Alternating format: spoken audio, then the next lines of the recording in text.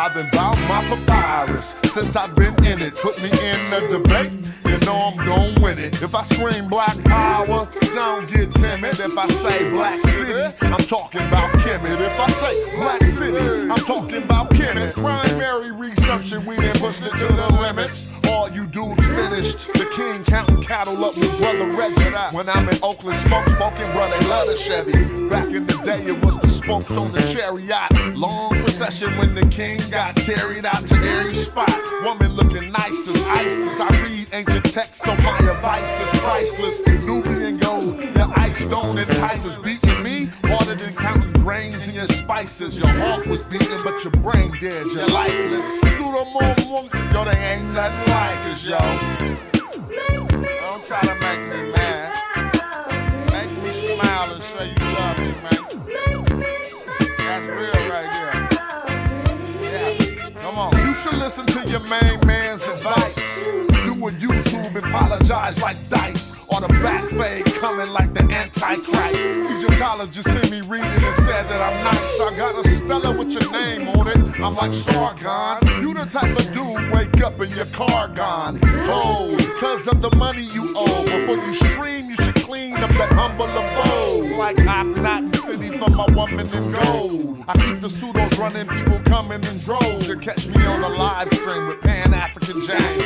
When we building, call us by our African names. I'm for the children. And ain't nothing happened to change. We on that black hype, so we still packing them things for protection.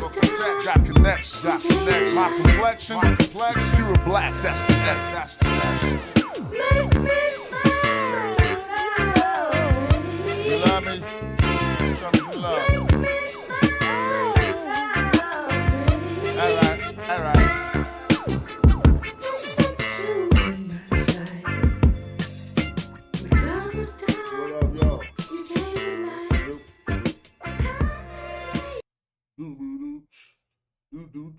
Do. That track slapping. All up. Mic check 1 2. Let me see if I can hear myself. Mic check 1 2. What it do? What's up, y'all? What's been up? Let me see. What's been up? All right, that's cool. We're gonna start the stream soon. Just got through playing with having some fun. I woke up this morning like, man, make some slappers. And I've been doing a lot of just research, looking at all the wars that's going on in the world. I just woke up and made this track. Y'all ain't keeping up with all this madness? Man. What up with y'all? Let's go. We don't want the whole thing. We just want a little piece. War in the Sudan, war in the Middle East. It's the same war since the Moors was in Italy. Military tours, we endured them for centuries, yo. The people start to feel exasperated when it's peace talks, but your dignitary get assassinated. Sexual war violence got them emasculated, and they don't think that shit's foul, they think it's fascinating. Is it Zionism or Frankism? They fondling the daughters of fathers who bank with them. You line with them with my wisdom, I find rhythm and disseminate the truth to heal blind victims. Bombs over Gaza, bombs over Gaza. You're done with Baghdad, now it's bombs over Gaza. Bombs over Gaza, bombs over Gaza. You're done with Baghdad, now it's bombs over Gaza. They're sending bombs at civilians and killing children. And the government turn around and send their ass 20 billion. It's facts, dummy, it's whack, that's the tax money. Democrats offer blacks access, then act funny. Fake righteousness, where's the law? That's why they got Hamas and Hezbollah, because blockades and sanctions are starving you. And it's massacres in Africa's and Sudan, what you saying? Even Haiti got barbecue. You live that easy life, wait till it get hard for you. What you accept, well that's what they gon' start to do when it's time to square off with you. Check it out. Bombs over Gaza, bombs over Gaza. You're done with Baghdad, now it's bombs over Gaza. Bombs over Gaza, bombs over Gaza. You're done with Baghdad, now it's bombs over Gaza. Dead Perry on the track. I just had to get that off my chest. Think I need to hit that one more time though. Y'all ain't keeping up with all this madness? Man. We don't want the whole thing, we just want a little piece. War in the Sudan, more in the Middle East. It's the same war since the Moors was in Italy. Military tours, we endured them for centuries, yo. The people start to feel exasperated when it's peace talks, but your dignitary get assassinated. Sexual war violence got them emasculated, and they don't think that shit's foul, they think it's fascinating. Is it Zionism or Frankism? They fondling the daughters of fathers who bank with them. You line with them with my wisdom, I find rhythm and disseminate the truth to heal blind victims. Bombs over Gaza, bombs over Gaza. You're done with Baghdad, now it's bombs over Gaza. Bombs over Gaza, bombs over Gaza. You're done with Baghdad, now it's bombs over Gaza. They sending bombs at civilians and killing children. And the government turn around and send their ass 20 billion. It's fast, dummy, it's whack, that's the tax money. Democrats offer blacks access, then act funny. Fake righteousness, where's the law? That's why they got Hamas and Hezbollah, because blockades and sanctions are starving you. And it's massacres in Africa's and Sudan, what you saying? Even Haiti got barbecue. You live that easy life, wait till it get hard for you. What you accept, well that's what they gon' start to do when it's time to square off with you. Check it out, bombs over Gaza. Yeah, that's some real shit right there. Done with Baghdad, now it's bombs over Gaza. Bombs over Gaza, bombs over Gaza. We done with Baghdad, now it's bombs over Gaza. Damn. Ted Perry brought that out with that slapping ass track. I ain't even sent it to him. He gonna be like, let's put that shit out. What? I just be chilling too hard. OG MC on the microphone who still got it, you know what I'm saying? Don't be tripping.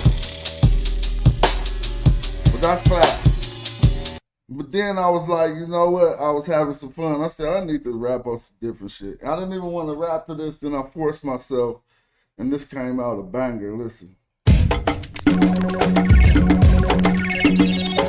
Hey, they got me really feeling ill. My mind, I'm really design rhymes, it's really divine. I'm a killer, do you feel it in your pelvis and pivot? They gave you life, now let me show you how to live it. It's crystal clear, appear vivid to the naked eye. Hidden in plain sight, it might not remain like one of them lame type the same. Right here, playing aims, game. I shoot poison tip arrows out the end of my palm. And rock that leopard skin, kill so the women enough. I'm an archer, bitch, archer, bitch, archer, bitch, archer. I'm an archer, bitch, archer, bitch, archer, bitch, archer. Knock them off, the H can't stop them off. Thought you was hard, you not just off the stinger, jinga, swinger, till you block them off. If you don't wanna box, nigga, knock it off. I'm like a minnow, tap the third. You beat me, kiddo, that's the third. Boy, you almost cracked me up. I got 45 archers to back me up. It's like, do. Hit him with truth, hit him with truth. We tell him like, do. We hit him with truth. I shoot poison tip arrows out the end of my bomb. And rock that leopard skin kill so the women enough. I'm an archer, bitch, archer, bitch, archer, bitch, archer. I'm an archer, bitch, archer, bitch, archer, bitch, archer. Woo! They can make me do the African dance. Don't let us have an event. Oh, it's gonna go crazy. Arch. The whole place gonna be, oh, it's gonna go crazy. What's up, though? I just had to get us back juice. You know how that art and them vibes do different. It hit on a whole different level. What's up with it? Peace to the chat. JD, Pan-African, James, Tony. What's up? Chris, what's up? What me do it? I know I probably said that wrong. What's up, Sure? Sadiq in the building, everybody. Tony, yeah, just chilling. I just was sitting right here, felt like rapping. I was like, forget it. Just be saying some stuff on the mic, though. But what it do, though? What y'all been up to? Yeah, the U.S. got me messed up with all this blind support for Israel shit. All that shit's crazy. You know, they got them, and then, you know, a subject that's out there to talk about a lot It's how the Bible be sanctioned. He said he has a claim that the Bible, there's points in the Bible that sanctions rape and stuff. But then when you go and look at what's going on with these wars right now and these sexual war crimes that's going on, bruh, y'all need to look into that. That's something that's the craziest thing that's happening on earth right now. They ran a poll and 63% of Israelis said that the sexual war crimes being committed by their soldiers was okay. And I'm just saying that in order to avoid saying the R word. Yeah, you gotta go look at that. That ain't in your mass media. So you ain't seeing that right there. But we just having some fun, man. Let me play that other blapper to get us going. This was the blapper of all times right here. Hey, get the good vibes going. Everybody knowing they want to go share this show with a friend, because if they like hip hop and they like knowledge and research, this is the place to be. The Smash Rockwell show. Check it out though. Fighting over Egypt. Had to put this one out there for the ass.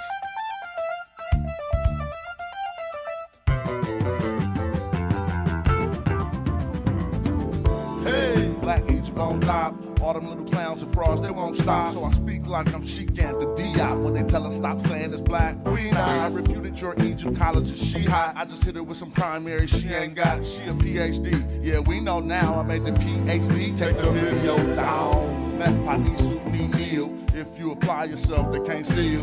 Used to be my main man till you got beat up. Having fights over Egypt. Fights over Egypt. Fights over Egypt. Bazaar black, I said black. Horus black, don't say that to me. Bazaar black, I said black. Horus black. Fights over Egypt. Black gods. Magi archers, we killed the black silk. It was all black when the pyramid built. Wanna learn like us, ain't a course for that. Ain't a source for that. Source for that. Now they made that up. Newbie and Wig had a white brain. that up. Garfield wanna know why I'm ahead of your player. When I was studying, you was selling credit repair. When you wrote your little book, why wasn't the editor there? When I see you, I'ma say, Nick, come here. Stumbles and bumbles when bumping his guns, but he don't wanna rumble. The nigga got humbled and then he said, yeah. You can say that. You can say that. The experts say you can say that. You can call them black people. But I'm saying though, why would they say that? We match our archers too. And I be hella patient trying to walk with you. But now we just debating when I talk to you. I think cats just hate cause I brought the truth. Yep, you brought the truth. Kimmy don't mean no black land, it's more like Black City because of the black people in it. I hit up each apologist and make them admit it. And I keep receipts. You're like Zahi Hawass, you need your ass beat. You a dog when the charlatan doing all you can to stop what's man, black. That's a clapper. Hey!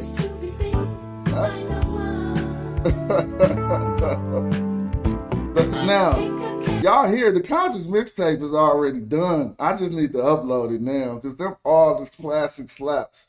And they gonna remain blapping like that because they ain't temporal. Meaning that the subject matter on the majority of the songs is lightweight timeless. Appreciate you, Mr. Furley. I'll be trying still. You know, microphone hella far, so I hear that echo, but I ain't tripping. Yeah, man.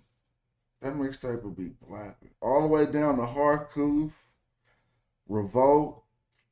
I wanted other people to get in on that, but nobody was sending me them. They crazy, bruh. Dang, they gonna be like, this the whole mixtape for the last 5 years. But what's up? Shout out to the people in the building. Yeah, we had to do that fights over Egypt. You know, that. Let me see.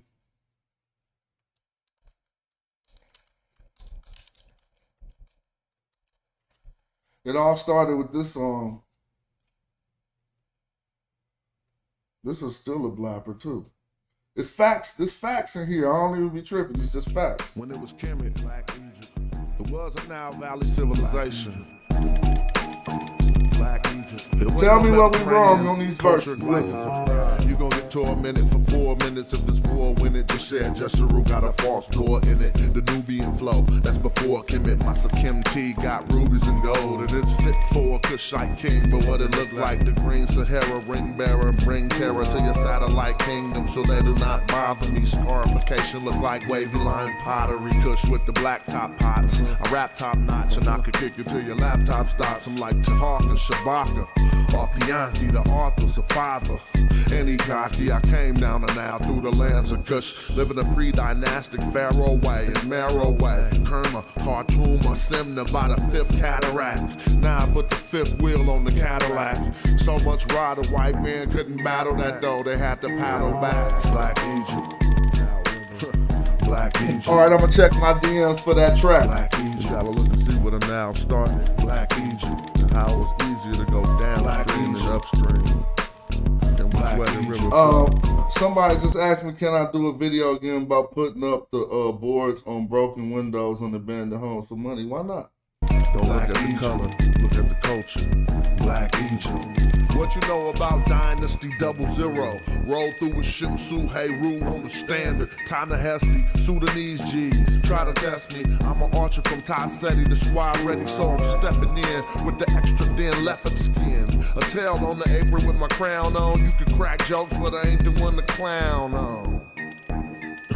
Hey yo, Egypt was black, and that's a fact. All you little suckers need to step on back. They tried to throw us off, but we kept on track. We started doing research, but you slept on that. And with Kemet, it don't matter what the name means. If it's a black culture, then that's the same thing. Race science is a lame thing. Ever since Nubian times, I let the chain swing. How the first name of Egypt was Tassetti, but Tassetti was Tassetti already. Yep. Oh, I don't even know why I'm still playing it. I just was tripping listening.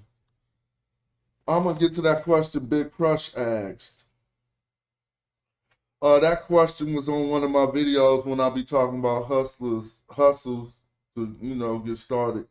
Not no real start a business monumental flow, but like, stuff you could do day to day to actually bring home a couple $100. And that in particular was doing board ups on abandoned homes. If you notice, a lot of the abandoned homes are not just boarded up because they're tacky homes, they're boarded up to keep people, to secure the property. And the type of homes you want to target in that type of situation, which was a lot better when the market was down,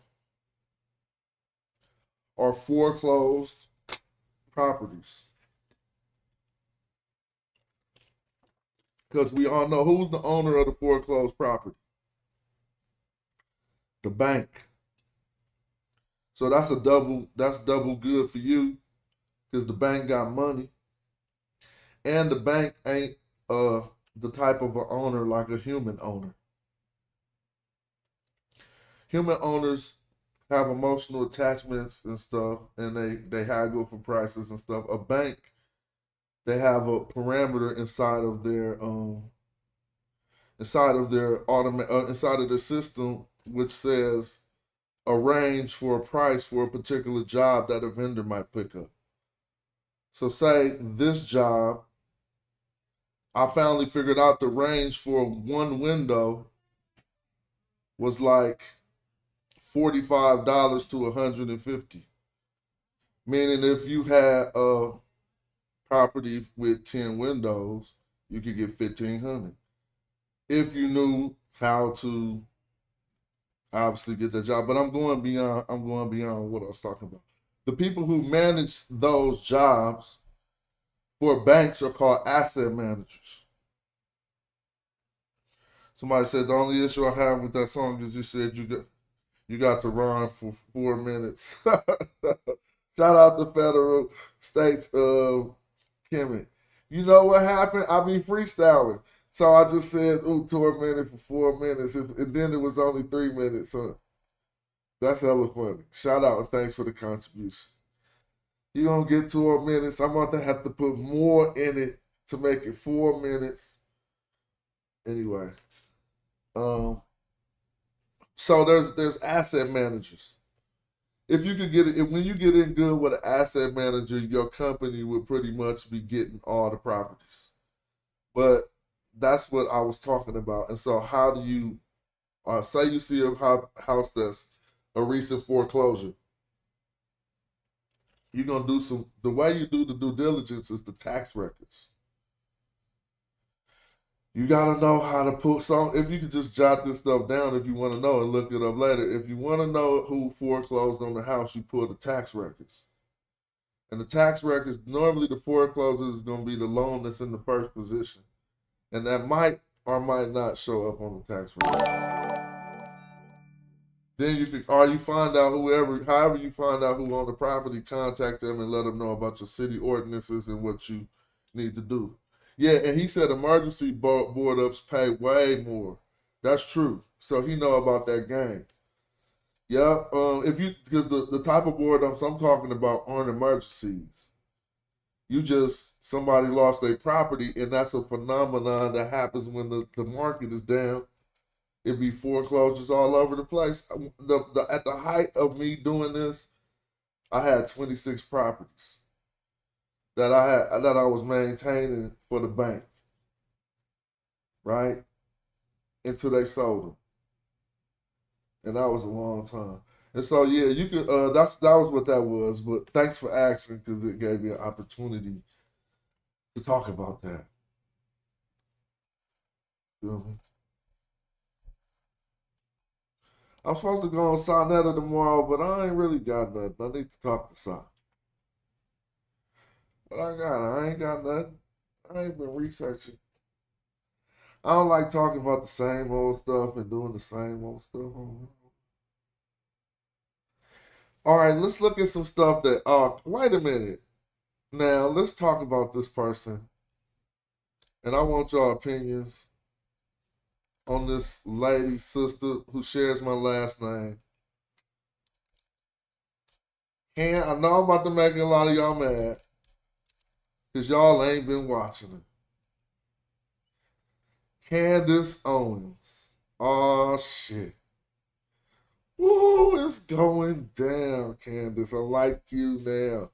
Let me all say I know y'all mad. Y'all in the chat saying, what? Uncancel Candace, bruh. Just because you disagree with her on that she wore a White Lives Matter shirt, she got a white husband. She gonna be on some of that shit. Oh, I don't know what she got. I said that. I assume she do, though. So right now, we in the section of the show. I'm just like you. I don't know nothing about nothing that they talking about. I'm just a YouTube watcher, and I'm trying to say Kansas is going crazy right now. Y'all ain't peep game. She's not going crazy. She's going hard. Have y'all been watching her lately? Yes or no? Somebody said they love her. Somebody tell me your opinion on her before we start looking at some of this stuff, dude. All right, guys, welcome to another special episode of Candace. Here's my theory. It's coming out her mouth right now. So much stuff she's saying, can't even repeat out my mouth. But so has anybody tapping in? Do y'all not like her? Tell me. Y'all hate her? Why am I talking about her? Tell me something about what's going on with what I'm about to show us. My brother said he loved her, and somebody said something else, but they took it down, so I didn't get to see it. But oh man, let's just watch some. All right, of this. guys. Hello from Europe. I know you guys have missed me as I've been on vacation, but obviously I dropped Candace, look, I'm sharing your content to the people who wasn't fucking with you, so. And my last name Owens, so don't even hate on the content share. All right, Uhuru don't like her. You like me. I didn't like her. Hey, yeah, that's what I was talking about, James.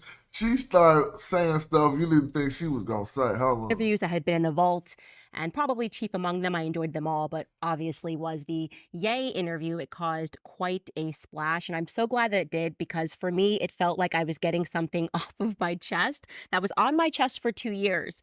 And so today's episode is going to be a little bit different because there is so much more that I want to say about the things that happened off camera, the things that were said to me off camera by Ye at that time. And I finally feel that the world is ready to hear those things. So I'm just going to rant at you for basically like 45 minutes. Well, I hope that is okay. That's what's coming up on Candace. So let's get this stuff. Propaganda. We too fall victim to it. All right, here we go. Telling us every second of every day that he was crazy, that he was unhinged, that he was an anti-Semite. And even those of us who feel that we have a very steely mind, like we are guarded against propaganda, we too fall victim to it. We too will look at an article or look at something that's being said and be like, well, there must be something in here that's true if every single journalist around the world is saying that he's having a mental breakdown and his marriage is failing. And so, of course, as you guys were able to see, there was a lot more that was at work, and I was able to speak to him in a way that really represented the eye of the storm of the press that was coming at him. Really, for some things, fair. He gave them a lot of fodder, but I would also say that what led to him having those outbursts, as you saw, was something very concrete. The press was reacting in that way because there was a truth, a modicum of truth that he was trying to share that they wanted to make sure that they buried. And fortunately, now that time has passed, we are able to discuss what that truth is in a more meaningful capacity. So I first just want to jump into reading some of your comments regarding the Ye episode. Jeremiah wrote, Ye seems way more comfortable here than I've seen him in any other interview. Yes, because he realized that he was stepping into a space that was not the mainstream media. It was actually just my house, and we were recording with the camera, and he knew that I was not trying to get a headline or trying to antagonize him or make him look crazy, so he was able to actually say what it was that he had lived through. Marco wrote, and this is a quote from Ye himself, I'm not out of, I believe him, and am you. Ari Emanuel's writing. All right, so let's get to here. Up, he was losing on the outside, losing absolutely everything, right? The Adidas deal, the Gap deal, his wife, his marriage was collapsing. And so you can only imagine when all of that is happening, he's losing his billionaire status. The entire world hates him. He's being kicked out of polite society. Ari Emanuel's writing a letter saying no one should work with him ever again in Hollywood because he's a raging anti-Semite. So you can only imagine that. Obviously, I did not know what could inspire anybody to blow up their life in that regard. Like, what are you doing? Can you take it one step at a time? Ye, is what I was thinking. And the stuff that he was saying to me genuinely didn't make sense because I didn't have the information. And I will tell you, there was this frustration. Like, we were bumping heads. She talking about all the stuff he was saying, all the crazy, outrageous statements that everybody thought. She like, I didn't know what you was talking about. Went and did some research, and her stance, now she sounds like she in the conscious community damn near. Not really, because she articulates a lot better than everyone I talk to, or most people I talk to in the community.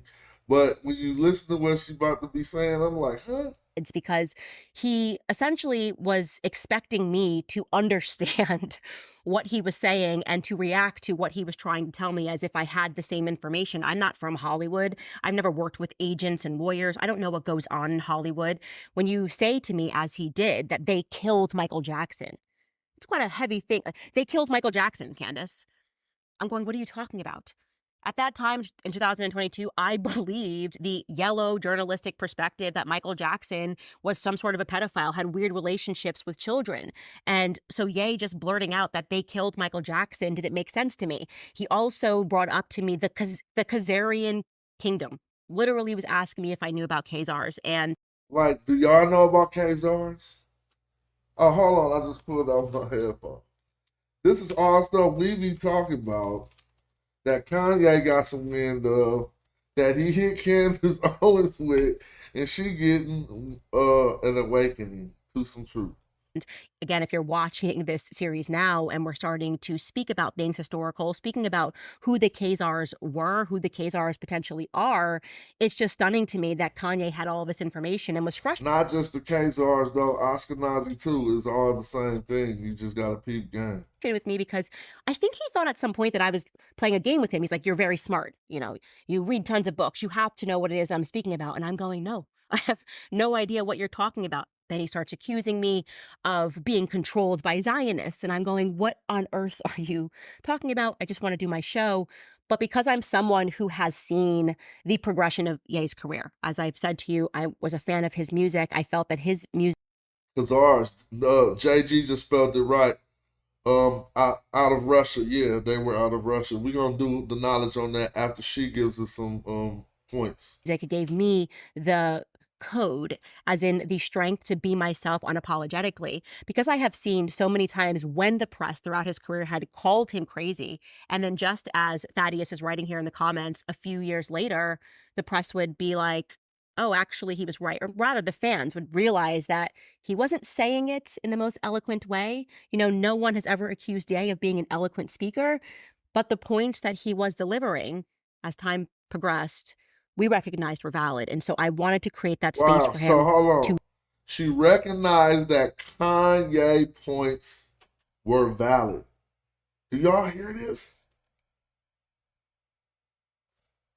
Oh, this is about to go crazy. They about to try to ban her the right way now. make those points I didn't understand, with the understanding that in a few years, it could make a lot of sense, and make a lot of sense it certainly has. So I want to walk you through some of the things that I've learned since.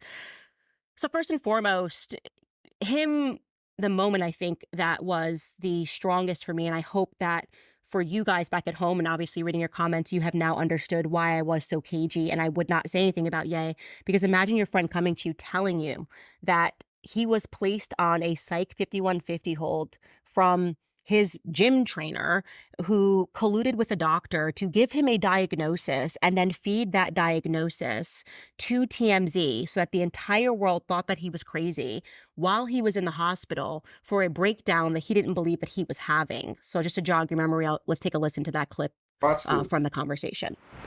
Do you believe that you have bipolar? Who told you you were bipolar? And when were you told that, in 2015? I was told that by a Jewish doctor, and the information was put out by a Jewish Hollywood trainer to the Jewish media. Mm-hmm. So, and actually the day when they put me in the hospital, I had started reading the Bible really heavy and rewriting Bible. Mr. Metro, I felt the same way as you. I'm petitioning that she be uncanceled because she done some more research. And we're going to talk about that indigenous African. She's done more research, and she's keeping it real with the new things she's learned, and she ain't scared to speak out about certain people groups. So let's listen. Oh, whatever disclaimer should be stated, but you don't have to say that fair use stuff for it to be fair use. And it's normally the operator of a channel that'll mark your channel, flag your channel. So we can look and see if the information is pro or negative. And if they strike it, I'll just take it down. Well, thank you. Bible verses. And when the Jewish trainer saw, and you're like looking like, well, that sounds pretty bipolar. But the Jewish trainer saw that, put me in the hospital, and then said, and then put it in the press. And the press being TMZ broke it, right? Yeah. I don't remember. I was in the hospital, right? Mm-hmm. And why were you in the hospital? Exhaustion. Couple of points there that I want you to pay attention to. First, he says a Jewish doctor. Secondly, he says that he was put into the hospital for exhaustion. How many times have we read those headlines that an actor or an actress or a singer was put into the hospital, like I had to go into the hospital for exhaustion? I mean, I'm mom to 3 kids. I had 3 kids under 3. Very tired all the time. Never have had to go into the hospital for exhaustion. And least of all, because my gym trainer suggested that I do that. That almost seems to be an exclusively. All right, just listen to what she's saying, though. She's breaking down the facts to millions of people. She got an audience of millions. And she talking about this real ass shit that people be trying to call conspiracy theories. Like they really probably killed Michael Jackson. And she got facts and sources. So just peep game. Like sometimes you gotta remember, we older than these people. I know I'm older than Candace Owens. So you gotta let them grow too. I ain't pro her, y'all. She still got some views I don't agree with. But I like the fact that she's not being a lame and hiding this shit like everybody else. Now watch what she showed. She showed the text messages. She showed everything. This shit get crazy. Hollywood thing in general.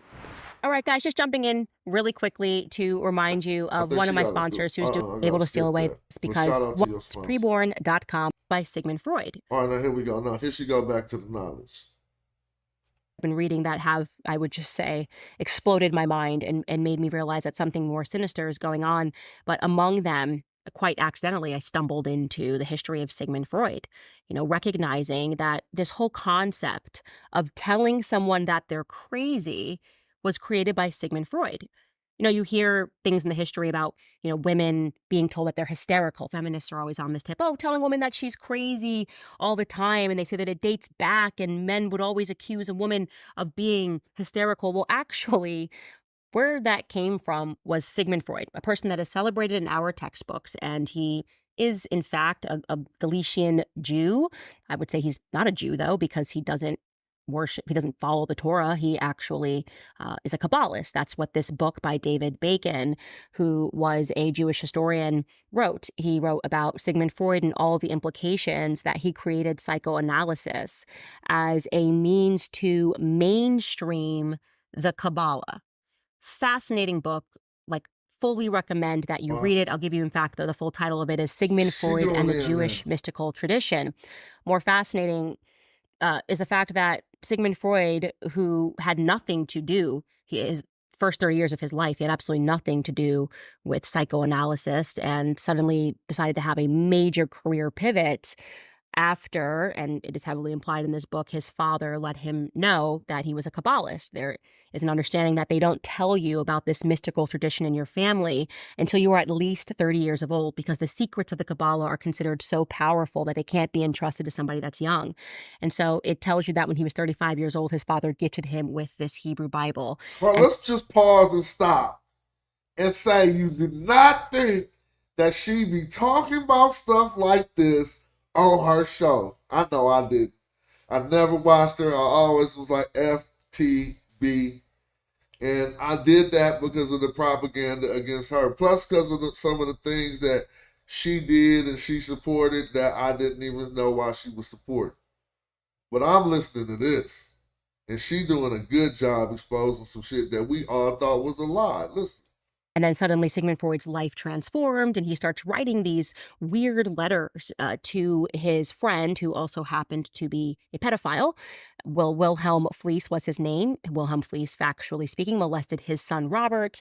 And he sort of lets him know that, oh, what if there was this religion and this secret society and people were in it, basically letting his friend know that he was now aware of the fact of why he was coming across so many patients, so many women that he was seeing who were saying that they were molested by their fathers. And at first, this was a point of frustration for him, because when he took it to his superiors in Vienna, other psychologists, they kind of dismissed him, and he was frustrated by that. And then suddenly he was not frustrated by it. And he was like, oh, now I sort of understand. And so what he created was a means to, as these women were coming in saying, I'm being molested, to instead tell these women, to diagnose these women with hysteria. Literally, you're just crazy. Actually, what you have is attraction to your father. This is very significant, okay? So people... She is, dang. Now, drop a bomb for her. She's saying they made all this stuff up, but watch how far she go with it, though. Were coming in to say, I am being abused. And Sigmund Freud is considered a hero. He is considered breakthrough psychologist, because what he actually did was he gave, in my view, a cult of psychopaths a means to gaslight the world, right? To gaslight the clients into thinking there was something wrong with them for recognizing that they had been abused. And so the idea of hysteria was born by Sigmund Freud. And so I read that book and I went, okay, well, that's extremely interesting. And I didn't know this about Sigmund Freud. And then when I... So he made up that hysteria stuff that you see in all the movies and all that stuff just so they could cover for molestation.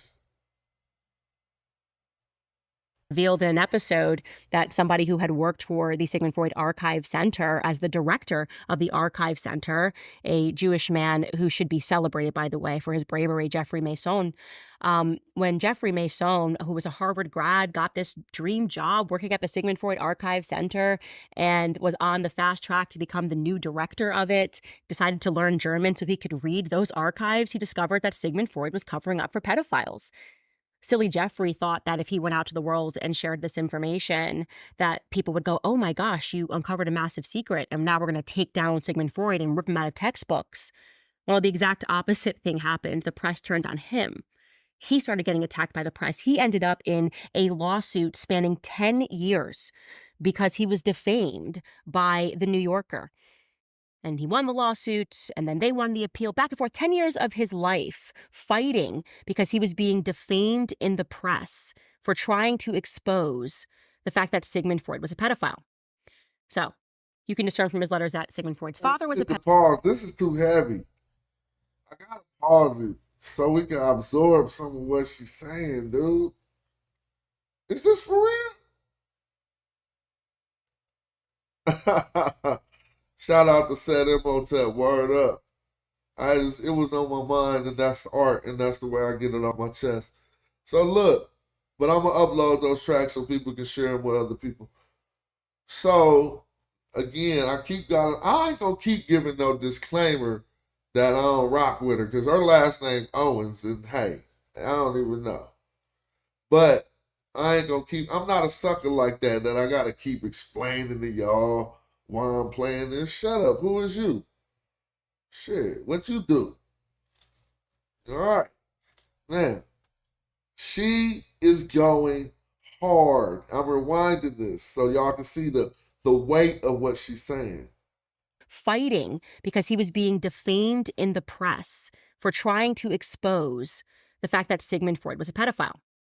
So you can discern from his letters that Sigmund Freud's father was a pedophile, that Sigmund Freud was covering up for pedophiles. We also know as a fact down the line his grandson, a man named Clement Freud, it was revealed recently that he was also a pedophile. He's a tremendously powerful man. Let's stop. Somebody gonna jack all her. And matter of fact, I should do it. Since Sonetta want me to come on Sonetta tomorrow. Somebody gonna take all this information and go get right on Sonetta, but mix it in with what Sonetta been saying, and this is why I'm glad we having this show. Because he been doing them shows that was distasteful to me when he was always showing what the Bible say about the R word, right? And so now you're going to see it all come front and center. Watch this. By the way, in the UK, so that should terrify us all. And so we know that this is a line of pedophiles. And what came from that Freud family line? Well, I told you Edward Bernays was Sigmund Freud's nephew. He's considered the father of propaganda. Okay, you guys connecting the dots here. So you have psychoanalysis, then becomes propaganda. And we're starting to realize that they understood that through the use of yellow journalism, they could get people to believe anything and cover up severe crimes.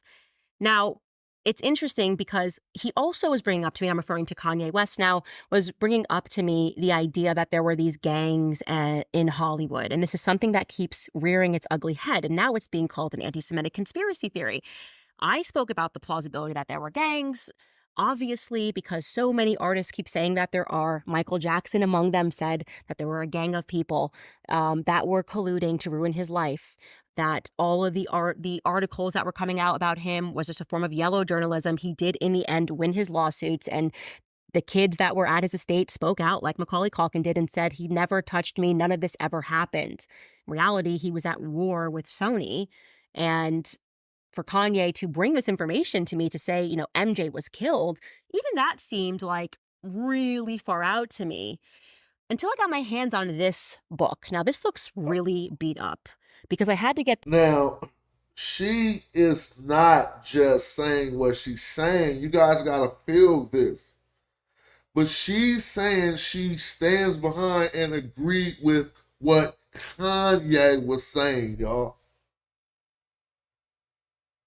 Now, if you want to talk about anything, if you playing that little game and shit, that's what they call career suicide. because of all the people that you know will try to come after you when you take such a stance. Watch how she started going in on Hollywood now. This is just way too crazy.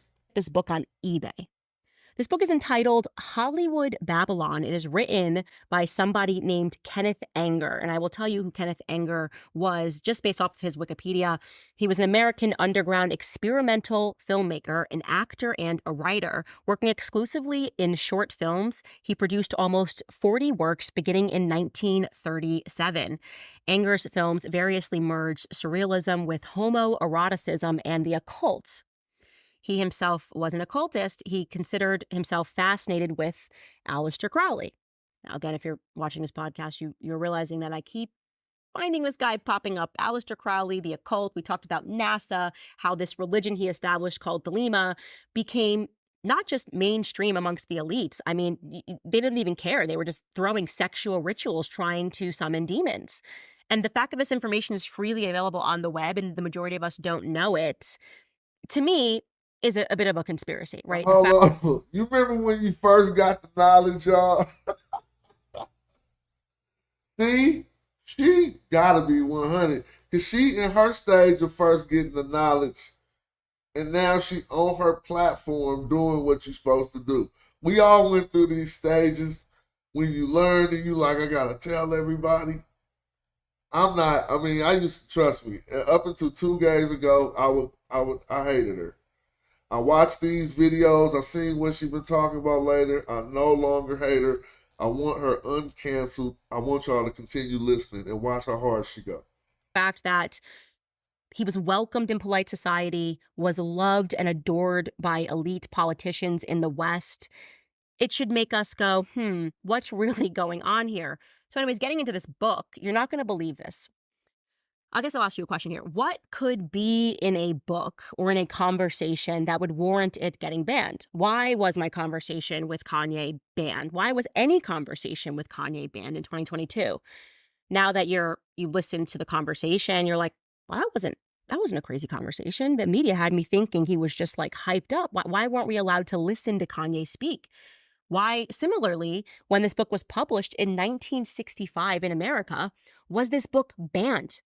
They took it off the shelves. This is blowing my mind, by the way, because I can't even figure out how they did that legally. Like, this is America. You can't just ban books. But apparently this book got banned, okay? Kenneth Anger writes this book called Hollywood Babylon, and it gets banned, and it's not allowed to go into print again until 1975 in America. So let's stop.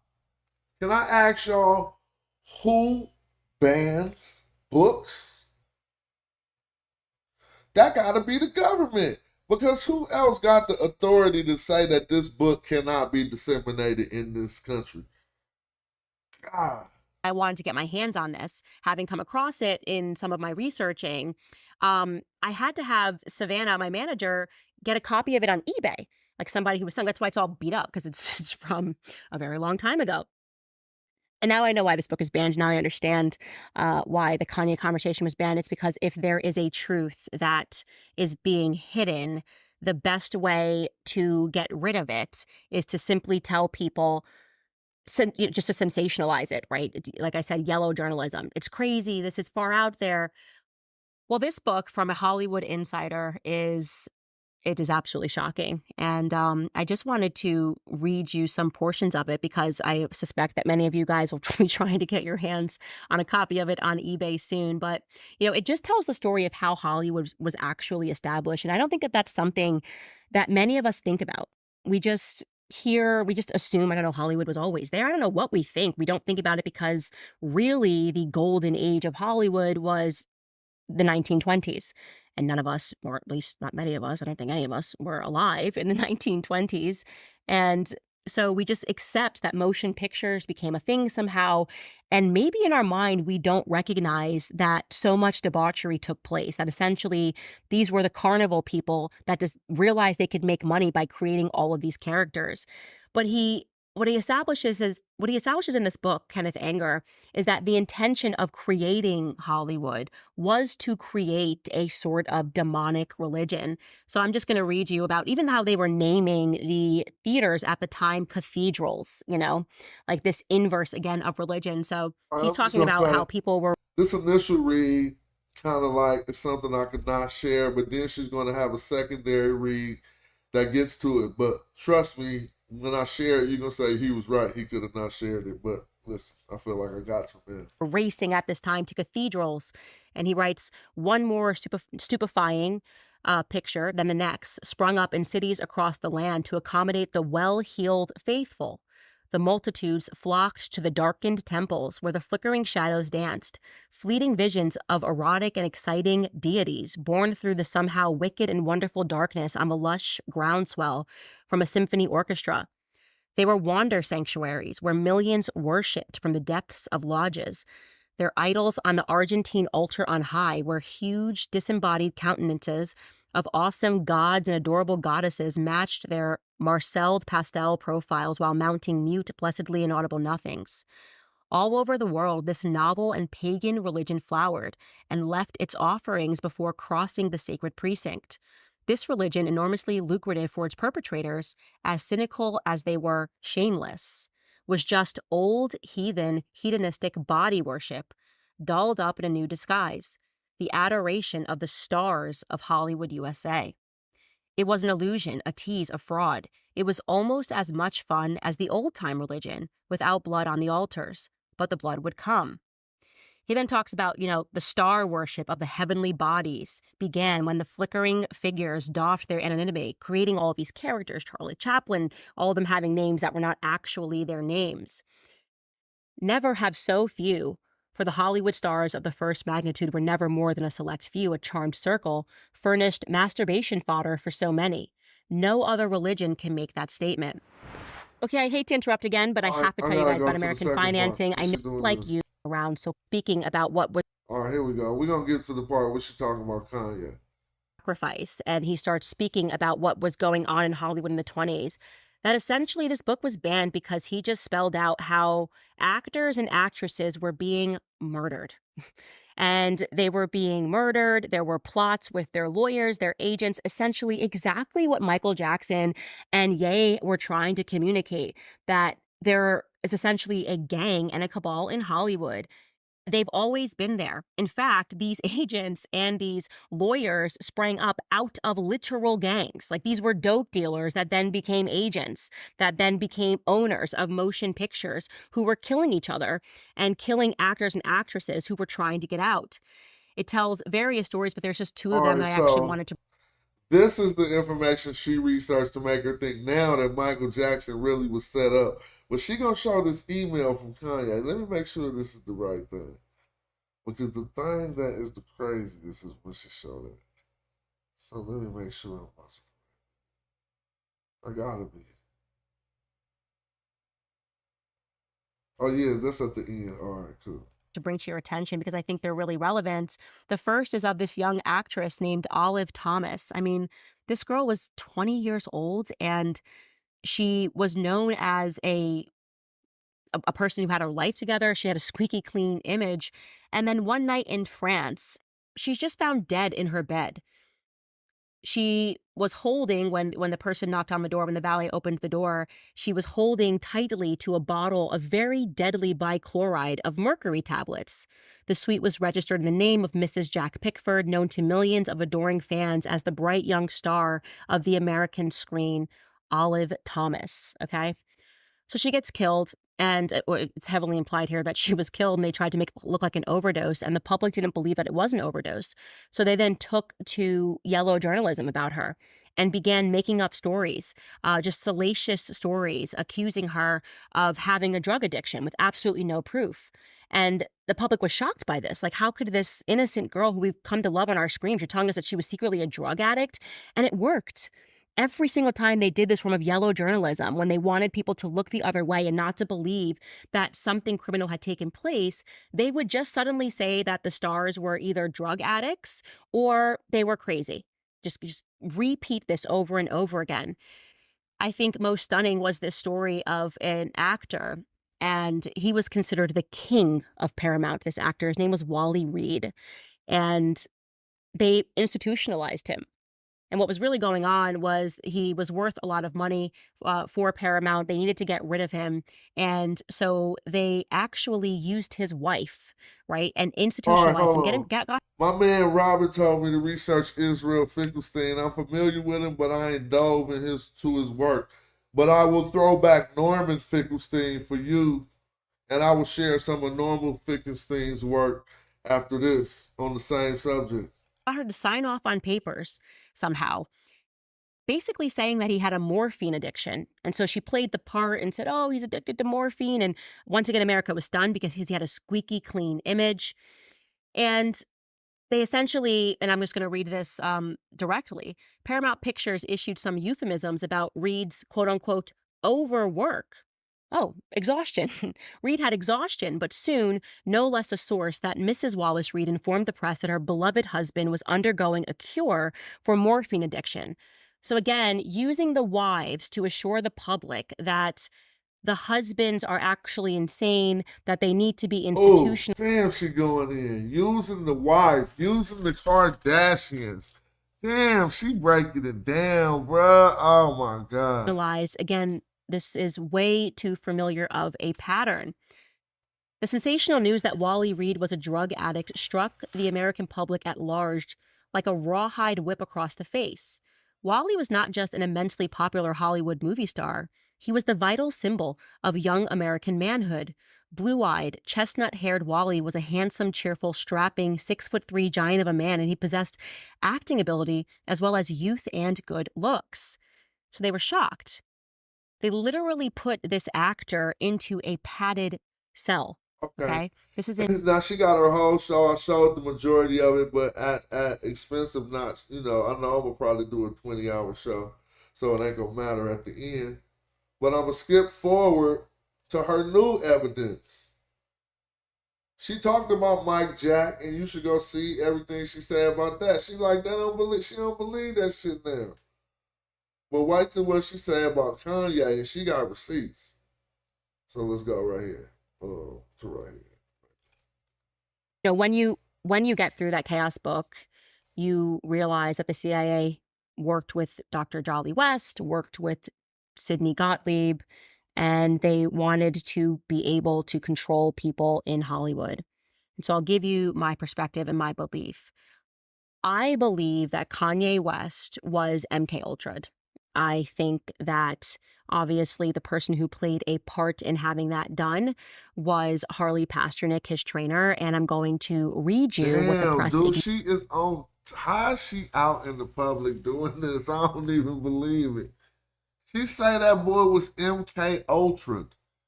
If anybody said that on Sonetta TV, y'all would be like, "Oh, he doing too much."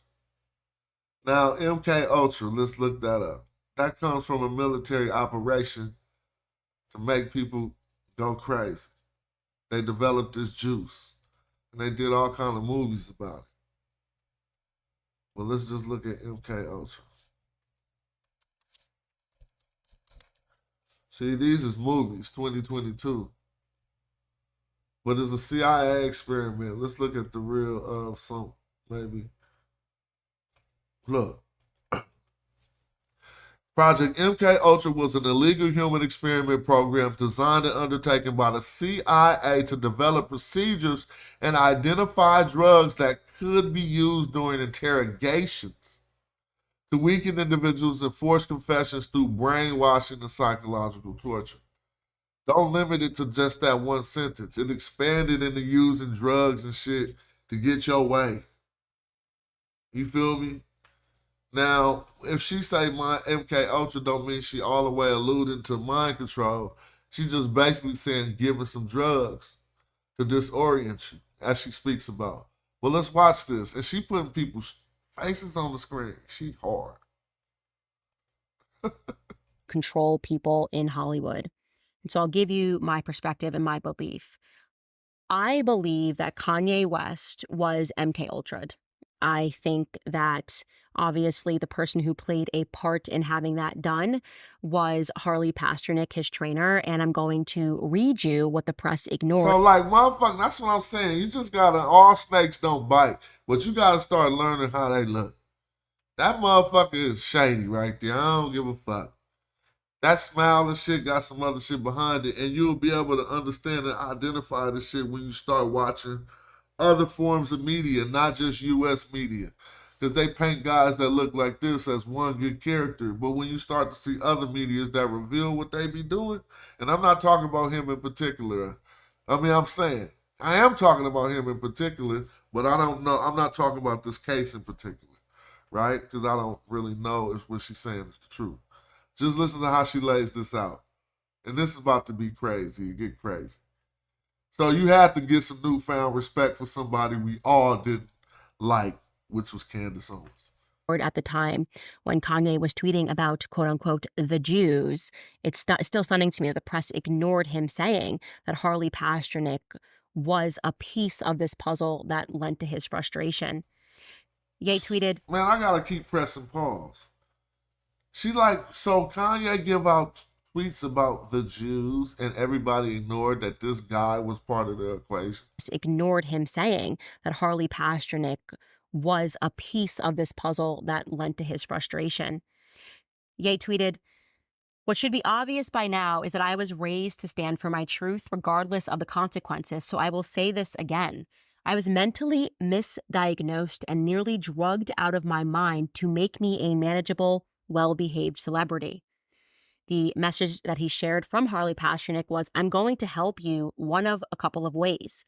First, you and I sit down and have a loving and open conversation, but you don't use cuss words, and everything that is discussed is based in fact and not some crazy stuff that dumb friend of yours told you or you saw in a tweet. Second option, I have you institutionalized again, where they medicate the crap out of you, and you go back to Zombieland forever. Playdate with the kids just won't be the same." Hold on. Is that a real text message? Then why he ain't in jail right now?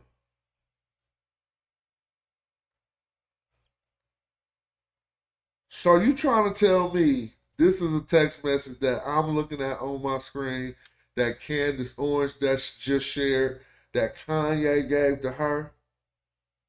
This ain't criminal? Am I tripping? Let me look at the chat.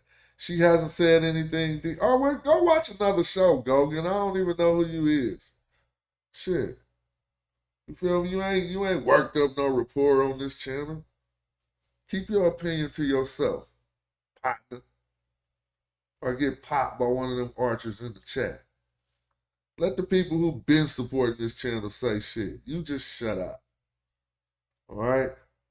Now, is this a real email?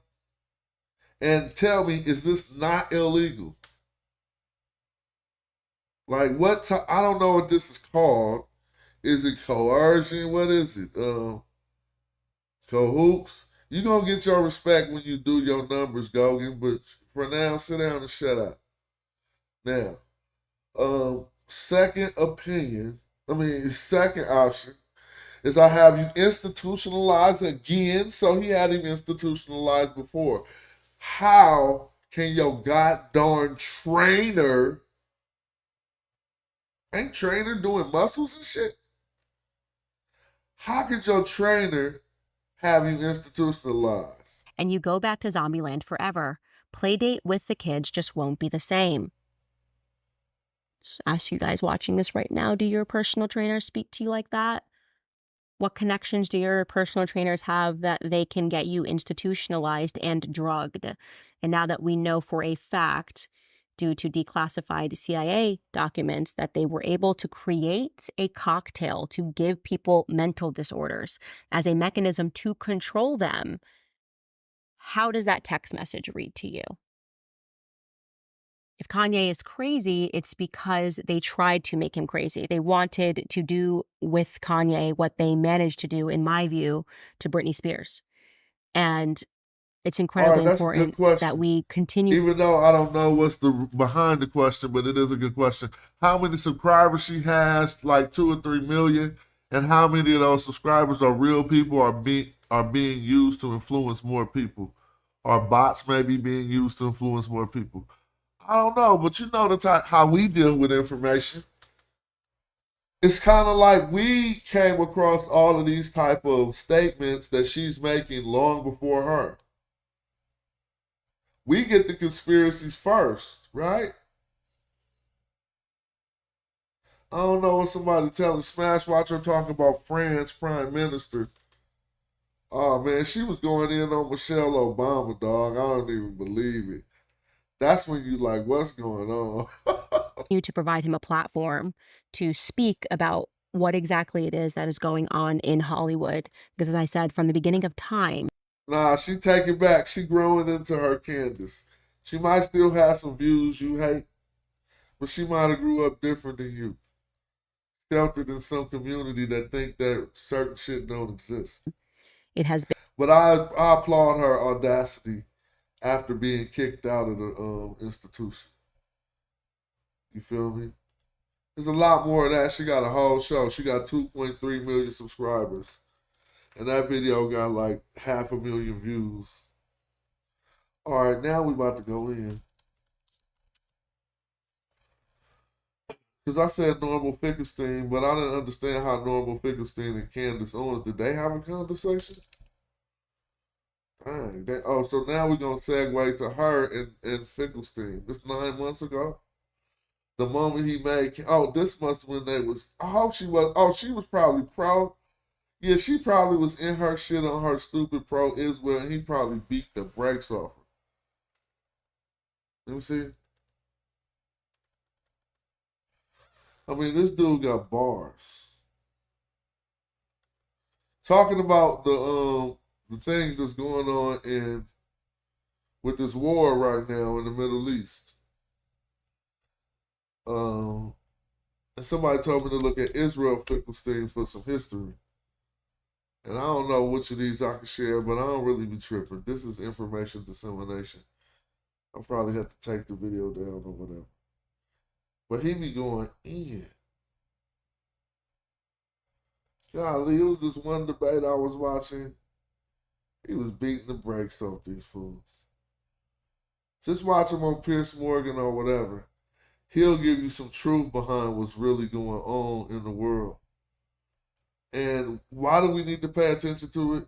You think you only need to pay attention to Black Matters? Well, if nothing really, really harmful is going on to you, you won't even know what's going on. Like, you don't even know the potential of some atrocities that possibly could happen to you. Or whatever the case. Or what's on the mind of the people that's doing that. I can't find that debate. Well, let's just see his thug life. Go ahead.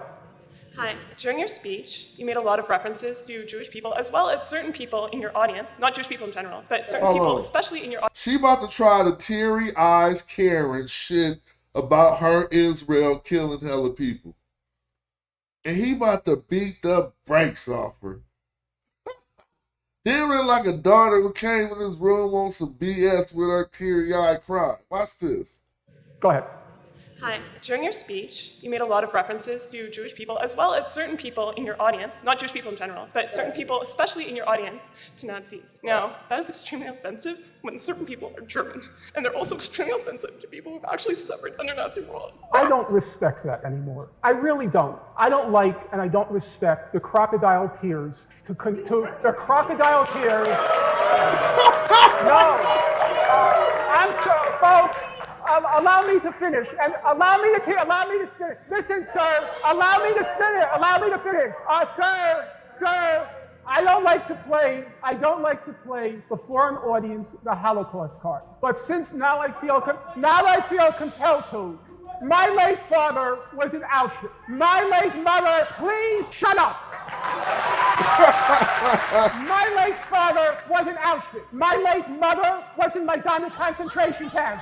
Every single member of my family on my father's side. The Jews did not take arms against the My Germans. late father was in Auschwitz concentration camp. My late mother was in Majdanek concentration camp. Every single member of my family on both sides was exterminated. Both of my parents were in the Warsaw Ghetto Uprising. And it's precisely and exactly because of the lessons my parents taught me and and my two siblings that I will not be silent when Israel commits its crimes against the Palestinians. And I consider nothing more despicable than to use their suffering and their martyrdom to try to justify the torture, the brutalization, the demolition of homes that Israel daily commits against the Palestinians. So I refuse any longer to be intimidated or browbeaten by the tears. If you had any heart in you, you would be crying for the Palestinians, not for what's Oh, he killed him. Damn. Why you intimidate me with tears? Wow, I ain't even never had the brain to talk about intimidation with tears, but look how he wrecked her whole shit. That was crazy. Yeah, he gets it in though. I mean, I just be liking watching that. But it was this one debate I want y'all to see. All right, why I'm watching this? Because that's going on in the world. I watch a lot. I told y'all we need to learn about Haiti too, and the Sudan. Really the Sudan, but they don't give us that much information on what's going on. You got to go dig and stop watching U.S. Stop watching United States outlets. Man, this dude be beating the brakes on fools. Is this it? When he was, this little kid kept Israel had. No, this ain't it. Never mind. Israel had. All right, I don't know. That's cool. Kansas got me on this page. What's up? We was watching Candace Owens try to flip her leaf to some new. Hey, who was that? I gotta get shout out. Somebody put up the link to the book, man. We got some more books. You know what I'm saying? If y'all want to grab that, but I do gotta get some tracking numbers to somebody. But they only sent the Cash App, so I'm like, how am I gonna send you a tracking number? My other man got the email. We good. So. All right, I was showing dude. I had watched the debate where he was going in on this one dude, and it was way crazy. Oh, here it go. This is just ridiculous. It's like this dude is a streamer or something. Look, you've so here go recently that stupid look again. You got to start, not him, but you got to start appeared on all recognizing kinds the look. of. And that look just snuck all up in the hip hop and shit. Nah, man, that's why I be saying you got to be on top of your shit. Where's all the motherfucking hip hoppers who've been? I mean, first of all, y'all niggas, black people be like on some imaginary Israel shit. Yo, that gotta stop. Like that Bible, it was just 1,000 Hebrew Israelites in Oakland the other day. Oh my gosh. Media, but right? this I ain't what I'm mentioned looking at. I want to look at Piers Morgan then, but you know, you've had debates on his show with the likes of kind of. This was the one. The high standard is phase of the proceedings. The court is not asked at this present phase of the proceedings to determine whether South Africa's allegations of genocide are well-founded. They're not well-founded. They're not even well-founded. The court is. You said that plausible was a high standard. It is absolutely not.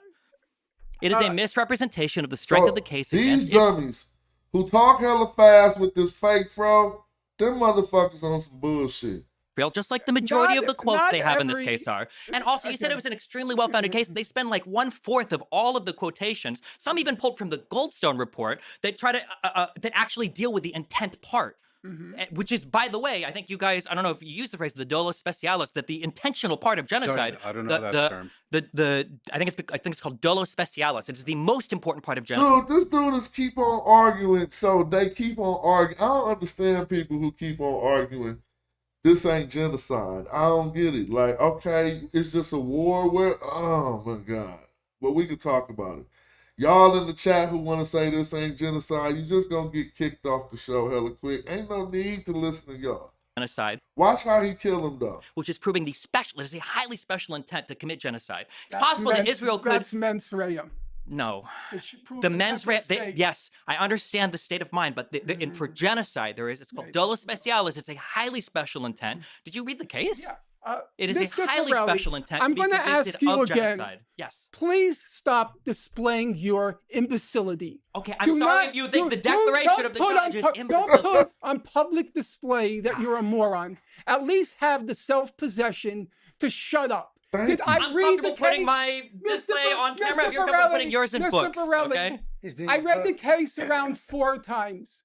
I read all of the the majority opinion, the declarations. I read Aaron Barak's declaration. Then why are you lying and saying plausible is a high standard? Because I said, even reaching the benchmark of plausibility is a very high standard in the world. It's the equivalent of a regional player qualifying for an Olympics. It's still 2 steps removed.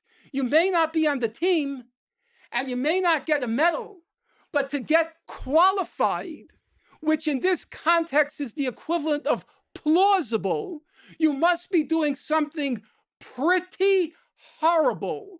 As it happens, they just argued that it's plausible that this is a genocide, and he's acting like that statement is so irate. Man, he about to beat the brakes off these fools. Court will rule there was no genocide. That's what the court will rule. Remember what I just told you. The court will I don't rule expect to be no even genocide. around when the court reaches its final decision. Why? Why? It'll take a long, long time. 2 years, 3 No, I don't think it'll take 2 or 3 years. I mean, but, Bosnia, which was admittedly a special type of case because they were accusing Serbia of sponsoring the Bosnian Serbs. That took, I think, 17 years from 90. I assume they'll take 2 or 3 years. But the point you're making, so this I'm is a saying that legal. something horrible too must much of be his happening content. to even achieve. It is horrible. It's a war. Yeah, It's true. It's Yes. horrible. But I Except think- they weren't rendering a ruling on a war. They were rendering a ruling on a genocide. And I think the suggestion. And they said it was They just said, plausible. They also said it was we'll talk about plausible it. that Israel is committing a But I thi- military I thi- operation as well. Yeah, but I think the problem with your characterization is you're saying in so many words the South Africans basically only have to show up in court with a coherent Right. statement. Right. That is correct. In They today's needed- atmosphere, that's probably correct. They needed to do a lot more. Not They much more. they needed Not to much more. they needed The to American persuade. judge? Today's atmosphere. The So American do y'all know They- that South Africa has stepped up for Palestine, went to court to try Israel for genocide? Now, if I said any of that wrong, feel good to land blast me. I don't really care. But I'm leading you right, and that's what they talking about. And he's arguing that South Africa only had to present some type of a document that showed it was plausible. And he's saying if they show that it's plausible, then that's already bad enough. But let's see. They needed Today's to atmosphere, persuade. judges go according to what the majority want to hear. Yeah, but That's they He was needed the president. they needed to persuade the court that it was worth investing several years of their time in They're probably hearing well this paid case. for it, so They're well paid whether they they have take time this for it. case or not. I mean, they have a full docket whether they accept or reject this case. And I don't think we should Remember what I just said. They won't rule there was genocide.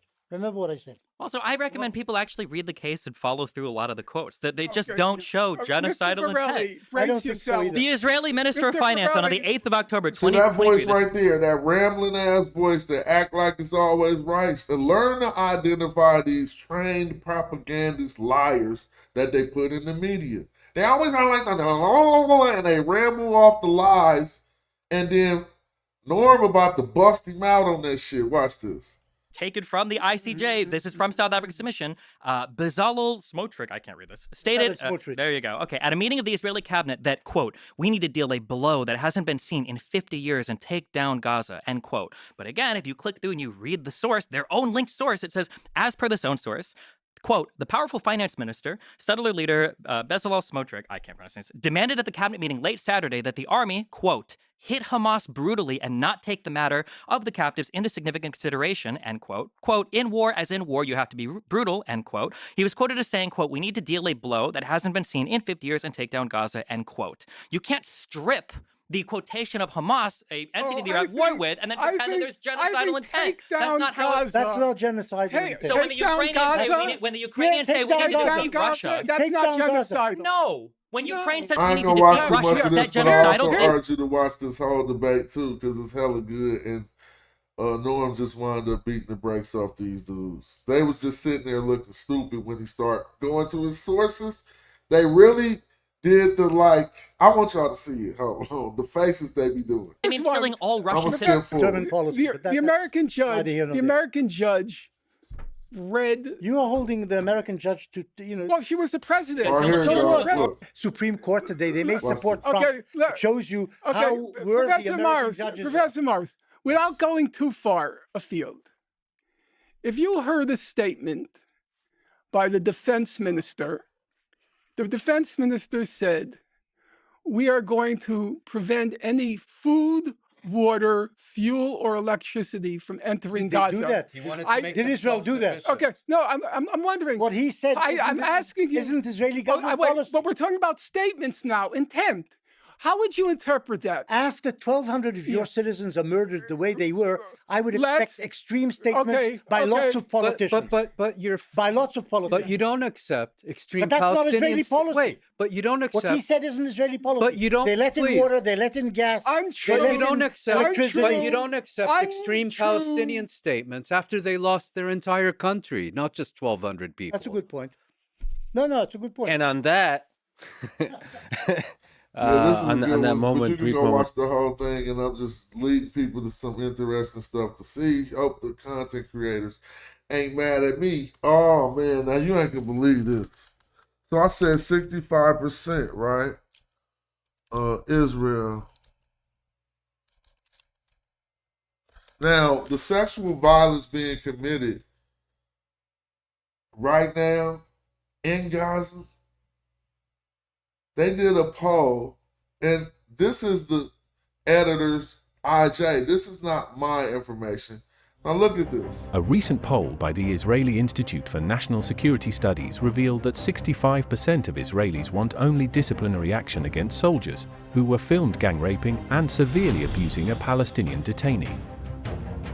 In contrast, only 21% advocate for criminal prosecution against them. The Israeli military attorneys. So they gang rape somebody. And only 21% of their society think that they should be criminally prosecuted. No, 21% of the people in the poll.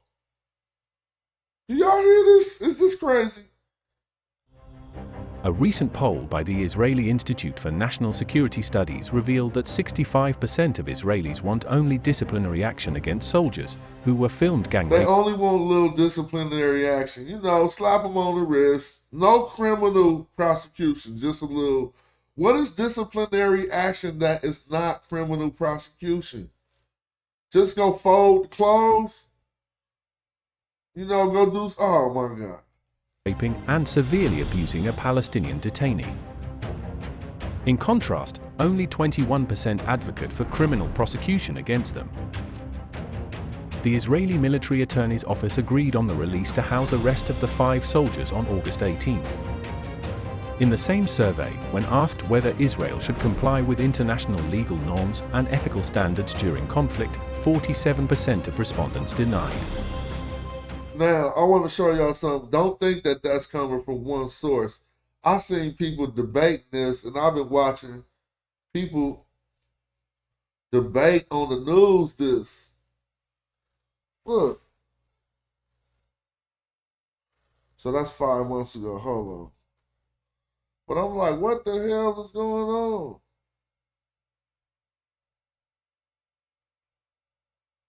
I don't even understand what's going on in the world. Hold on, that people is watching this and seeing this, and I'm like, am I crazy? Hold on, let me see. Is it right? Poll, P-O-O-L. I said pool. Hold on. I want to show some other sources. You can just go look at articles and read the articles. Oh, you know why? Because I put that word. Here go the right to rape. Now this is Israelis. Well, I guess you might want to call this some Islamic propaganda, if you want to call it, because it's coming from Al Jazeera. But they saying this Israel protest rally for the right to rape. What they're really doing is protesting that you don't criminally prosecute soldiers for raping Palestinians. And I'm like, what the hell is going on?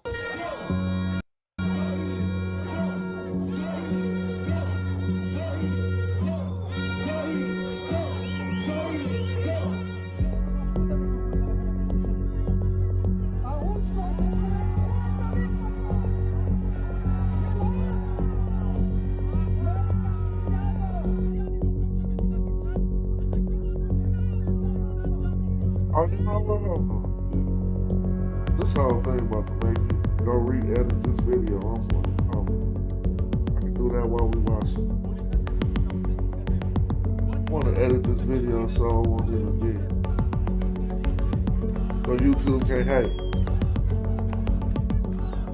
בגדול, עוד פעם, זה מעניין לי את העכוז מה עשו לאיש חמאס הזה. אני כל הזמן זוכר, קודם כל, הדבר היחיד שמבחינתי הוא בעיה פה, זה שזו לא איזושהי מדיניות מוסדרת של המדינה להתעלל בעצירים. כי בגדול, זה גם קודם כל מגיע להם, וזה אחלה נקמה שאנחנו צריכים לתת להם.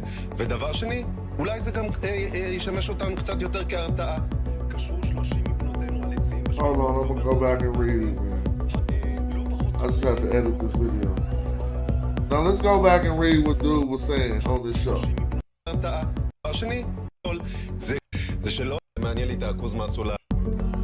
Now look at these journalists defend the actions of the rapists right here. I don't give a rat's behind what they do, that Hamas. I always remember, first of all, the only problem for me here is that it is not a regulated policy of the state. What? The only problem is that it's not a regulated policy of the state to abuse the detainees. Wow. Do y'all see this?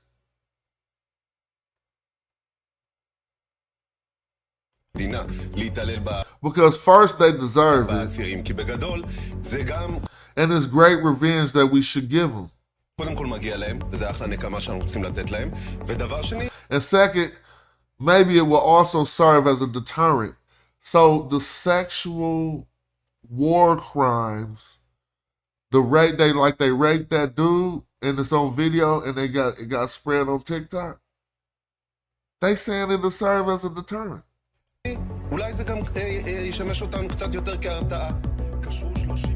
The journalist has since called his comments a mistake.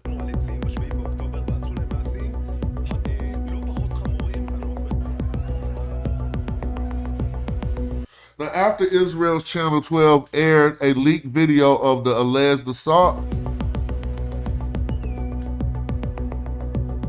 far-right politician Ben Zalel Schmoltz said, those who leaked the video should be prosecuted, not the soldiers. Do y'all see that? I can't even read this Hebrew to verify it. Those who leaked the video should be prosecuted, not the soldiers, y'all. So that's why you need to get you some straps, if no other reason.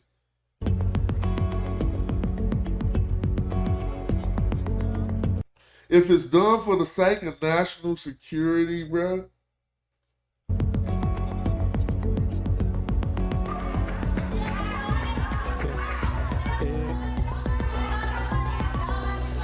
So they at the high court right now trying to prosecute these dudes and support for the soldiers. Well, you know they on some support your soldiers, I guess, but man, that's some crazy wicked stuff. So I've been watching this. This is a video I just had to demonetize.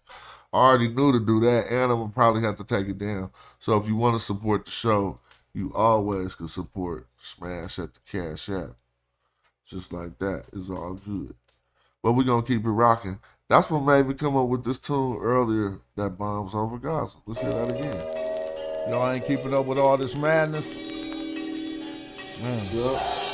We don't want the whole thing, we just want a little piece. War in the Sudan, more in the Middle East. It's the same war since the Moors was in Italy. Military tours, we endured them for centuries, yo.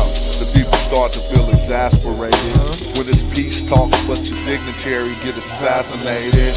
Sexual war violence got them emasculated, and they don't think that shit's foul, they think it's fascinating. Is it Zionism or Frankism? They fondling the daughters of fathers who think with them. You line with them with my wisdom, I find rhythm and disseminate the truth to heal blind victims. Bombs over Gaza, bombs over Gaza. You're done with Baghdad, now it's bombs over Gaza. Bombs over Gaza, bombs over Gaza. You're done with Baghdad, now it's bombs over Gaza. They're sending bombs at civilians and killing children. And the government turn around and send their ass 20 billion. It's fast, dummy, it's whack, that's the tax money. Democrats offer blacks access, then act funny. Fake righteousness, where's the law? That's why they got Hamas and Hezbollah, because blockades and sanctions are starving you. And it's massacres in Africa's and Sudan. What you saying? Even Haiti got barbecue. You live that easy life. Wait till it get hard for you. What you accept, well that's what they gon' start to do when it's time to square off with you. Check it out. Bombs over Gaza, bombs over Gaza. You're done with Baghdad, now it's bombs over Gaza. Hey, these wars have been brutal, y'all. I mean, I'm about to do a voiceover for her. You know what I'm saying? And these wars have been, these wars have been brutal. It was word of the Arabian forces who are acting, I don't know if I'm fine in calling them that, but some of those Arabian forces that was acting in the Sudan was just dragging the men into the street and just killing them. You know what I'm saying? Just killing the men straight in the street. Half of the nation then had to flee to South Sudan, and it's ugly.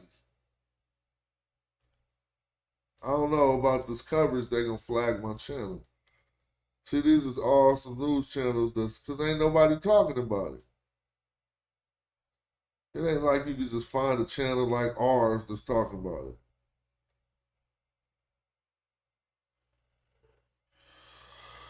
Oh, this war and stuff, man, I'm cool. Golly. I'm about to share the link. Oh, it's two different. We was talking about all different. And then what about Haiti? And I don't know who right or who wrong. I don't know if it's the government. I don't know if it's barbecue. I don't know what to do. You know what I'm saying? With the Haiti situation. I don't know about this stuff. I get this stuff off like news channels. I totally don't Recording in progress. Don't know nothing about it like that. Mark Lamont Hill was a good source. Recording stopped. Yep. He be talking some good information. But I know all the fakeness and all this fake super pseudo support on like you just gotta support Israel or you doing something wrong in your life. That's nonsense. The shit I'm seeing is look like they the aggressors that don't need to be having us in these situations. That's just me though. Y'all can cuss me out, teach. Well, not really, but you can teach me what you want to teach me. I just shared the link. If somebody want to build or whatever, I'll probably listen to that other tune again. Let me see how it go. Oh, I just was. Hey, they got me really feeling ill it. My mind, I'm really design rhymes. It's really divine. I'm a ability to feel it in your pelvis and pivot. They gave you life, now let me show you how to live it. It's crystal clear, appear vivid to the naked eye. Hidden in plain sight, it might not remain like one of them lame type the same. Right here, playing angels game. I shoot poison tip arrows out the end of my bomb and rock that leopard skin kilt so the women are numb.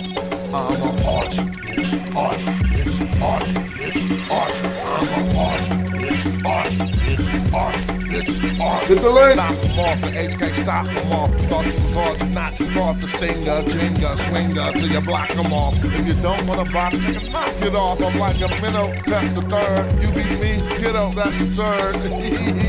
Boy, you almost cracked me up. I got 45 archers to back me up. It's like, hit him with truth, hit him with truth. We tell her like,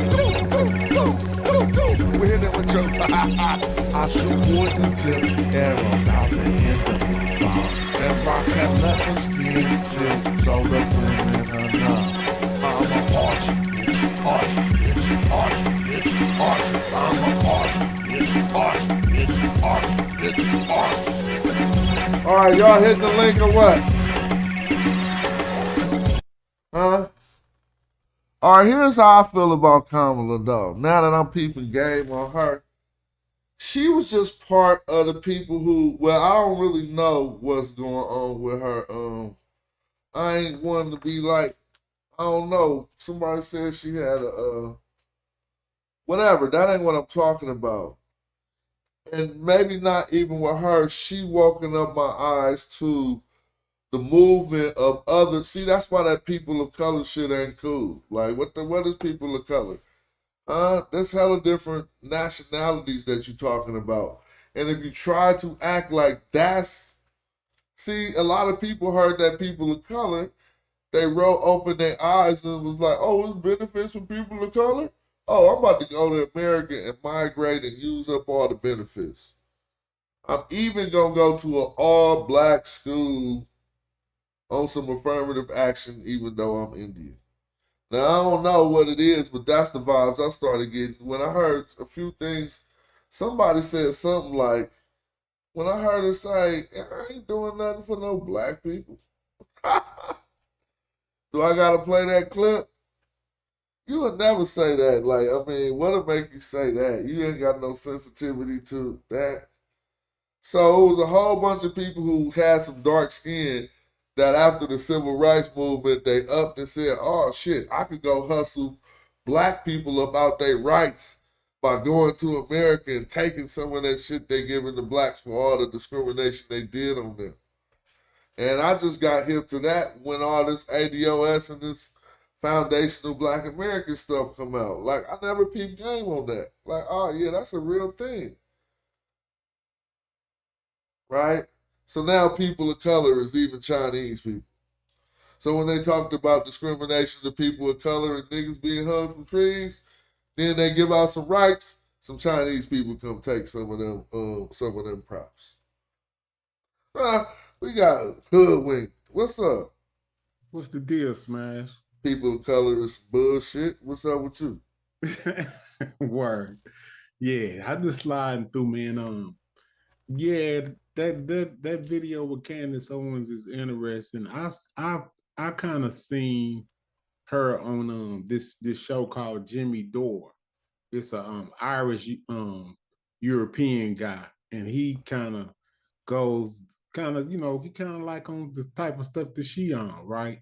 So they had her on the show, and I was like, what the hell is she doing on the show? Because I know what they on, but they so against the grain that it made me want to know what type of European he was, because he was going hard against the Jewish community. I'm like, well, damn, what kind of so I went and looked it up, and he's Irish. So we look at them in a certain light, like most Europeans are all Europeans, but they have tribalism amongst themselves that's very interesting, a dynamic that we really haven't focused in on to know who's who in the game. You know what I'm saying? All right, yeah. All right, my man said, shout out to Joey. My man in the chat said he's been using the term people of color since 2020. Now, the reason why I just said it's some BS is because think about it. All people of color did not get treated like black people. But then when it's time to hand out some retribution, they don't say directly black people, they say people of color. Like, it ain't no thing where all people of color was getting hung from trees. They might have had that one thing go on at one time or something. But, that's particularly something that happened to black Americans. But in order to, now, if they want to say, oh, we sorry, we did people of color, then hella other people that didn't get affected by it get to swoop in. Nope, I'm cool. Am I ignorant for that, or is there some truth behind that? Joey, what's up? Now, can you hear us, Joey? Is that your name? The dude right there on the screen. Your name say Joey. Maybe he can't hear. I don't know what's going on. Maybe his mic ain't connected yet. His mouth ain't moved. Let me yet. see his mic. Oh, his mic. Yeah. He ain't even saying nothing. Joey, what's up? Was you gonna say something? Your mic is connected. Yeah. Good night. I wasn't hearing you. What's up? up? Okay. Oh, okay. You weren't hearing us. Number one. Yeah. Number one, I want to say thank you very much for doing what you're doing, Smash. You hear me? Yeah, I'm listening. Yeah. You hear me? Yes, sir. Yeah, we hear you fine. Can you hear us? He must can't hear us. Yeah, I'm talking. Did I hear me? Yeah, we hear you fine. Go ahead. Go ahead. What I was going to say Thank you very much for doing what you're doing, because you have me digging all in these MKUltra books and MKUltra dictionary, learning the language. Eh? So that's number one. And number two, what you showed was Israel. What you showed was Israeli journalists making those statements. Yeah, those were Israeli journalists, and you can find them on multiple sources, and even people on media talking about that sentiment they shared about the sexual violence being okay. That's crazy. Crazy. But then, if you ever watch Sinetta TV, he shows Bible verses in Deuteronomy that were used in ancient times to also say that if you find somebody in war and she fine and you want to come on to her or whatever, you can. And I'm like, okay, this is why this is an issue, because I'm pretty sure they're using this Bible in order to substantiate and justify how that is morally cool amongst their communities. But I'll share more sources on that so people won't think that that was one piece of Arab propaganda. It's actually true. I've seen articles on it and everything. I'm like, what's this all about? And the U.S. government ain't speaking on nothing. They just like, it's crazy. Yeah, they out of control.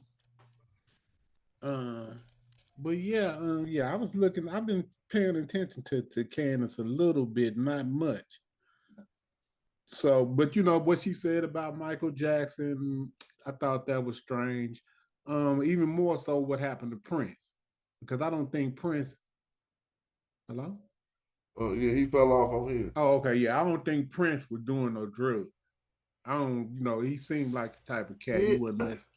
Well, so, remember he used to say he don't do stuff like that. So yeah, all of a sudden die for some drugs or something. Nah, everybody got the same thing, and you got to even include Britney Spears, bro. Like I'm just saying. I'm saying I don't know about Mike, but I do. What happened to him, because they kind of fixed that up real good. With the doctor giving them the injections, and I ain't never heard of nothing like that in my life. You know what I'm saying? You got somebody at your house injecting you, putting you to sleep. I ain't never heard of that. Until that happened to him. So it's just all kind of wild stuff to be going on, and then the family don't never speak up. We got Candace Owens that's not a family member doing more speaking up than the family. Of who? For Mike. Like if that because they probably if somebody killed your brother. Because they probably under that all the time. They probably under that same targeting, and you can't think that those are some people. You know what I'm saying? Now they trying to flip this back. Oh my God! See, that's why the U.S. is so. Peace to the elder. Peace, brother Flag. Hotel family, hotel. You can look at some of these videos. Here go the actual video that I'm not gonna show of where they using their shields to block themselves sodomizing a Palestinian man. What do you think about them using those missiles and bombs off in these other people's country, like Lebanon and Iran? Oh, that's all. And they non-response. They just trying to start this war for some reason. But it's not the U.S. trying to start it. It's Israel trying to start it for some crazy reason, and so they doing all kind of stuff you don't do. Like who did they kill? So say one nation's general is going to visit another nation's general in Iran, in Tehran, and they killed this dude in another nation's guest embassy. I wonder could that happen in America? That's what I'm saying. Like somebody like so you trying to tell me the I don't want to say the leader, somebody high in the Canadian officialdom or whatever it's called in the government, right, came and he was at the guest house at Washington and they just blew him up in the guest house in Washington, bro. From a jet. Now they said further investigations. I don't think it was even a missile. They got a traitor. Oh, yeah. You talking about the one that he put a bomb. They put a bomb up under his bed. Yeah. So you had to have somebody on the inside. That's even colder. Yeah. that was crazy. But I'm tripping on, like, I hate to really say it, but they really looking kind of weak. Who you You talking know what I'm about? saying? Because they said they was gonna get right back at them. You know, if somebody kill somebody like that, this Oh high. yeah. That Imhotep said that I should correct myself from calling him a general because he was a non-combatant. He was a diplomat. Who was the guy that they killed? Yeah. He was a high-ranking person of the Hamas. But now, as far as like negotiations, he wasn't a soldier or nothing like that. yeah, exactly. Like, so they killed the president. negotiator, and they talk about peace talks. What you got to say, Brother Flag? And you in some deep doo-doo right here, brother. Dr. Clark talked about the fact that there is a people who have mastered the art of having the world show sympathy for things that have happened to them, even though we're talking about there maybe 6 million and now the tens of thousands, but at the same time, we completely ignore the tens upon tens of millions of things, of murders and destruction that happen to us all the time. So that's why I very rarely have anything to say in regard to what's going on over there in the Middle East. But I would also like to point out, you said that, you looked upon Candace Owens up until a couple of days ago as somebody you just like, used another word. I'm not going to say that. And I want to say this about Candace Owens and people like her. You know, in sports, you have teams and you have a team, say you have a team meeting and you're going to compete, right? So you have in the events. Now you have people from each team that compete in events. And then you have some people that come, athletes that have come, let's say swimming, on swim teams. And then you can have somebody come that's not on your team yet officially, and they can participate as an unattached. You guys familiar with that term? Yeah. Or that situation? Yeah. Okay. Well, this lady is unattached. She has been unattached. So anything she says is suspect. She brought up that old rag paperback talking about this guy was a Hollywood insider. And then then how can he be an insider and he made short films? That's not a Hollywood insider. If you want to know about Hollywood, get the book Empire of Their Own, or How the Jews Developed and Created Hollywood. Don't listen to that lady. I'm supposed to respectfully, have you read the book? Yes. The Hollywood Babylon book she was on the? No, that book she talking about, that paperback? No, I haven't read that, no. But you refuting what she's saying about it. I heard how she described the person that supposedly wrote the book, and she said she called him a Hollywood insider. That's not a Hollywood insider when you work on the periphery making short films. If you do 40 films, you're not in Hollywood? But you're not a Hollywood insider. I'll give you an example. Up until Sweet Sweetwater's badass song, okay, rated X by all white jury, when Melvin Van Peebles saved the Hollywood system from complete bankruptcy with that film, and they saw how many people came out to see that film and it energized them, and then you came up with what they call blaxploitation movies. That's how we became part of the Hollywood insiders. But we were still, they didn't rate us B movies. They said we was doing what? Blaxploitation. Why it have to be blaxploitation? We're not being any more exploitive towards our actors, our stuntmen, our producers, our directors, our cameramen than anybody else is. But you always have to put a tinge on it, okay? But that's how we got inside Hollywood. So that guy that she's talking about, and when he wrote about it, I'm not saying whether those things happened or didn't happen. I'm just saying to describe him as a Hollywood insider. Right? He's no Hollywood insider. and all of these talking about murders of all these actors. And yes, Hollywood has historically been the place where the 1%ers, the ruling class, sent their kids that wasn't doing well, or when I mean not doing well, wasn't following the family line.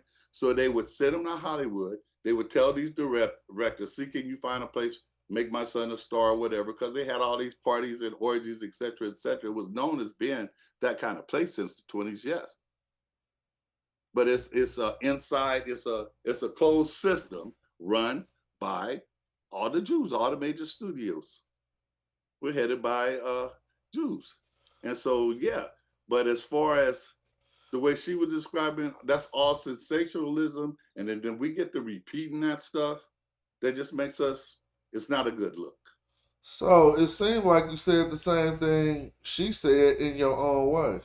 Okay. She said it was sources and was reading directly from books, and you just gave me your intuition on it.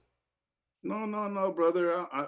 I founded 2 theater companies in one in the Watts and one in Compton. The Paul Robeson Players, I told you about that before, and the Watts Repertory Company. And I've been involved. Well, I don't understand how that got anything to do with what she was presenting about Hollywood. You being down with the Watts stuff. No, that is all theater, my dear brother.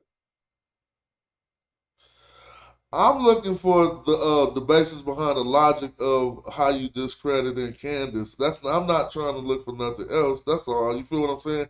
And so you said that what she said about the dude was sensationalism, but she was reading it from the book and probably put her opinion on it. I don't necessarily disagree. I'm just looking for something other than, because all I'm getting from you is how you feel about it right now.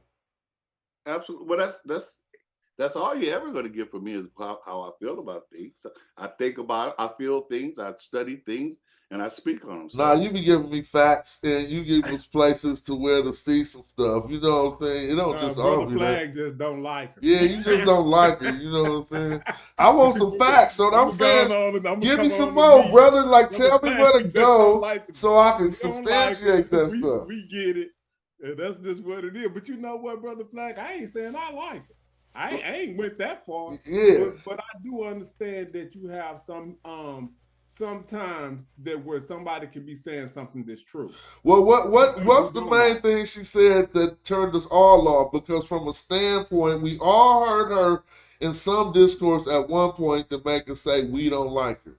Now, can we all? I think I say mine first. It's a multitude of things Indeed. that she's done over the past. Okay, when she was on Fox News, baby. I don't know. So she was pro-Trump. Is that one that she was pro-Trump? That doesn't bother me. All right, man. This sister, she was always on the other side of any issue, against the family, man. I don't have to. I don't disagree with that. Yeah, I know. Yeah, she got that kind of vibe. Well, because she's a Negro-pean. She's for the bag. She's a race traitor. She married outside her race. All of these things come into play when you go out there into the marketplace and you decide what your personal integrity entails. All right, that's a sensitive question. That's a sensitive statement because I don't tend to. I'm not as harsh to where I feel like I gotta agree with that, because there's a lot of brothers who have been revolutionaries that married outside of their race, right? Okay, now hold on. But hold on, real before let me finish. Yeah, it's only one fundamental school that advocates that is the way you got to do it, and that's and that's the way I do it, and that's the school I'm with. But we ain't the only people who revolutionaries. Diop as an example. Yeah, Diop, she get the show. I will say that when you do that, like Ivan Ben Sertman, it's confusing, right? Because it's kind of confusing to the people, and it does demarcate, something about you. You know what I mean? Not saying, one way or the other, but people that's hardliners like myself, that's gonna be a stain on your record. Even though I do got love for you. You know what I'm saying? So that's the same thing you saying about Candace, you can still have love for her, but you're gonna have it's gonna be always be a demarcation of some things that you don't like about it. Nah, man, nah. The whole conversation is just really not an intellectual one. We start to limit ourselves into the lower realm. Yeah, we starting to get.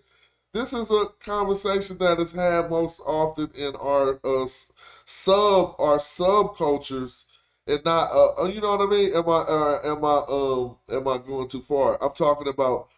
There is a national conversation that was once indeed had about interracial marriage, where white people was like, "Bet not marry no N-word" or whatever, and that was at the end of that. And then we had the science come out about birth and all that stuff, and people whose birth rate was going. And it seems that over time somehow that people changed their opinion on interracial marriages. Now, let's just talk from our perspective, the changes about interracial marriages. And you older than me, and you can tell me, Elder, that when I wasn't around, what was the sentiment towards? I'm not talking about I'm talking about in our subcultures, like black man to black man. Like, what would somebody come through with a white girl? Was he getting castigated or was he getting promoted? Because it seems like once all our black men with money got money, they just left and got white women as if they learned that from somewhere. But tell me something about how that was a little bit earlier on. Okay. That's funny though. Actually, it's basically the opposite of the way it seems today. The black community has never turned away from anybody coming into our community, ever. I mean, if you go back to Africa, all the way back to the Nile Valley, basically, we were always welcoming of the stranger. And so the problem is that we are so kind and inhuman and looked upon the next human being as a relative of some sort, and we treated them as such. But they looked at us as somebody had something, and they came to take it through hook or crook or through subterfuge. But so when I was coming up, no, you can see a brother would have white girls in the community, normally a big fat one, but they, you know, the elders would look at him and laugh and point at him, but nobody kicked him out the family or anything. Okay. No, then to my recollection, I do say this because I want to mix in the two things that two of my heroes, Sidney Poitier was somebody I looked up to, and he was crazy about Diane Carroll, but her family wouldn't allow them to have that relationship, and because why? Because he was dark skinned, and because he came from the islands, he was another. So hold on. Wait, let me make this point. And so he ended up, I mean, he never lost his love for her, but he got him a white partner. And so did Harry Belafonte, one of the most long-lived and leader of for the black struggle. He also had a white wife. It's not the issue and being reverse racist or that nature. No, for me, it's race first, because I recognize the fact that we are in a war. We are in a war, a race war. We didn't start the war, and most of us want to deny that we're in the war. And while you're in the war, when my eyes were open and I couldn't refuse it anymore, I had to make some decisions, some hard decisions.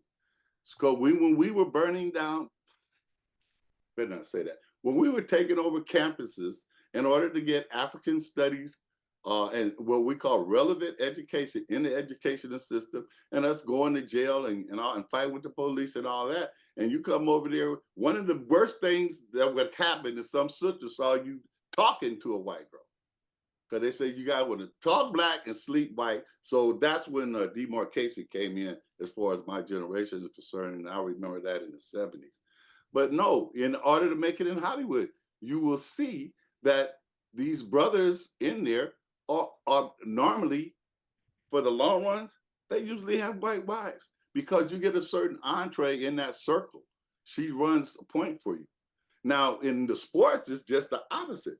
Those white girls see those guys in college, And their parents see them in college and said, these guys are going to be professional athletes. They're going to, that's moving up in the economic arena. So that's why, so they do things that treat the black athletes a certain way that the brothers don't see a lot of, or don't feel like they miss it from the sisters. So that's why you see it that way from my perspective. But before I forget, I want to tell you about Brother Woods. Oh my God. His name is Charles Woods, and I think his program on his name is Charles Woods, aka the Professor.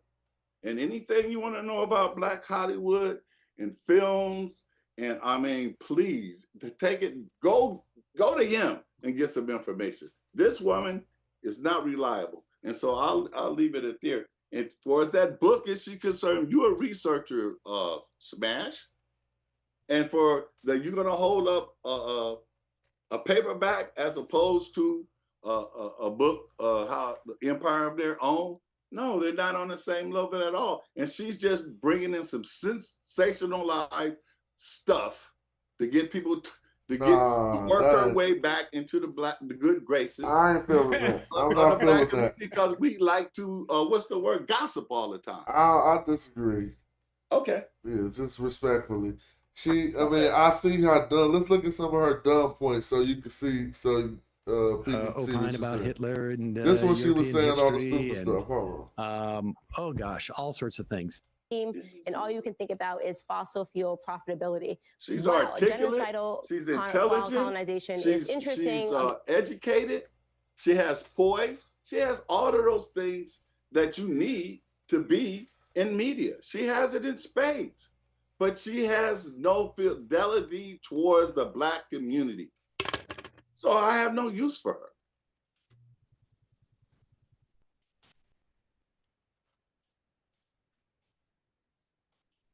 We don't hear a sound if you playing something. I was playing it earlier. Oh, no sound. It wasn't no sound coming out. Yeah. I was trying to play some of her stupid statements from early in her career. I'm not really too concerned with that. I simply was just looking at what she put out right now and what she was saying. Nothing she said gave me the impetus that I should throw away her information or not listen to her because of something she said previously. Yeah, what you do, you just research the stuff that you want to fact check to make sure it's correct, and that's it. So you telling me to fact check the shit I already know? No. We all know everything she was saying about the. I'm just saying. No, I'm saying like in theory. I'm saying a rhetorical question. We all know. Not something that you do know. I'm talking about if it's something in there that you don't know. I'm saying rhetorical question is like I'm not really looking for an answer from. You know what I'm saying? I was just saying it like out of surprise. Like fact check something that you know we all know. We do all know, regardless of her. Let's get away from these messengers. Was she lying or telling the truth? About people getting murdered in Hollywood? She spoke about more than that. She was actually showing evidence. Her whole diatribe was to get us to understand that she had revelations about what Kanye West was telling her. Well, Kanye, there you go. I mean, what's his name? The brother, the comedian, starts with Chappelle. Dave Chappelle, when he was brought on the Hollywood, it's a high position. They just bring these top performers with top careers. And one of the things he talked about was how they talked about him and said he was crazy for walking away from the 50 million. They talked about the Martin and how Martin was running down the street talking about they trying to kill him. And it was a third person. And he said, what the media does when they come after you, when you get on that bad side, Hollywood and the like, he said they label you crazy. He said, and the label someone crazy is to dismiss them. And so it's just. But that's what she just said. Right. Yeah, she said the same thing. Yeah, and that's a fact. That's a fact. And so that's why we listen to what the wise and the ignorant we do. So you saying now everything you told me not to listen to her, but everything she said was correct. But everything she said was correct. Did I tell you not to listen to her? Oh man, you didn't tell me not to listen to her. I was misinterpreting. I thought you was telling me not to listen to her. No, I told you I don't spend no time listening. I understand, but you still admitted what she was saying was correct, and we all know that all that could work, all the stuff they be doing that we don't talk about, that they'll probably shut my channel down for getting all open with. We all understand it, right? Right, but she took it so far and made it. And okay, why is she doing it? And what are we going to get from it? Well, let me ask you a question. Well, let me. But before he go there, James, because just by default of you having the discourse, you brought up Brother Mark. But then you got to remember that he was also in a similar scenario, like one we talking about, where we didn't put him in. He said the same thing. Before, yep, and he was running, and he had drugs, and he was running down the street naked. We didn't know him. No. He was in a sweatsuit. He was in a one of those. Oh, he wasn't naked. No.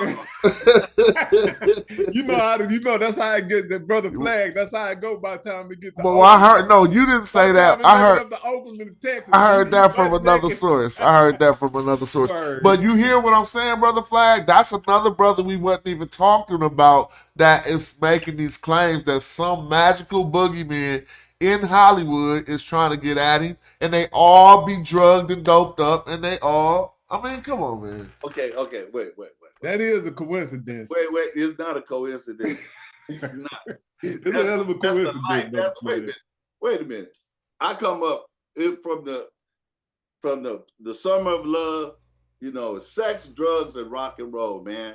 And it wasn't no place that you could go. Matter of fact, to date, if you had to find out what the drug of choice or that cutie pie that you was hitting on, that was the quickest way to slide in. But that was just the culture of the time. Yeah, I know. Okay, so, and it still is in some circles. Okay. All right, it's like that amongst drug users in particular. And then the fact that we aren't them now, it ain't in our culture. But even two drug users gonna try to find out, oh, she snoked, oh, I got some. And then they trying to get it popping. Right. So yeah. So but I'm talking about this in relationship to what we're talking about.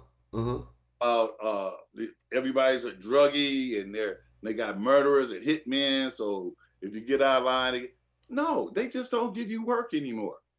And listen, one of the main things I had to avoid is not getting a criminal case when I'm going on audition. Homosexuality is so prevalent. Homosexuality is so prevalent among the shot callers in Hollywood. That's why so many of those actors you find out later on was on the down low. Well, how could that be? You think it's just how could that be? To where those, if you say that's true, how could it be that no people who reject that lifestyle have risen to these ranks if it ain't systematic?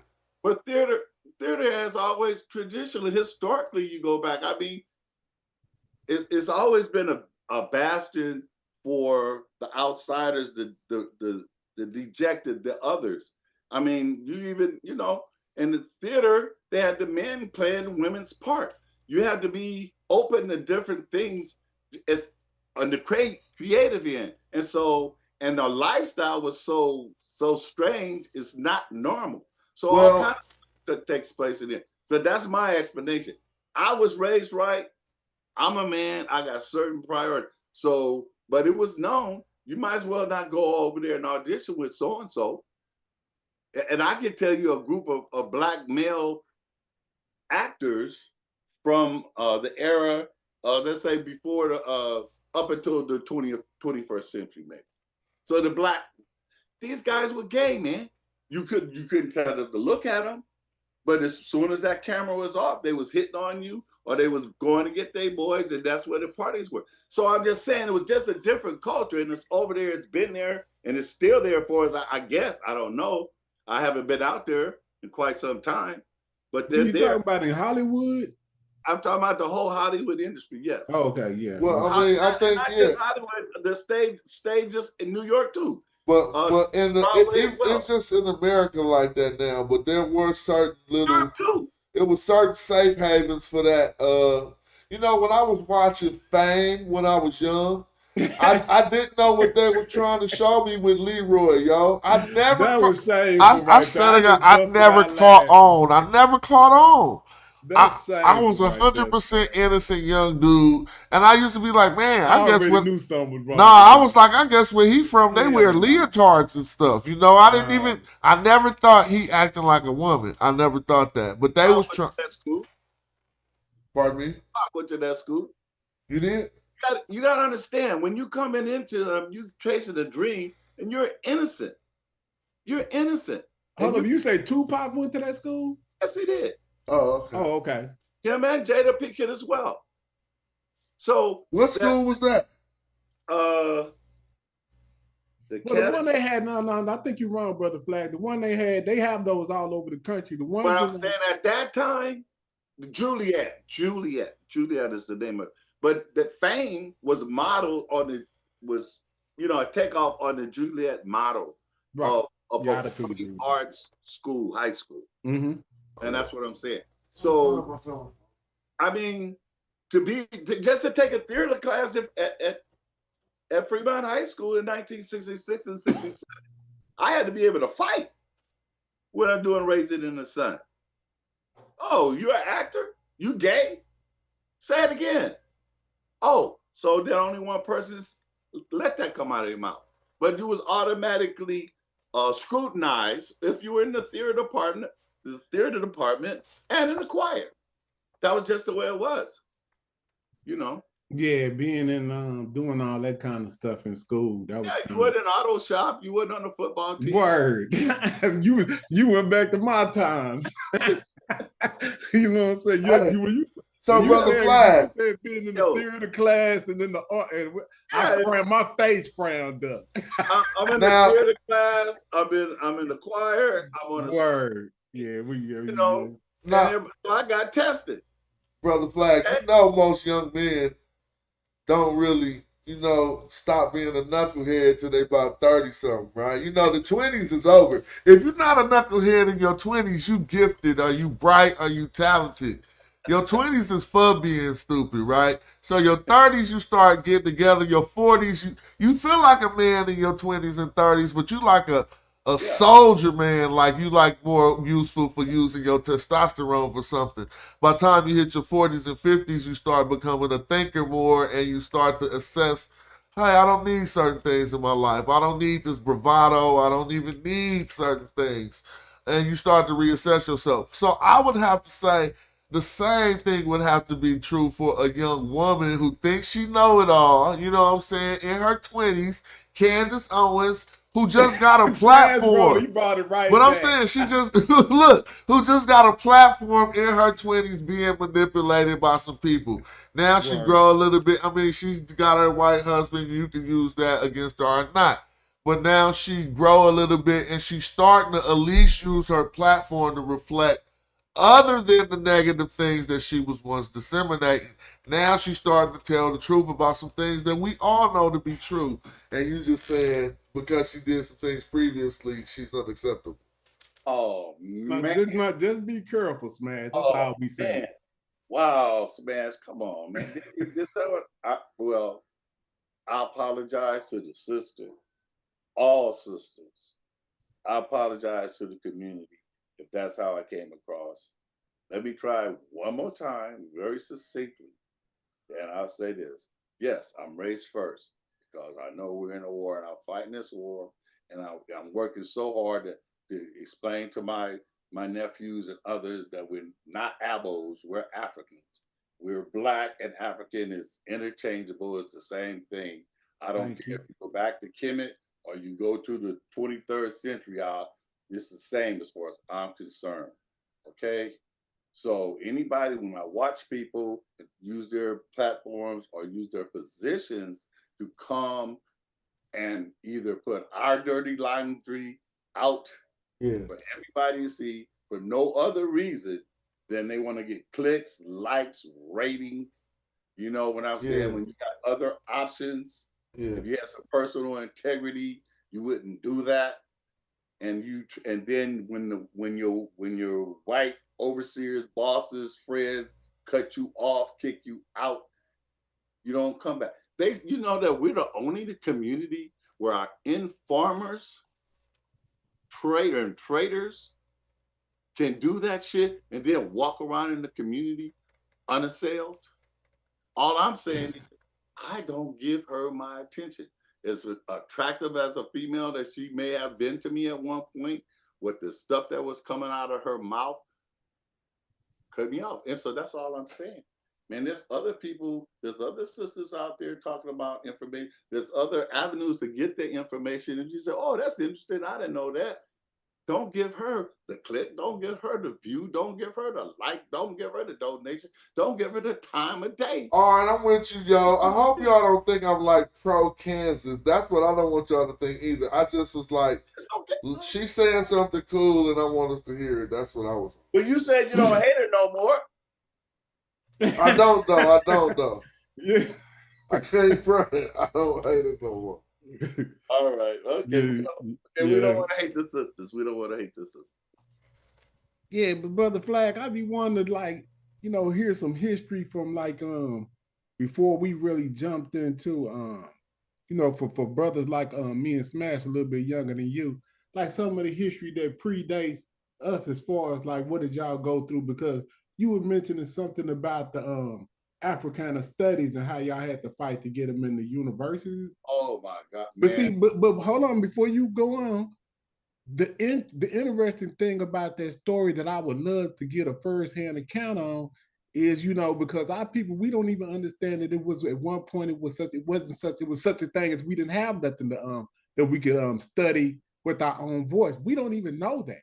So I want you to kind of elaborate on how the fight to get something of some African thought up into the in the university. What was that struggle like? Well, one of the things I come to realize later on that it was regional. It's a regional thing. The people in the South been struggling to get the educational system improved since day one. They never stopped the struggle. They never lost sight of keeping your eye on the prize. Africans in America,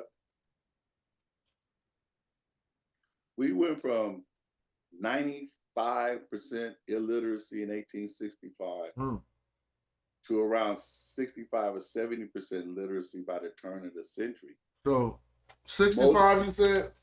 Yeah, the numbers I'm just okay, yeah, I feel you. Yeah, I got your point though. I got your point. And it's mostly due to our own efforts, because those who, because they told you about Toby and the laws against reading. Why would they have laws against teaching us how to read if we wasn't learning how to read? And so the literacy in the South. So that's always been a common thread of people that I'm born and raised in Los Angeles. So I got a very particular life experience. 1951, I was born in 1951. I graduated January 1969. But in 1966, I believe it was, up until that point, I was a Negro. I was an aspiring Negro. I was an individual Negro. I was working to come out of the poverty and the gang activity. It was just fighting gangs, the Slossons, the bartenders, and the others that I was trying to get out of because I wanted to be something better. So I bust myself from one side of town to go to LA High School. And up at that time, there were no classes on Black or Negro history in the LA Unified School System. So the first Negro history course was taught in 1966. Because a lot of things don't come to us until we do violence. That's the only thing they understand. That's when they take it seriously. Because they can do other things. They can buy you off. They can get somebody to knock you off. But when we come together as a group and explode on them, that's when they start making changes, real, true changes. So they brought one of the things that happened at LA High School. They brought in the Negro history course that in 3 books opened my eyes. 100 Years of Lynching, The Peculiar Institution, and Before the Mayflower. 100 Years of Lynching, talking about the history of lynching from the time, the antebellum period up until the 20s. And then the record of lynching took place in 1919 during and after World War I, when the brothers came home after fighting in the war, and they was men and saw that the white man bled just like anybody that came back, and they were treated like men in France and England. And when they came back with their uniforms on, the white boys made up their mind right there, boom. And a lot of brothers got lynched wearing their uniform. The 100 years of lynching. I don't know, nobody talks about that to us. Our parents didn't talk to us about that. The peculiar institution breaks down slavery. What is plantation life? Feeding children in slop troughs with pigs on one side and the children on the same side of the trough, that kind of shit. But the thing was really the saving grace for me is before the Mayflower. And I think it's 50 years old now, and they had some commemoration. Look, get that book. And that's where I learned about the Songhai, the Mali, and the Songhai, Mali, and the Ghanaian empires.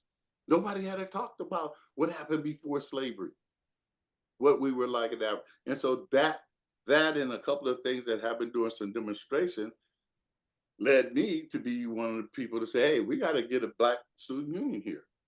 And I did that while I'm aspiring to be an actor. And that's when they took Angela Davis's, when George and Jonathan tried to break them up, and Angela was working on the case as a professor at UCLA. And then they said that they tied the gun to her, and then they was going to drag her over the coals. And so that's when I met, oh man. See, my age is raining on me now. But we did a play to raise funds for the Angela Davis Defense Fund called Angela Happening. William Marshall was the highest acclaimed Shakespearean actor behind Paul Robeson.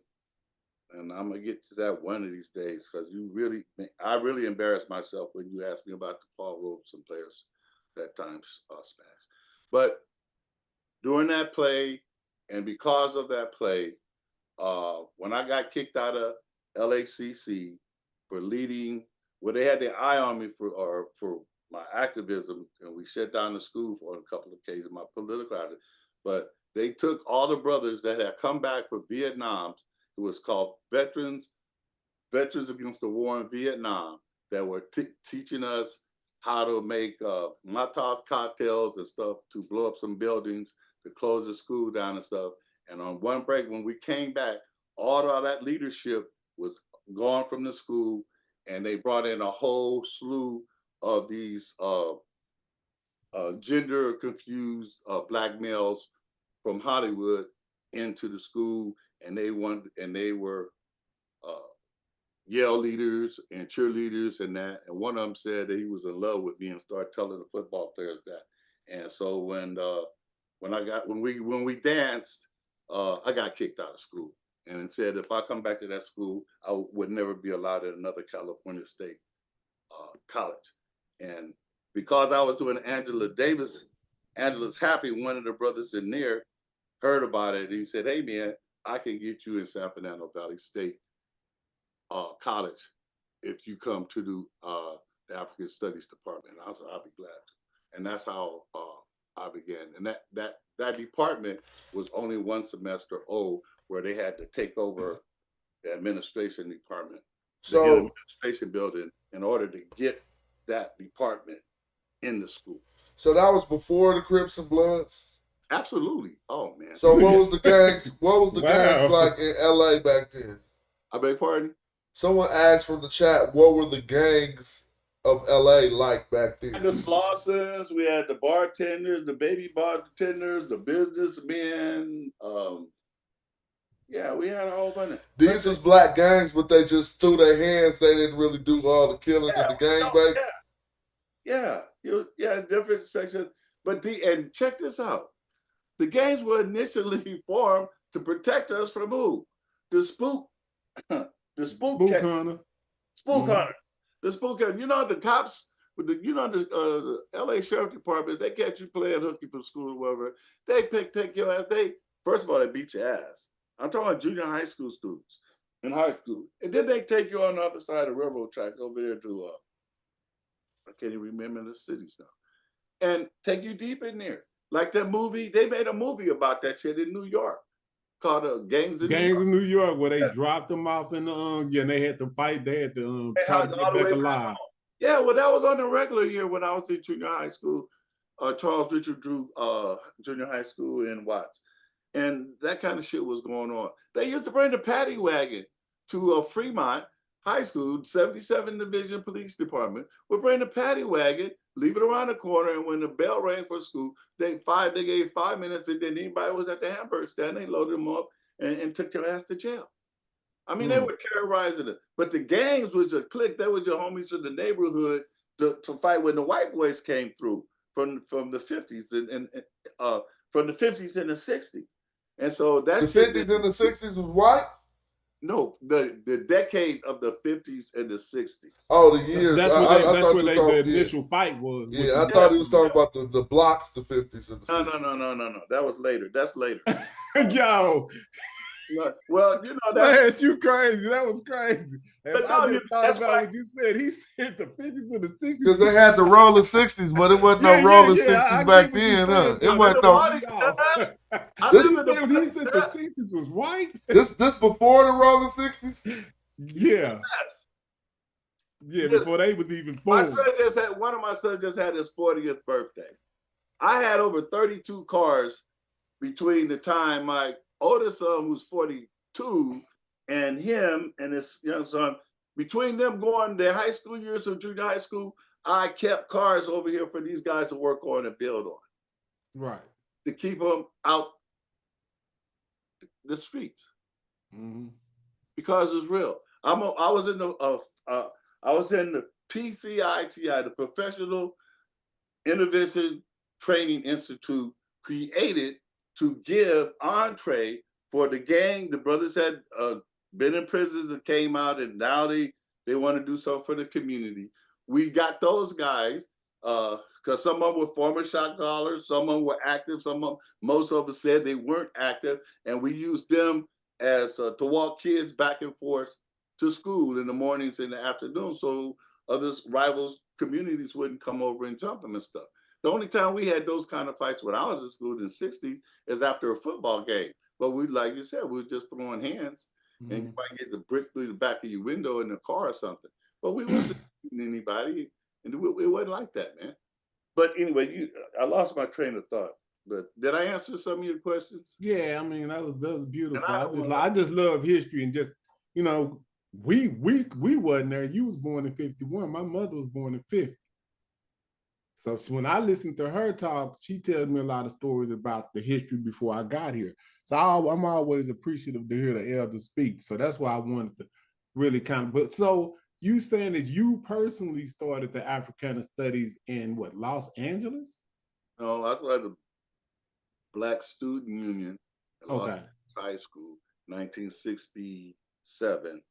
I was part, and I worked for. I was a student in San Fernando Valley State College with the Pan-African Studies Department, and I worked in the Africa House. And because my my baby mama was light bright, damn near white, with 40s and hair down her shoulders, when she came to the Africa House, hey, Brother Flat, your white bitch is out there looking for you. Oh, okay, so that happened to you. You went through it yourself, huh? She wasn't white. I know, but they did that to you, though. They did that to you. They do it today. But they was just joking. They wasn't mad. They was just joking, right? Oh hell no, they wasn't. They wasn't joking. They was hating. She probably was, you know, she was beautiful. You know how the homies is. Yeah, I know about the sisters. The brothers is jealous. The sisters is serious. Oh, it was the sister saying that. Oh yeah. Yeah, they not gonna let you off the hook. Oh yeah. They the ultimate judge. Yeah, they not gonna let you off the hook. But you can look at the leadership of the Black Panthers, man. I mean, what's his name? That knucklehead, Eldridge Cleaver, man.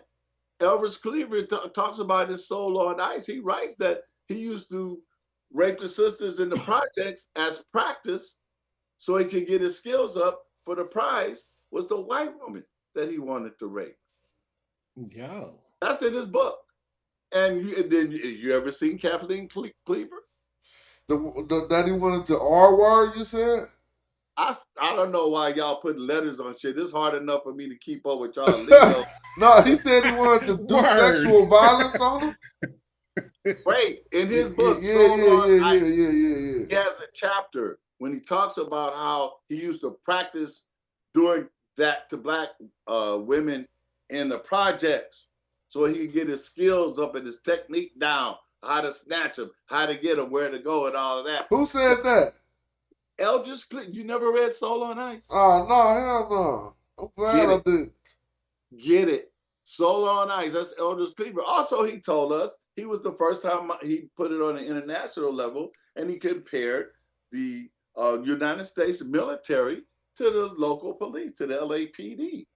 He said the same way the police vamp on us every time there's three of you in a car or your car is low ride. We had, we heat the springs, and anytime, the same shit they were doing to us on the local. He said that's what the United States government military does on the go, and it start opening up our minds.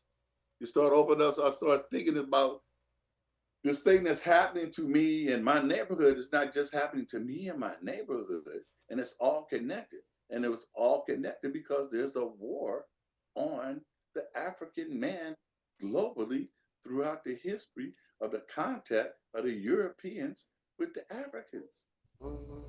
And it ain't stopped, and it ain't gonna stop. All right. Let me ask y'all, brothers, who can tell us the most about the war and the wars going on in either Sudan or Haiti? Anybody? Well, I can tell you. We can watch the videos, but go ahead, James. I can tell you that Kenya agreed with Joe Biden in the United States to go in and use military force to try to get some type of order. That I don't know what my opinion would be on that. That's kind of weird. But, so whose side they on? They on the government side, right?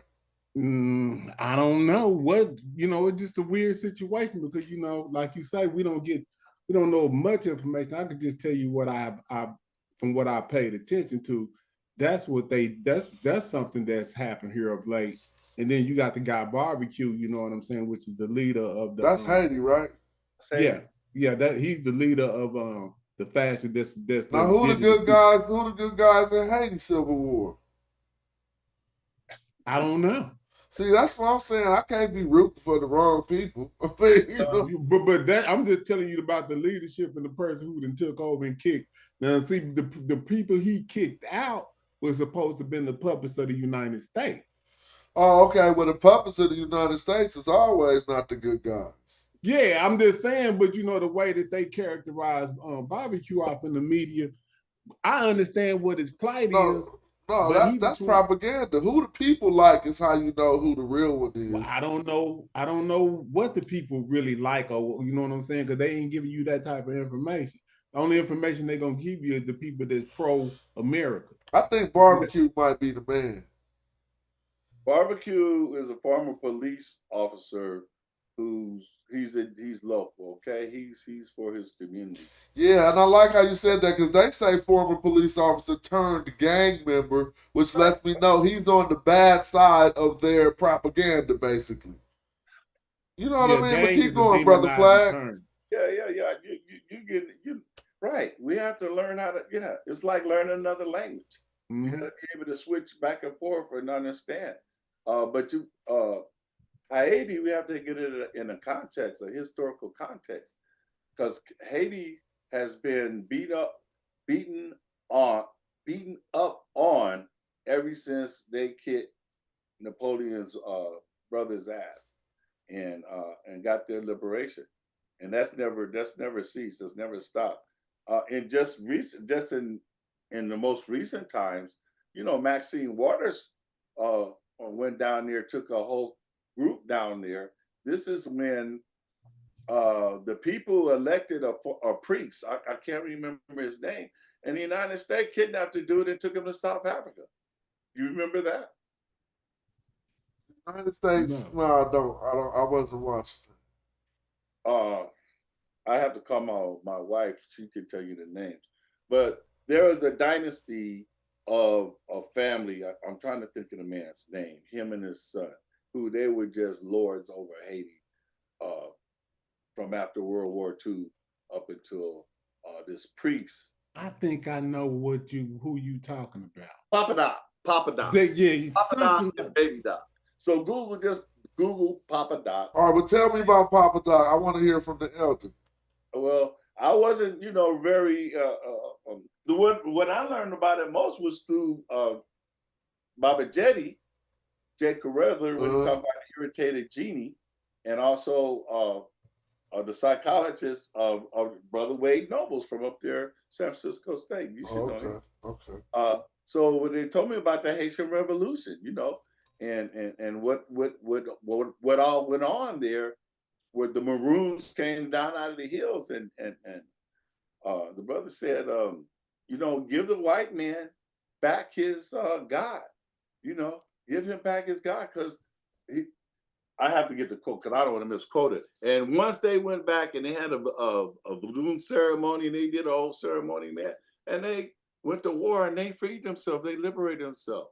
And they liberated themselves, and you had the brother that was with the people, the man on the ground, and then you had the high class dude, which they always tell us about, who went over to Europe after the war, after they had won the war. What's his name? All these names, I'm blanking on all these names today. When he went over there for a peace deal with them after they had won the war, they put him in prison. That's where he died. But they also saddled Haiti with a reparation date that they didn't pay off. Baby, I need my phones because I can Google these things while I'm talking to you. So I'm going to go get my phone in a minute. Well, they was paying reparations to France for the cost, for the loss of their property in the Haitian Revolution. And then the United States bought the Louisiana Purchase because they couldn't afford, there's Reggie, they couldn't afford to keep fighting on all these fronts, and they couldn't have the island in the backyard where the Haitians said any African that gets away, they're here. That you come here, we're going to defend you. Nobody's coming here and take you back into slavery. So that's been going. So they've been fighting that all the way on until they put their puppet in, Papa Doc and Baby Doc, and Reggie's there. He probably tell me the name of the priest who was the people, who was representing the people, and they kidnapped him, took him to South Africa, and it took a group of African American politicians to go over there and get him back, but he was never placed back in the position of president. And so they're just having puppets and all of that stuff. That and one more thing, Reggie, and what the Clintons did with the rice, they were self-sufficient. They could feed their island with their rice production. They could eat, have something to sell, and the Clintons came in and undermined that. So that now they have to get rice from Arkansas. All of these things, man. It's so we don't have time to listen to the other nonsense. And Empire was on. Word up. Peace to Brother Reggie. Thanks for tapping in. What's up, Reggie? Yeah. Peace, Reggie. Brother Flack was talking about Aristide. Aristide, he was I met Aristide during the same time that, matter of fact, it was a guy. He came to the United Nations for a speech, and in that time period, they plotted to overthrow him, and it was all guys. And he visited the Schomburg Center for Research in Black Culture, where I was working at the time, and I was part of the party to welcome Aristide to the Schomburg. And so I met him, and then 2 days later, that's when the coup kind of took place. Haiti is very complex, as Brother Flack was talking about, being successful in the early period of the overthrowing both the French and the British and the Spaniards. The Haitian people were able to beat three European world powers, right? And then America gets into the play, and America occupies Haiti. And then you see the emergence of, as Brother Flag accurately said, Baby Doc and Papa Doc as kind of like vassal kings. And so this recent, I went to the recent demonstration in front of the Kenyan embassy, and I put that video on Sonetta. They might have taken it down because he's cleaning up his site, where the Kenyan president is basically between France and America, and they decided to have African people who don't speak French, and that's a problem, right, in itself. They selected Kenyan troops to come and to involve themselves in keeping what they call order. But order for who? Order for the French or order for the Americans? So the complex situation is there. We know barbecue, but there were a lot of other gangs involved. And you have to, I mean, people have to know that Haiti had been a very, very important cartel point for drugs going into the United States and elsewhere. It's the drug trade is a very lucrative trade, and that's also been very problematic. So Haitian people, because they are at their, they're at their worst, right? Many of these people, not all of them, but many of these people will do anything to survive. So the last president, Moise, he was assassinated, and it seems that his wife was involved in the assassination. And I think in her mind, she thought that she had enough political power that after her husband would be assassinated and she was only shot, right, that she would rise to power. Can I ask you, Reggie? See, you said gang, and we was talking earlier about the language, and now you're talking about intrigue, and you're saying that you're repeating something, a theory that has been put out there about the wife of the assassinated president who was shot herself was a part of the assassination plot. And see, we're going, and I don't know if it's good that we do that. And well, I'm putting the I want news. to ask you, how do you define gang? Okay, so I thought I tried to. There's lots of interest groups in Haiti. There are groups of people who are involved in the cartel process, right? There are groups of people who are involved in the liberation process. And sometimes those things blend over. So the question will fall back to you, how do you interpret the concept of just using the dictionary term of gang, if not a gang, right, which is a small group of armed individuals following one leader, right? How would you interpret? Give me another word. Because I do know that you have to admit that there were different. So give us some terminology that would fit with you. I just want to use that word as an example. See, when anybody's fighting for their community, their property, their interests, other than us, they're militia, they're rebels, they're military. But when they talk about anything to do with Black people, we become a gang. And the gang was initially the term they put on 3 or more Black men when they incorporated the what was that? The slave codes, the slave codes, Reggie. When 3 or more Black people could not be assembled, that was considered a gang. They instituted that in Los Angeles at one point as well. That terminology. Right. So when we're talking about freedom fighters and liberation fighters and political actions in Haiti in particular, because the Pearl of the formerly known as the Pearl of the Antilles, because it was the richest colony in the world for several decades. It made France the richest country in Europe because it was its colony.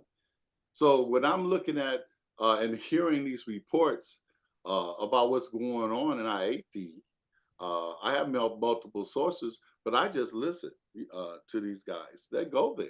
You know, I don't disagree with you, but I asked you, okay, so the question is, if I want to call him a revolutionary, then I would, if I want to call him a revolutionary, well, one of the things is that you need revolutionary language, right? And so I'm not saying it's completely absent, but just someone saying that they are fighting for Haiti is not enough because that's rhetoric. So I'm not trying to I understand that you are very cautious about using these particular words, but the American revolutionaries, they were rebels and they were gangs, right? According to the British. Rebels or freedom fighters. Our enemies call them gang. I'm just pointing that out, Reggie, because you have so much cachet, and you're so well regarded that if people are going to repeat and use the terminology that you use, and so that's all I was pointing out. And all I'm saying is let's have a complicated not necessary about he's the leader barbecue. Okay, so let's fix it. So the leader barbecue, but when I do say that, right, the problem is that the way it happens is that you either get down or lay down. And so unfortunately, there is a lot of killing on blamed on barbecue, but it's not on barbecue per se, but there is a lot of killing of innocent Haitians. Now I do think that the Haitian people themselves have to rise up and deal with this particular leader of Haiti, which is a puppet, which is another puppet of the United States. So I do think that they have to deal with them, and when they deal with them, you're right. People will call them assassins. People call them a whole bunch of names. But what I'm searching for is, okay, I changed him to a prospective leader of Haiti. However, we still have to accept the fact that all Haitian people are not aligned with him. Not all Haitian people are aligned with him. And so that becomes the problem of analysis. So I'm asking, since you made the critique, and it's not an incorrect critique, to give me, I changed it to leader, but now we have to qualify what is his political stance. And I think a lot of people want good for Haiti, but it's the way things are carried out, and unfortunately, innocent Haitian people are being killed in between the fights between. So is barbecue a Haitian revolutionary? That's what I want to ask you now. I'm not qualified to say.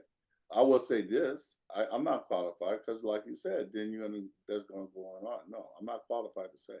But I will say this: there's a war going on in Haiti, and it's a continuous war. It's a continuation of the war that's been waged on it ever since they stood up and got the liberation.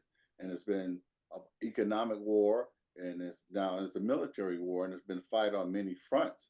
You talk about the people that died and who's caught and innocent blood is shed. Now, Clinton is much more culpable for what he did as far as causing death in Haiti.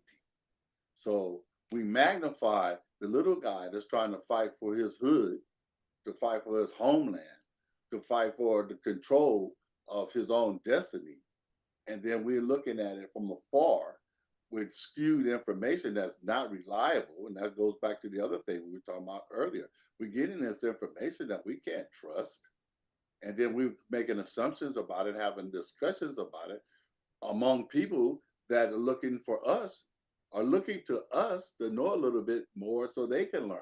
So that's why So that's why I'm very careful about the language and how Okay. much to say other than speaking in general terms and give them references for them to go to. Like I said, would you agree? Did you read Wade's book, The Island of Memes? I don't think that I've read maybe enough of it, but in the context of this particular conversation, you would have to again tell us, you know, I read other people's work like Patrick DeLisis and other people's work. So I haven't, even though I know Elder Wade Nobles very well, I know people who are Haitian who and I've been at Haitian demonstrations and so I don't I think he's an incredible scholar, but what would that have to do with what would that have to do with the current situation? Here's the answer. Here, I have an answer for you. Yes. In the book, The Island of Mean, Haitians' Unfinished Revolution. So I'm going from the perspective when I'm talking about what's going on in Haiti currently as a part of a continuum. Yes, okay, that part, and I understand, but with the direct, okay, so you, again, you're talking to someone who's been. Right. So, and in this book, he recalls, you know, the revolution itself, and he talks about the psychological aspect of getting the people unified to fight that war. That's what hence means. And the same way they use the meme of give the white man back his God, because all we got for it is, and I wish I could quote it, I'll pull it up later. He said, got that out and started going back to the African ways, then they could fight successfully as a people, as a united group of one mind.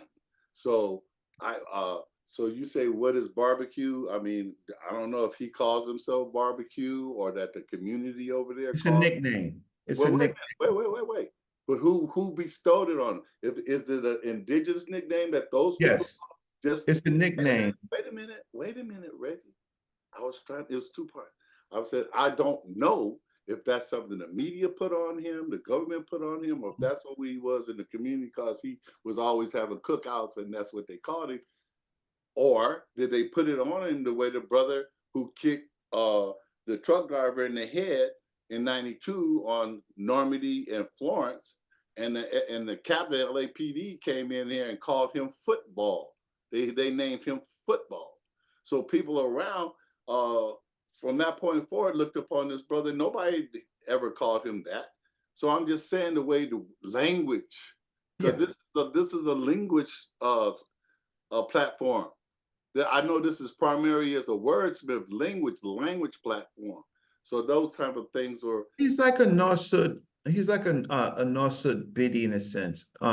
He gets his name because his mother was a street vendor who sold fried chicken, right? And the people know him, the colloquial people, like, you know, we have the Sarah name, we have the different names, right? We have the Nosabidi, we have the Sarah, we have the Horace, right?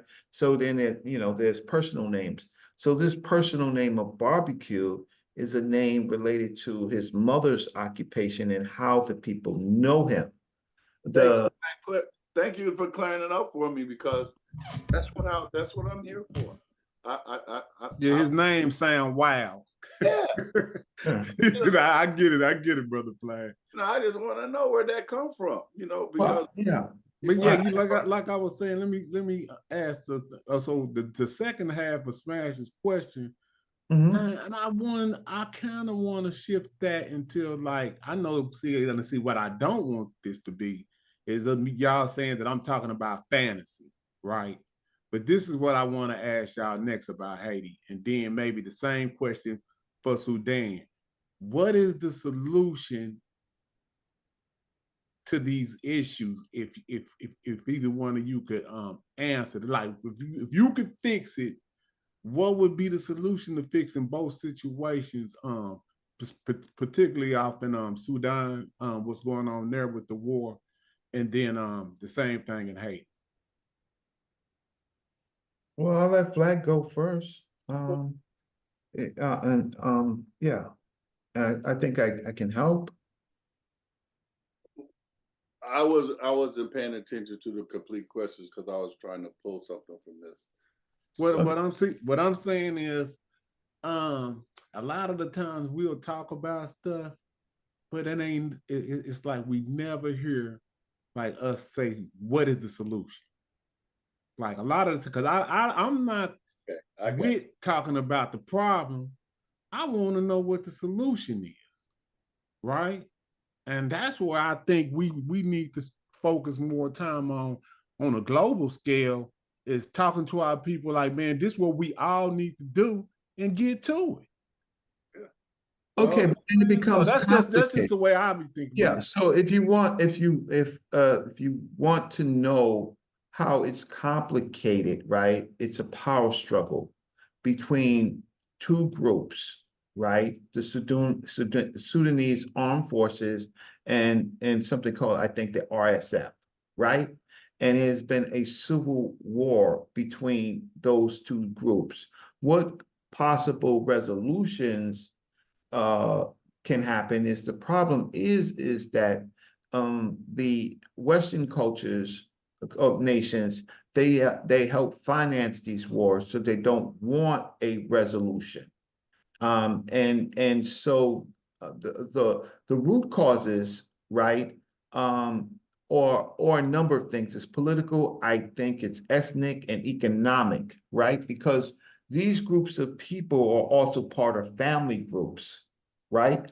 Now, when you have a very advanced intelligence organization of several different nations, particularly the United States and France and Russia and possibly China, arming these particular groups for their particular interests, it becomes a long-term problem because it's a humanitarian issue, right? So they always look for international mediation, right? And you really want an African solution, but the African Union is very close to the United Nations, right? So I will stop on the Sudan issue. On the Haitian issue, with my elder brother Flag, again, who I've known longer than I've known many of you, when we analyze political situations and especially revolutionary actions, we deal with things like terminologies, like who are the factions? Do they call themselves revolutionary factions, or what do they call them? Barbecue can be called a gang leader, but technically he probably would be called a warlord, right? Who manages other gangs, which is a very important part of what has been Haiti in its very fragile part, where groups of family and people, they assign themselves sometimes for righteous reasons, but a lot of times it mixed with criminal reasons. And so those terms have to be into play. Otherwise, you would have to, or anyone else have to give me other definitions to use, because these are words just used all over the political world. So basically, that just the naming convention. So basically, I could say he's a viceroy. Yes. Yeah. See? You right. So that's what I was saying to brother Flag, is that in this environment, there are, if on a local level, there are people that, remember, Haiti is dirt poor, searching for food and resources. Some groups have gotten guns to protect themselves and their families, right? So if we want to be very specific with words, then we could look at the words, analyze the words that we might be able to use. And so it's very complicated because this Barbecue, as he is called, Jimmy, first name, he manages groups of people, and they do good things and bad things, and there is how we analyze this is how we would analyze the rise of the Sudanese groups in the South to the north, right? And we would have to be very careful about so there's an expansion of gnomes from the South, and then they enter areas in which they don't want to be unified. So they fight and they win and they lose, but they lost. And then it further expanded. So it depends on who's telling the story, right? Who's telling the story. And so what we have now in history when it comes to the Nile Valley, we have the northern elite, right, in Lower Egypt, inviting in an expanding group of people from the South, right, for resources and technology and naming conventions and stuff like that.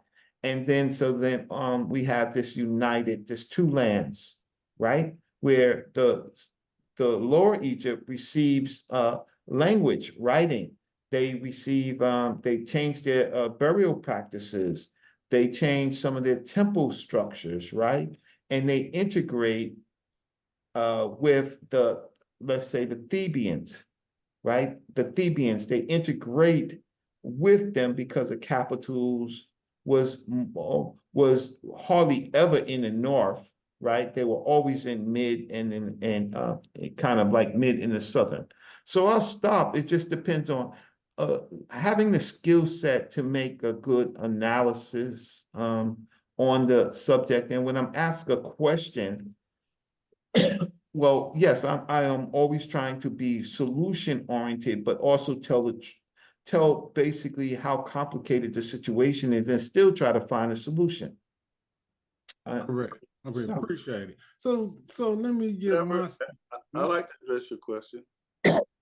Well, about what is the solution? Okay, go ahead. If I might. I first of all, I want to thank Reggie for for laying that out. When you ask for a solution, I've been in audiences. I've been there when Dr. Clark, Dr. Ben, or when I'm laying stuff out, and somebody in that audience always asks that same question you just asked. Baba, what is the solution? I've been asking myself that same question. And I've looked for many ways to address the issue. But the first step in finding a solution is we have to have a correct analysis. And in order to have the correct analysis, we have to have an analysis process. And like Dr. Jeffries said, and most of our analysis stop when religion gets involved or some such thing. And we have a paralysis of analysis, as he would say. Well, from my analysis, the first thing, a part of the solution, which is going to be multifaceted, is we got to get our minds right. We got to get our minds right. What do you mean, brother, get your mind right? If you don't recognize that you're in a war and that a war has been raised upon you as an... Real quick, James, you know you hosting, right? Yeah, I know. Just making sure. All right, I'm listening. If you don't realize it, then what use are you to the people that are fighting a war on your behalf? You see, that's one. Well, okay, that's one aspect of it. The other aspect of it, you got to look at yourself and say, where do I fit in? What can I do to add to the solution? The expression we used to have was that be part of the problem. You're either part of the problem or part of the solution. And if we didn't have no answer for the solution, that's why we join organizations, us and the Black Panther Party and other such organizations, because we believe that the leadership and those people had the language and the acumen to lead us in the struggle for freedom. But I don't see that much as I once did. And that's because, as Dr. Wade Noble said, we suffer from having shattered consciousness and fractured identity. Well, I've been working at putting my identity back together. You know, remember I told you I was a Negro? Then we got a Black. It was Afro-American. Then I was African-American. But now I'm just African. And I identify with Africans, whether they're home in Africa, in the motherland, or abroad, all over the planet. And Haiti is part of my identity. Now, I don't know exactly like Reggie too, or at the level that Reggie knows, or maybe some other person. So I try to learn from that to see if I can do something there. But if I can't do much, I make sure I don't do anything though to exacerbate those situations, right? And that's what I work for, and that's why I spend time here trying to grab hold of my identity from the Nile Valley, because we've been in a struggle of sovereignty, of having our identity. We were successful for 3,000 years at one point. Well, I look back to there, and I look to Ghana and elsewhere to try to reclaim my African self. And I go through the Garvey identity, the Garvey way. One God, one aim, one destiny. Up and do what you have done, you can't do again. So the solution is not going to come overnight. And the solution might just come from you by becoming active and educated on the issues, whether it's through study, more intense studying those things that you're connected with, or sitting on platforms like this that you haven't had these discussions. So you're participating in the solution to a degree as we speak. Right. And then I have been part of the academic education for many years, working with projects with my mentor, Dr. Leonard Jeffries, right? And there is an academic perspective, which I use. And then there is another perspective, which is an activist perspective. And what I learned is, it's when it comes to these, the modern political structure, to know, you have to actually talk to the people that's involved, right? You actually have to talk. The Haitian people want a political process, meaning they want open and free elections. They want to be able to choose. And they want to be able to hear the viewpoints. They don't want an armed group to take over Haiti. They want to vote, right? And the problem is that is being interfered with, and then the presidents are being assassinated, or there's coup d'etat. So there was another period of Haiti prior to this, before Aristide came in, which was called debauchery. And debauchery was the uprooting. And this was a grassroots movement, and it was later kind of solved when Aristide came into power. And then Haiti was all right as far as Haiti was concerned at that time period, right? Yes. Besides the earthquakes and all the other things that was happening in Haiti, on that side, for whatever reason, a terrible climatic and hurricanes and earthquakes and things like that.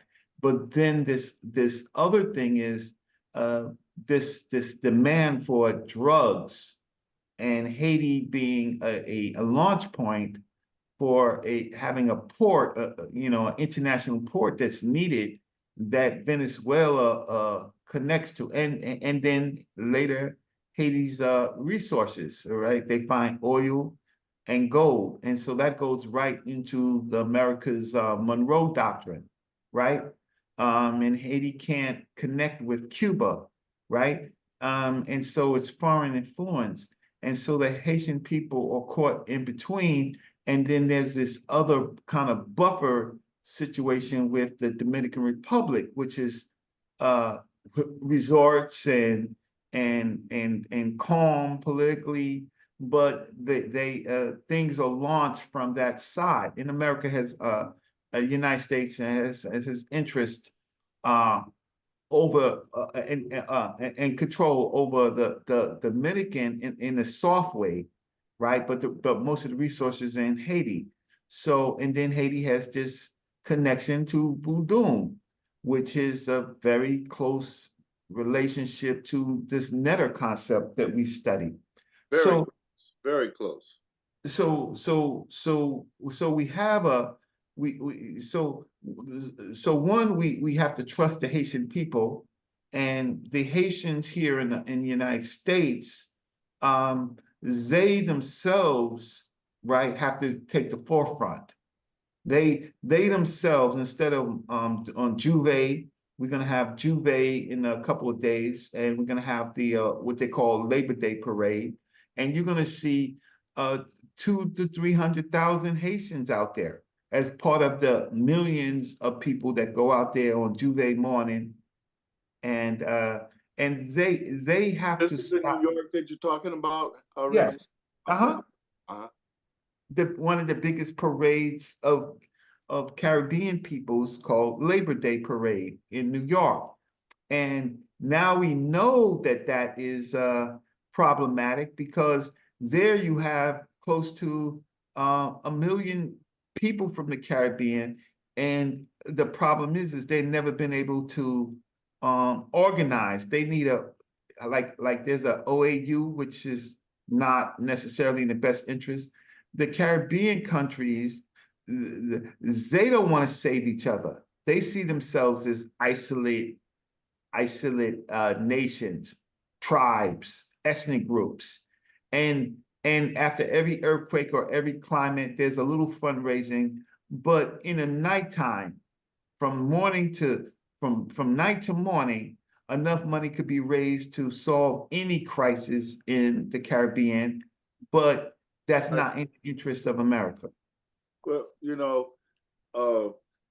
Reggie, thank you for that. When I hear about that, I was telling them earlier, I said, I'm born and raised in Los Angeles. And they were talking about the struggle in college and stuff. And I was telling them that we have a regional personality.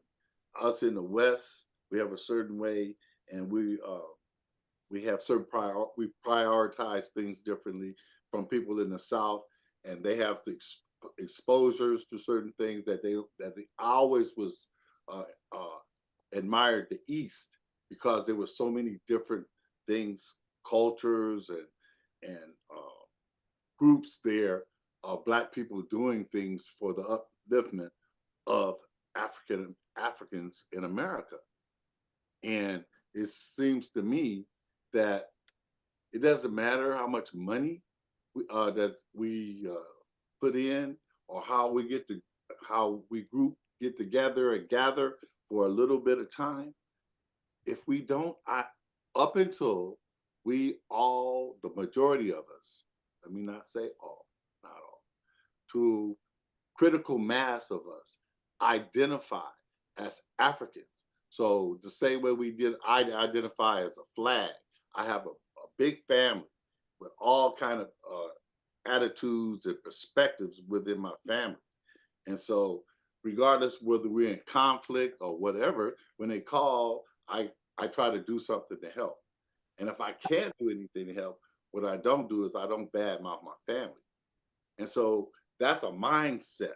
That's putting my identity, reclaiming my identity. And I'm the only one. So I'm saying this is part of the solutions. And these things about you talking about money is only going to go to the most ruthless and powerful and slick people in any circumstance. Well, here's a couple of other things just to add into it. Money and resources, food, right? Supplies. It doesn't have to be money. It's just food supplies, right? And resources, right? Those groups of people can't deliver they can't organize themselves in a big way to deliver. I was involved a long time in the Rwanda, Burundi crisis, right? The Hutus and Tutus, where we had a good friend in the army, and he was trying to help a plane of supplies. We didn't have a problem filling the plane with supplies. We had a problem with our own government wanting to give the supplies, because people don't know the Hutu and Tutu fight. It wasn't with guns, it was with knives. The French supplied knives, millions and millions of knives. Machetes. Machetes. Swords. Yeah. Machetes. Right. And so now now, our government, and what government is that? oh, that was done under Clinton administration that happened. I'll say you're a revolutionary teacher, Reggie. Come on, you can choose your words more advisedly. This is not our government. And see, that's how things get. Oh, no, but see, this is the American government. Say the American Hold on. Let me dive in for you to get at it. Yeah. No, so let me get at it. Hold on. He's checking me on all my. He's checking me on, but he's checking me on all the. He's checking me on. I'm checking that out, Reggie. I'm checking it out. Hold on. Let me try to reel it in a little bit. I'm the host. So let me give y'all my idea. And I know, like I said, y'all gonna think this is a fantasy, right? But this is what I'm saying is I asked y'all, like, what do y'all think will be the solutions for both situations, right? So this is what I think. So I'm with Brother Flag on the unification of us having a historical unification, like meaning everybody have a unified understanding of who we are. First, that needs to happen, because the infighting that we see with these false religions and false history. Let me just say that to follow Brother Flag's lead. This false history that we confused about has us separated. We see that. So I don't know how we could get our people to agree, or what would we use to agree? I would say chronology. If we want to go and say which story are we gonna go with as a people, go with the oldest, right? So that would be that's out the way right there. So bam, we got that out the way. Now that we done agreed on going with the oldest history that we can find, written history or whatever, now we got that out the way and we unify on that. Once that's unified, then we can go to the next step of figuring out what we need to do as a unified people. And we already know what that is. We need to unify Africans that are separating it up. And then doing that right there with the right history, we'll understand what's going on in Sudan and who's pushing who down. Because we know that Sudan was once in our lifetime, in the last 10 years, Sudan is split in half. Right. And now they pushing even further south. We know what's in that territory, gold and all that other stuff. If we was all historically as Africans understanding this history and who we fighting as a collective, we would know we can't let that go. Okay, so let me push back on you. Okay. I'm gonna do two things. First, I'm gonna push back. I'm not trying to argue with nobody. No, so I'm just saying this is just my fantasy right here. I'm just trying to figure out how we can get out. I'm gonna push back on you one sense, and I'm gonna deal with this dude named Johnson, who's a Dominican. Okay, so you may be Dominican, Jack Johnson, right? But you're not Haitian. You're Dominican, and so we can deal with what the Dominicans have done, murdered hundreds of thousands of Haitians. We could deal with the racism of the Dominican Republic. You live on one part of the daggone island, you and your family, your whole family. And the way you got into America is because you was a buffer to the Puerto Rican revolutionaries. And that's how you got in. And you came in, they gave you legal status. And then what you did in New York, Jack Johnson, because I'm from New York, once you got there, you took over houses and apartments and stores block by block, and it was done with drug money. So let's just keep it a buck, because I'm from New York, right? And so you and you were supported by the Cubans that were involved in the trade, right? And you're only, as a people, you're only as old as the slave trade. You're intermixed with Africans, the people from the islands, right? The natives from the islands and Europeans. So you was created 600 years ago. So you Slow down, Reggie. Now Leave the chat alone. He's talking to somebody. The Haitian people Flag. are largely intact. How do I African get in the people. chat? I'm trying. How do I do that? I see. Chat. No, you're doing good, brother Flag. Stay out the chat. So now let me. Okay. So we doing good. Okay. Let I brother can follow Reggie instructions. I can follow instructions. So wait. So now the problem is now we have a situation that the governments have finished it. The French and the United States government, they're putting in a process where the Haitian people will never call themselves African because you have an external group of Africans who don't speak their language, who's doing the bidding of international powers against them, right?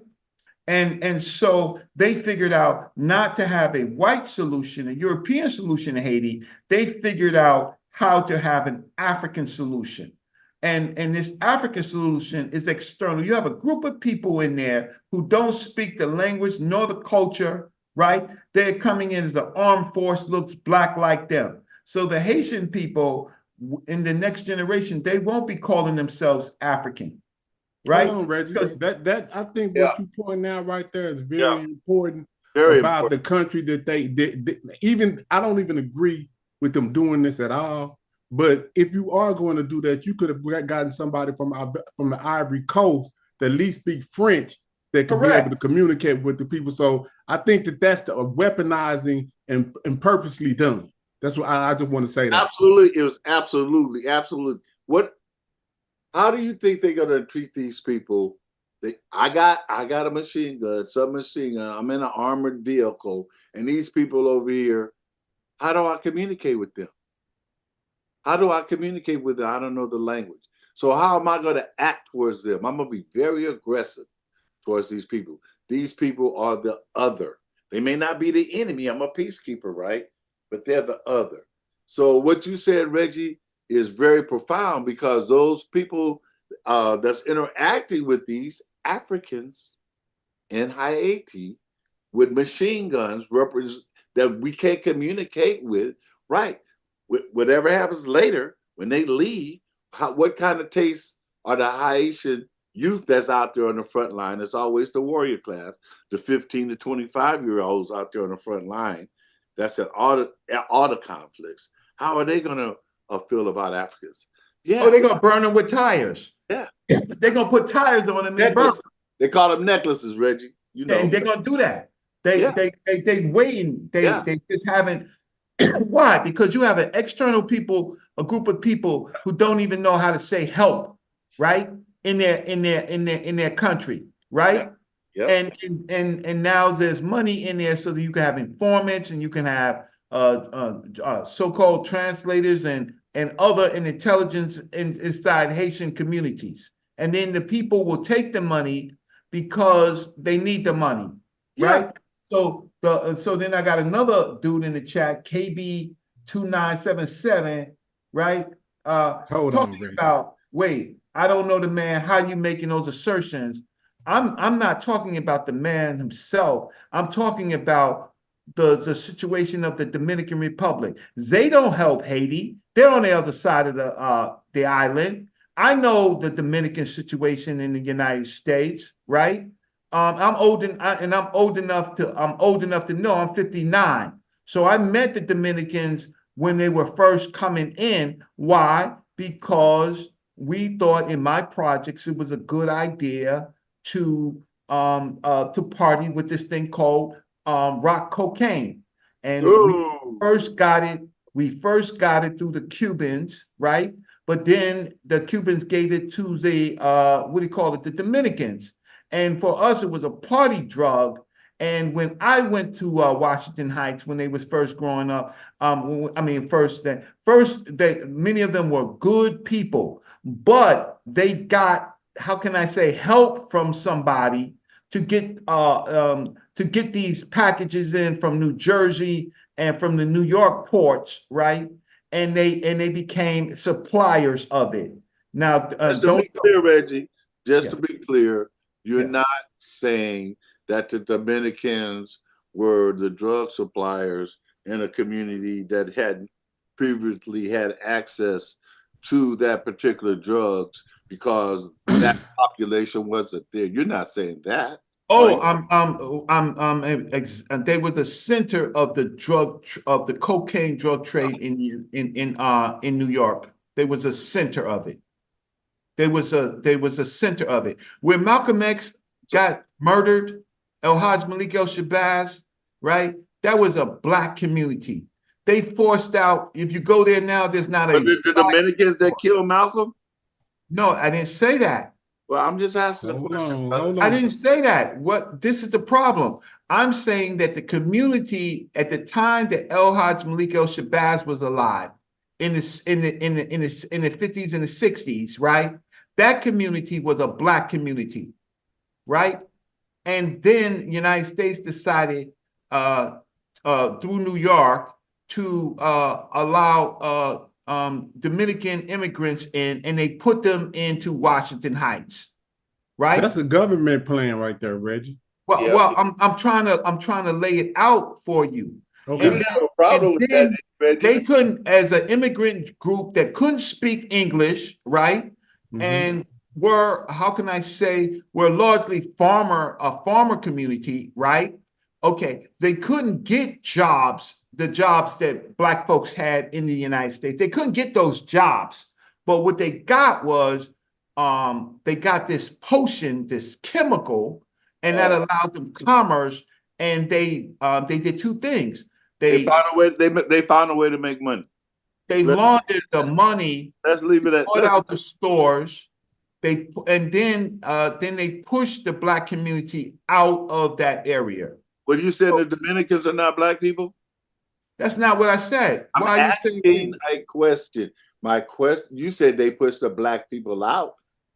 So I'm asking you, they pushed the Black Americans out. Well, Reggie, hold on. Let me ask the question. I got this queued up for just for this particular type of situation. So maybe we can segue into this, right? And the European person on the left is Dr. David Reck, right? And then I don't know what this guy's name on the right here is, but he's answering the question about the guy on the right. This is his show. He's asking this guy who's a paleoanthropologist. He's asking him what happened to all of the other archaic humans and why only the Homo sapiens lives on. I want to get both of you elders response to what he's going to tell him. And this is going to be interesting. Y'all going to love this. I want to see what y'all going to say when he says what he's fixing to say. Okay? This is going to be beautiful. Watch this. It's not even clear to me what expansion means. So, if you want to make a strong argument, you might argue that non-Africans today are Neanderthals who just have waves and waves of modern humans from Africa mixing with them. Like who are the ancestors? So that might sound like a silly kind of philosophical statement, but like genealogically, I don't know if this happened before or after my books. You probably don't know about this, but there was a super interesting series of papers that came out which made it clear, many things became clear, but one of them was that actually the proportion of non-Africans ancestors who are Neanderthals is not 2%, which is the proportion of their DNA in our genomes today. If you're a non-African person, it's more like 10 or 20% of your ancestors are Neanderthals. And what actually happened was when Neanderthals and modern humans met and mixed, the Neanderthal DNA was not as biologically fit. And the reason was that Neanderthals had lived in small populations for about 500,000 years since separating from all. It's not even. So did y'all hear that? Yep. What did he say? Figure out, well, maybe to summarize and say what you think you heard, but go ahead. I just wanted to remark on the last, I think, 15 seconds when he was talking about how the modern humans advance in the Neanderthals, then my question is, who is the modern human that he's referring to at that time? He's talking about the modern humans or the African. Thank you. Thank you. Those, yeah, so those are like code words that they do in genetics too, that I be noticing, modern humans and stuff. But either which way, they blurring their... Okay, but in the beginning of that, he said if you wanted to say something more profound, you would say that non-Africans are Neanderthals. Correct. That's what he said. Correct. We used to call them that. Yeah, but he's talking about, like, he's not really joking though. Oh, we wasn't joking. We was trying. His brother Black said we wasn't joking. We went from calling them no. I'm talking about he's talking about from a genetic perspective, like from a scientific. He's not really. Let me play it again. We're being polite. Brother Black said we wasn't joking. We're just being polite. Yeah, but right. I don't hold on. That's us being I don't polite. understand. What my problem is that this is before racism, right? Neanderthal genes was helpful to the survival of the Homo sapiens sapien because the Neanderthal there was plus and minus with the genes that they carried, right? And the Neanderthals were white people, right? They were not white people. They were early human beings, right? They were early human beings. Now, when we're talking about genes, we sparked debate. Now, go ahead, brother. They were not. They were climate decides what you look like, right? And so the groups of the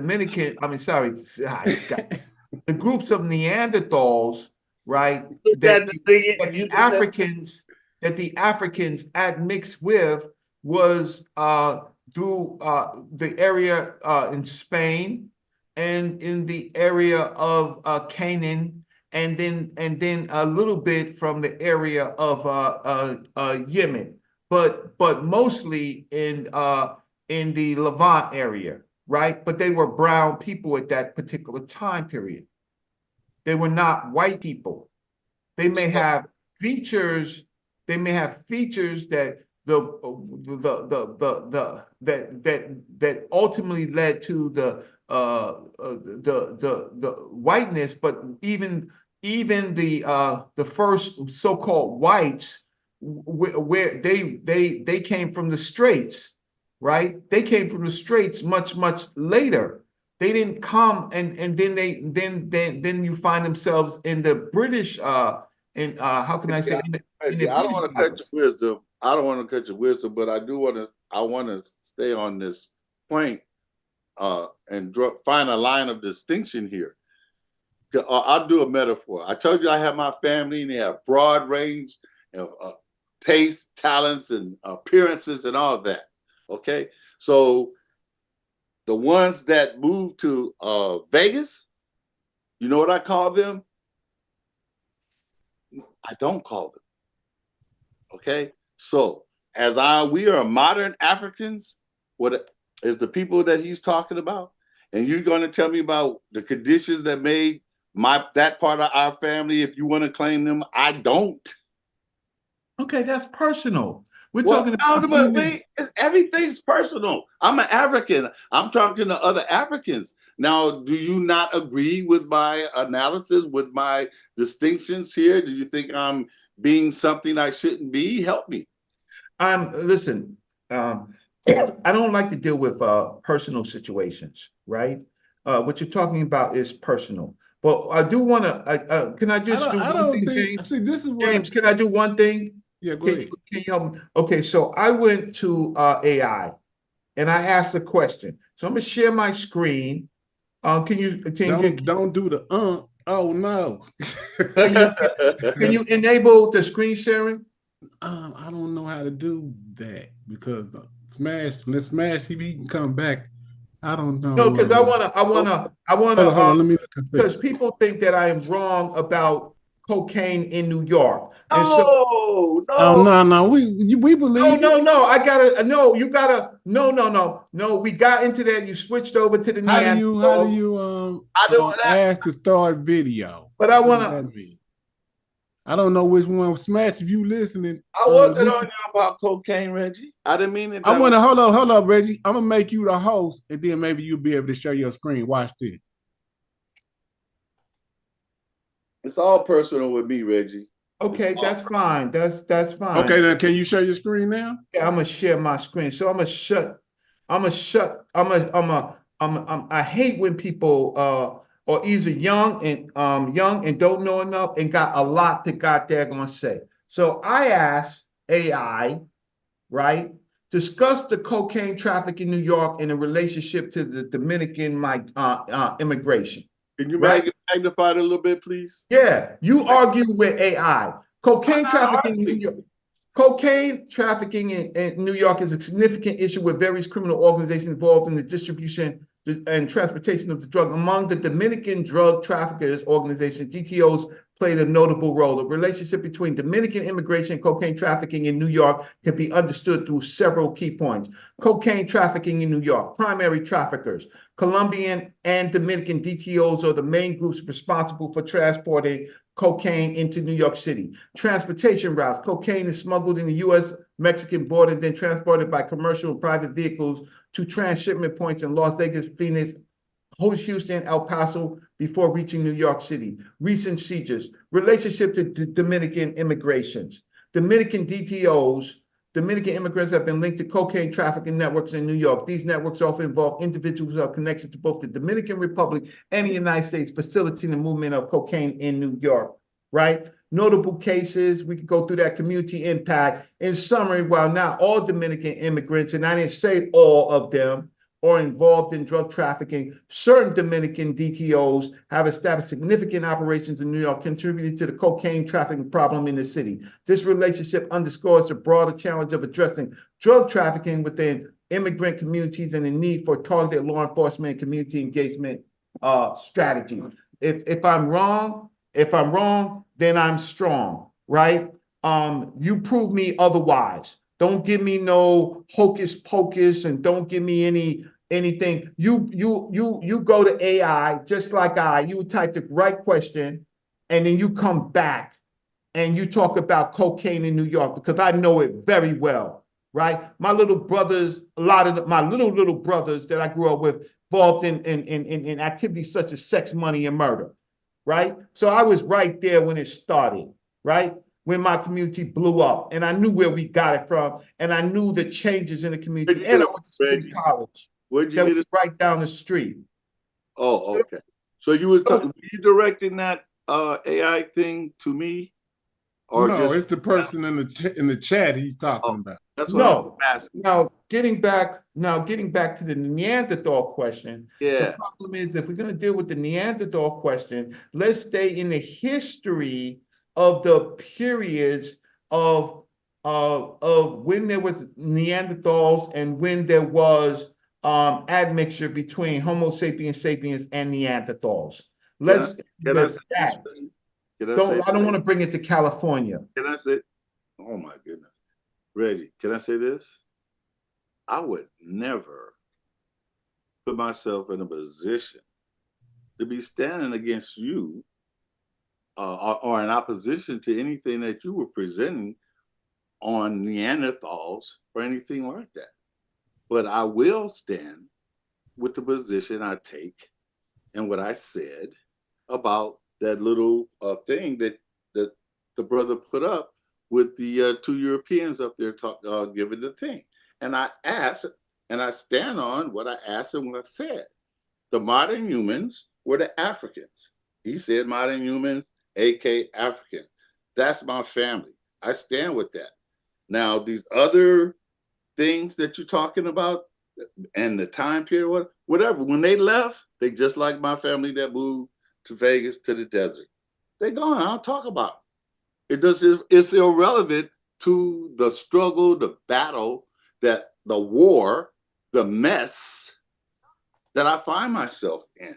So in my efforts to be battle ready, I have to draw up certain parameters for the uses of my time and my energy and my intelligence. So I don't have to deal with that like that. Okay, And but it's left to so, another. so when you talked about the importation or how cocaine came in there and those were the primary people that brought it in, that's what I understand that as being historical and emotional and personal for you and the people on the East Coast during that period of time. But I still look at them as part of the family because I know before they got there, and when Malcolm was standing on the soapboxes, he had a buddy that was helping him save Malcolm's life and funded his things, and he was moving in illicit drugs as well, a scourge on the community. Right, Reggie? What you talking about? A brother that was doing it? That's Reggie. He lives there. You talking about Bumpy Johnson? Yeah. Yeah, so we already know about that. That's on Dr. But I'm saying, he helped them direct the movie or something on that. That was a good movie.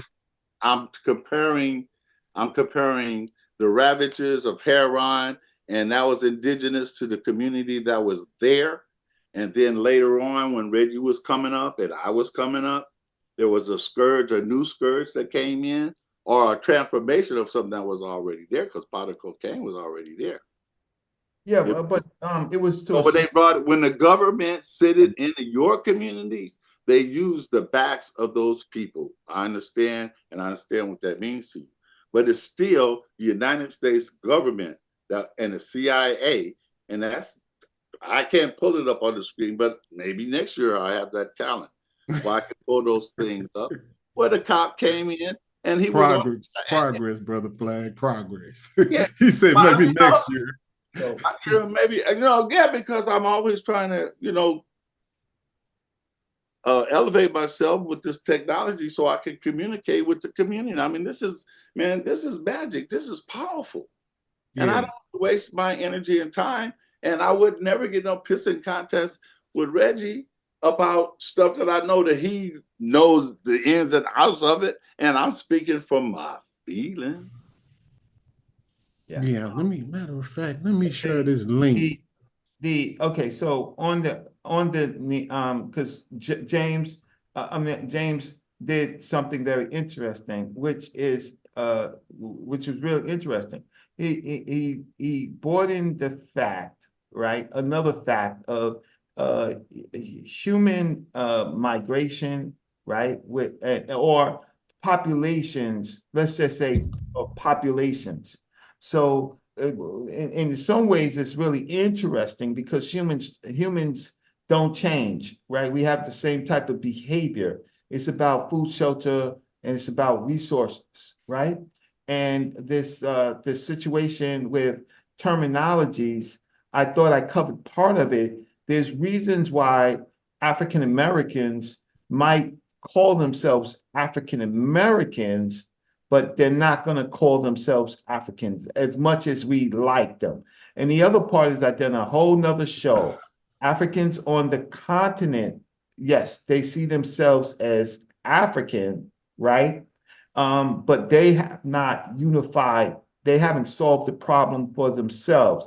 Diop talked about regional connections, right? He gave a blueprint for some regional unity, right? But the Africans have this thing called from the OAAU to the OAU, right? And it's about a bunch of puppets that really have European and American concerns. Slow down, stop right there, brother Reggie.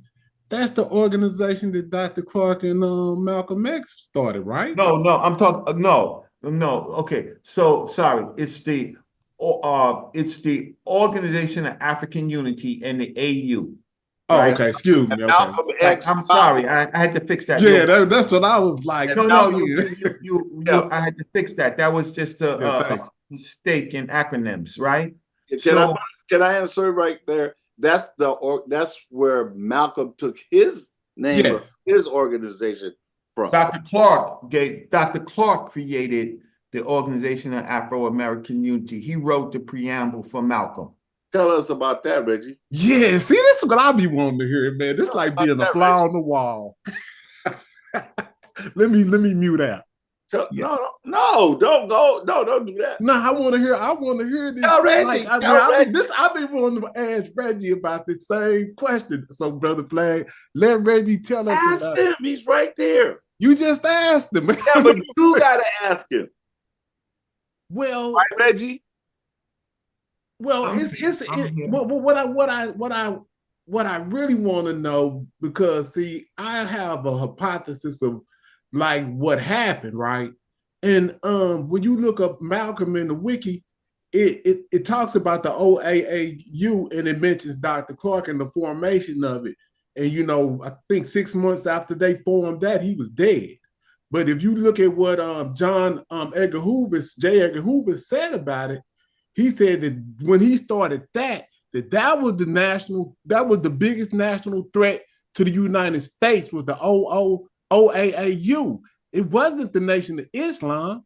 It was the formation of that. So I thought to myself, as soon as they started that, that's when they identified him as a threat, and that's when they killed him. Well, it was part right. It was that's my hypothesis. I'm not saying that, but you know, because 6 months he's gone, and everybody in the nation is still living. So what's going on here? All right, so that's just how I be thinking. But anyway, so I asked a question. Let me just quit this. I asked a question to AI just to give me a fast source. Right? What is the role of Dr. John Henry Clark? Dr. John Henry Clark was a prominent historian, writer, and Pan-Africanist who played a significant role in the formation of the OAAU alongside Malcolm X. Clark helped draft the charter for the organization, which outlined its goals and principles. The charter emphasized the key areas: restoration, reorientation, education, economic security, and self-defense, right? So Dr. John Henry Clark provided the draft for the OAAU working with Brother Malcolm. So there you have it in print, right? And let me see if I can pull up let me see if there's any sources. Next question, though. Oh, no, real quick, because I don't get left behind here. Right, okay. Because Reggie made reference to AI twice, and he's put up and he's saying this. I'm like, so what authority do you give AI, Reggie? Tell me, because I'm going to look to you to give me a starting point of how I should orient myself towards using the thing. AI is it's machine learning. It's based on things that were scanned in and in databases. So what AI does is that AI harvests everything that's online. That's what it does. AI is not always correct. So, but what it uses is the sources. So that's why, in fact, you go in and you check the sources, right? So you source where it's getting the information from, right? For example, so could you demonstrate it with what you got here? Yes. So so that's what I was trying to do. Is that when I want to interrupt people. When I want to talk about, if it gives me a blurb, then what I would do is, I look at the blurb, and then I would go and see where it's getting the information from.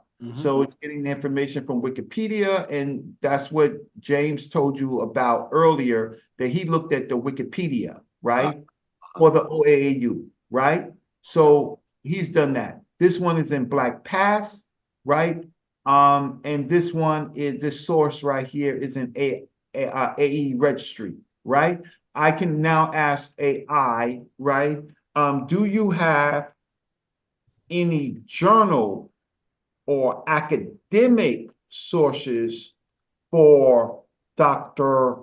Clark's relationship with Brother Malcolm and the OAAU? So now I say, fine, I accept those sources. Now I want to see if there are better sources. So now I go and ask AI for journal articles, right? So then it's going to give me Malcolm X and Dr. John Henry Clark's collaboration. So then here I'm scanning it to find if there is any journal articles, in fact, that I can use, right? Right? So far I still, okay. So New York Public Library gives me the John Henry Clark papers, right? Which is in the which is in the Schomburg, right? I know about these papers because I was part of the negotiation of Dr. John Henry Clark's giving his personal papers to the Schomburg. So I was Dr. Clark's. Salute. So I was Dr. Clark's. I was one of Dr. Clark's aides.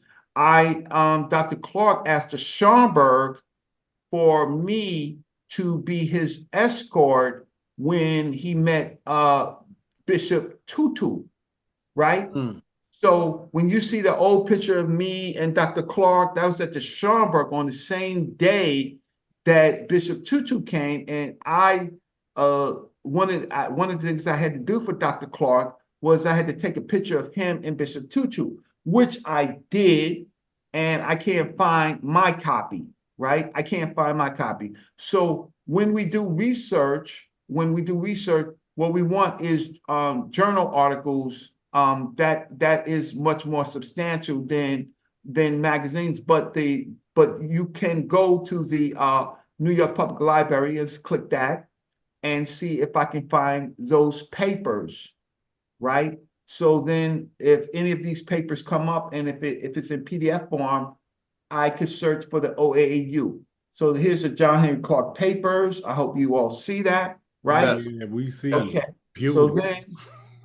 So then in this group of papers, I'm going to say, they're going to tell you this is the catalog of papers of Dr. John Henry Clark that's in the Schomburg, and then they have a section called the OAAU.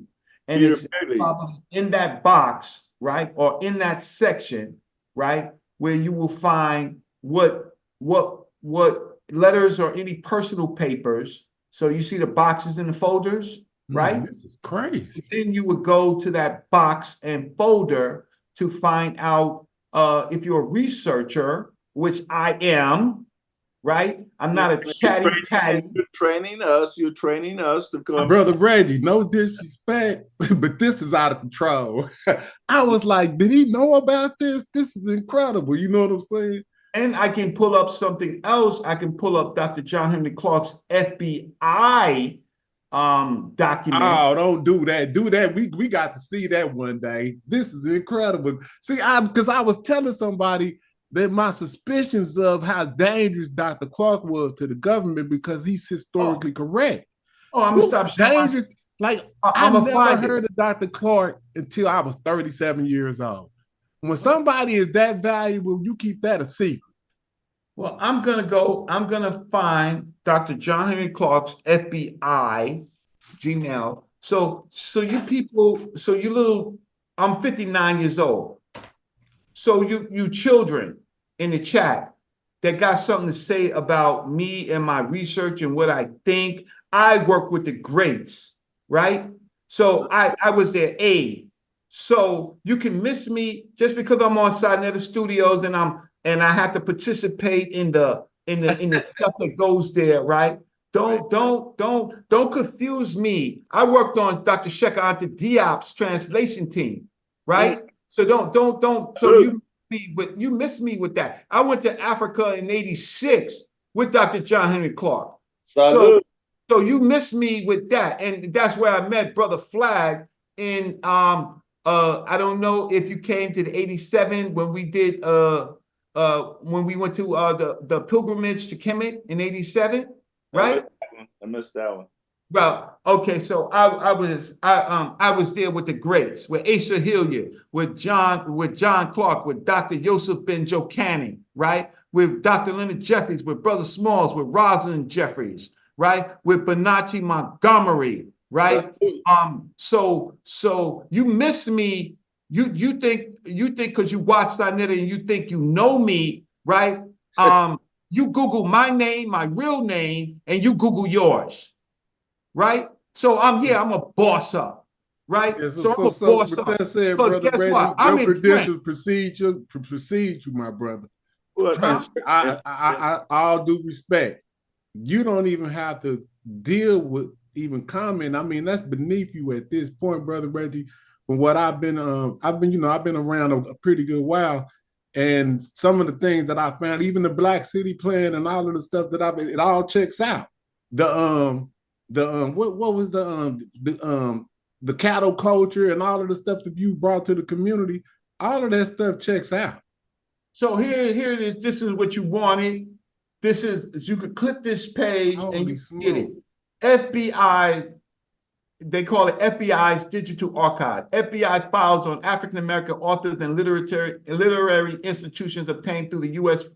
Freedom of Act, FOIA, right?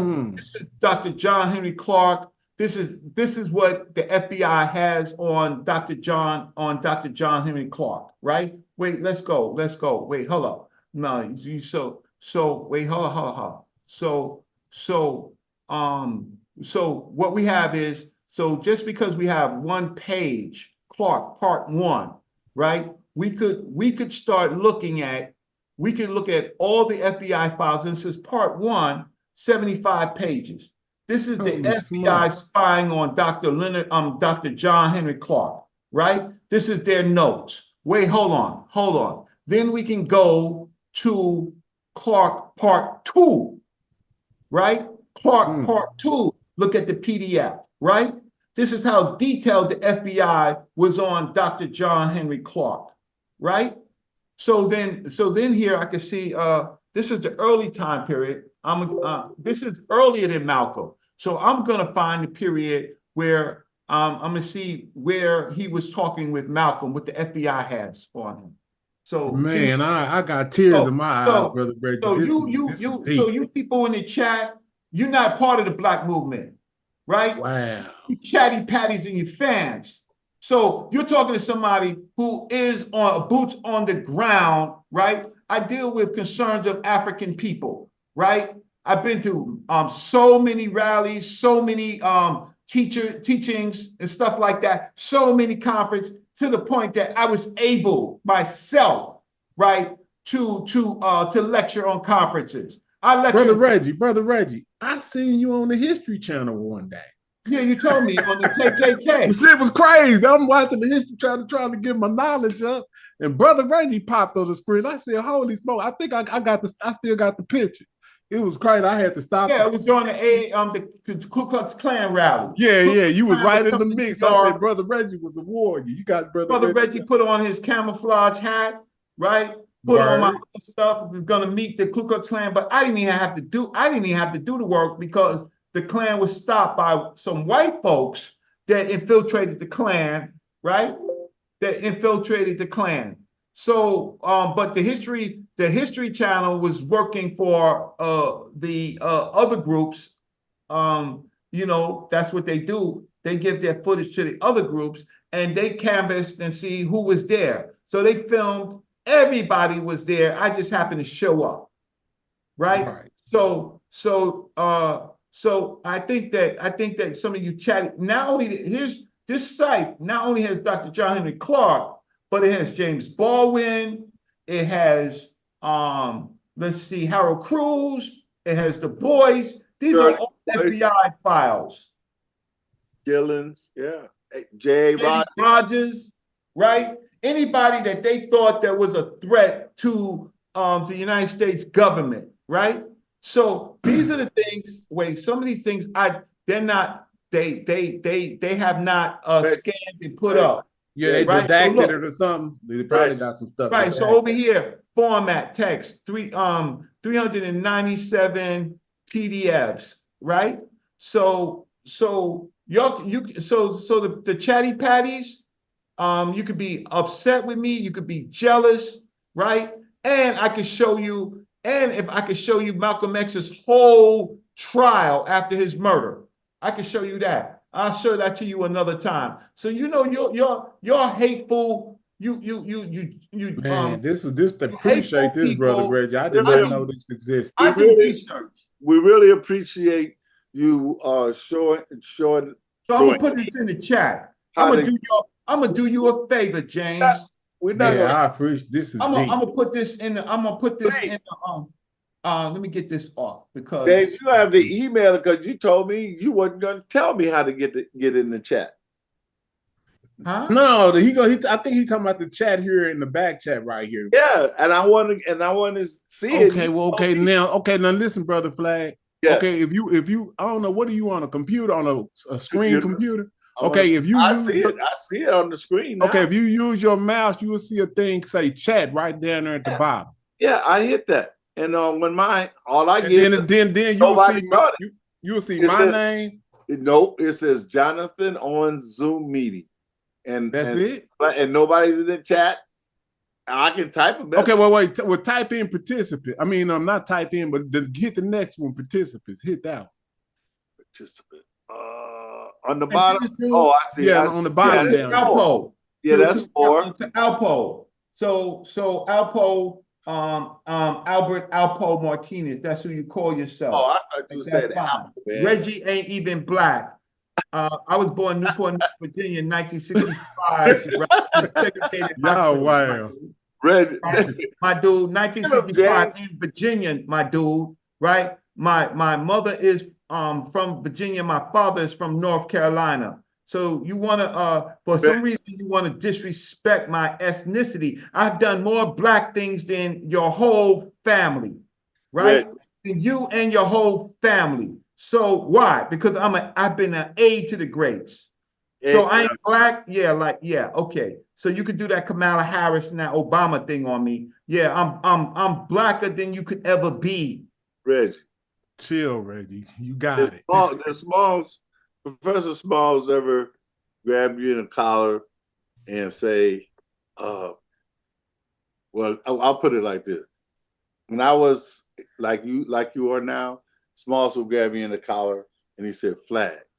And I said, no, man, I'm not going. He said, Brother Flag. He said, you know our people are sick. He said, you know they're sick. So you have to, you have to give them. Has Brother Small ever grabbed me on a collar? I met Professor Small when he was 39 years old. I met Professor Small when he was 39 years old, sir. Yeah, I'm asking. Sir, Professor Small. Professor Small trained me, sir, in the movement, sir. Right? Wait a minute. I'm confused. Smalls would refer to you as sir, or no? He said Professor Smalls trained him. Now I'm calling you sir. You're calling me sir. Yeah, Elder. Why? Elder, sir. I'm calling you sir. I said I knew Professor Small. I know you did. That's why I asked. 39 years old. I knew Dr. Jeffries when Dr. Jeffries was 46 years old. That's pretty much when I met him. 46, 47 years old. I met Dr. John Henry Clark, right? When he was, Dr. Ben, when Dr. Ben was about 57 years old, sir. I met Dr. John Henry Clark. He was 70 when I met him. So getting back to the issue is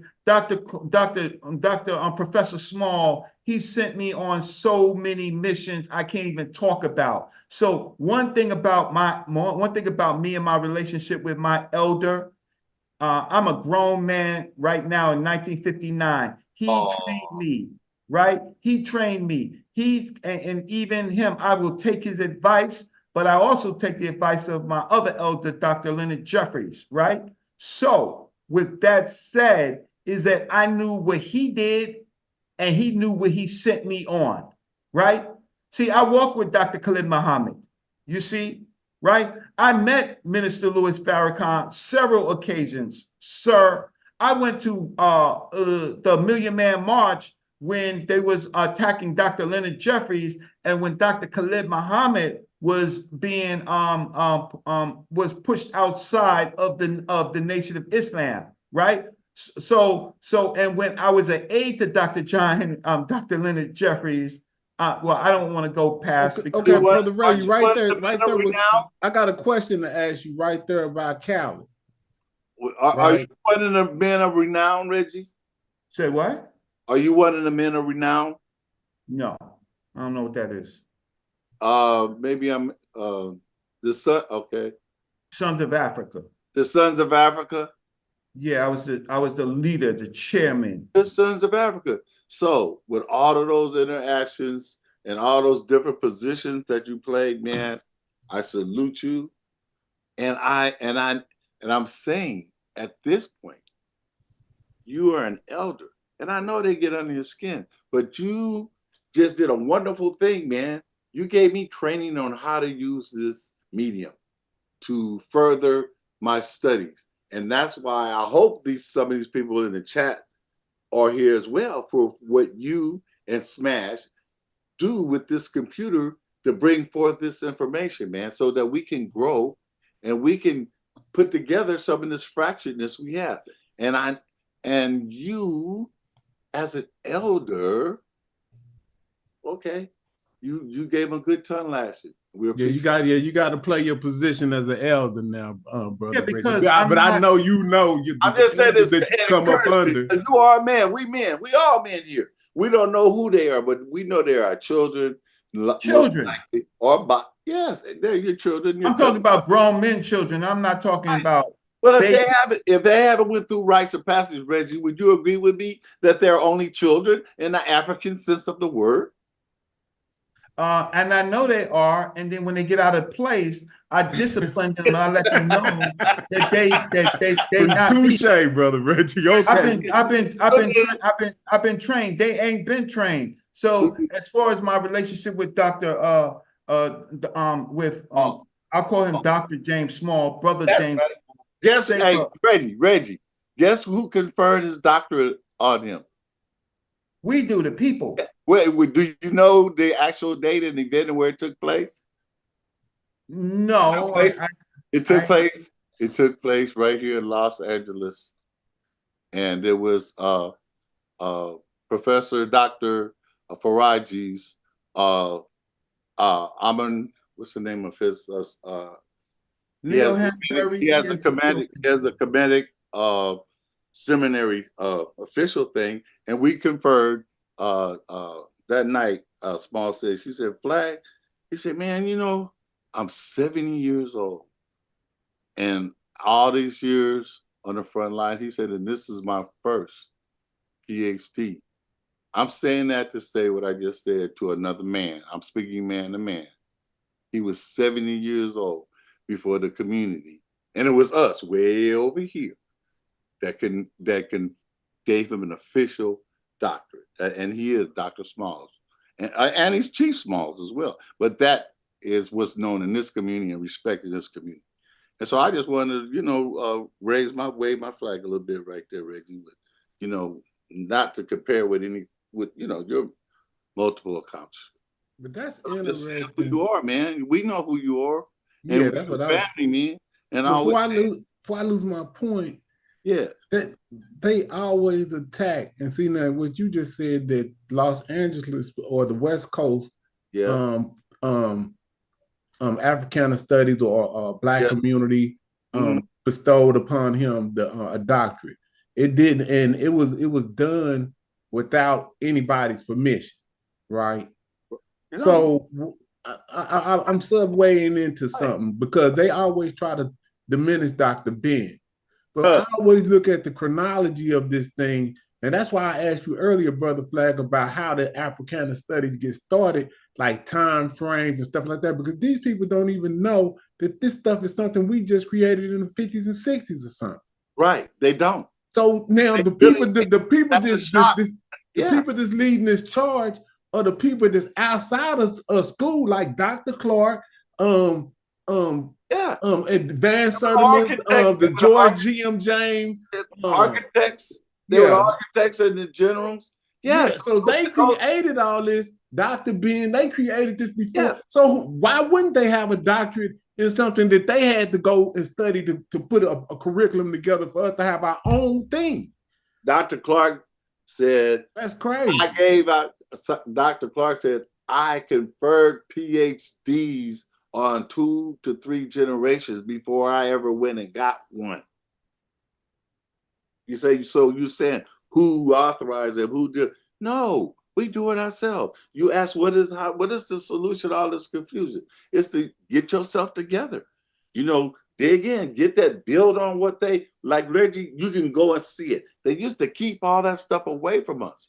Now I can sit here and Reggie just gave me a tool that I can utilize just like I did when I read 100 Years of Lynching before the Mayflower. Yeah, thanks for that link, Brother Reggie. Appreciate that. Yeah, oh man, Reggie, man, thank you so much.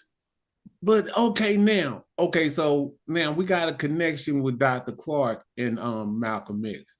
What is Khaled's connection to Dr. Clark? Or does he, because I remember Brother Reggie brought that up one time, that Khaled, something to the, I'm just paraphrasing, I think Brother Reggie said that they was making fun of Khaled.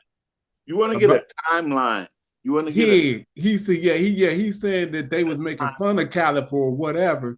And then that's when he started to be more Pan-African centered, I guess, after he left the nation.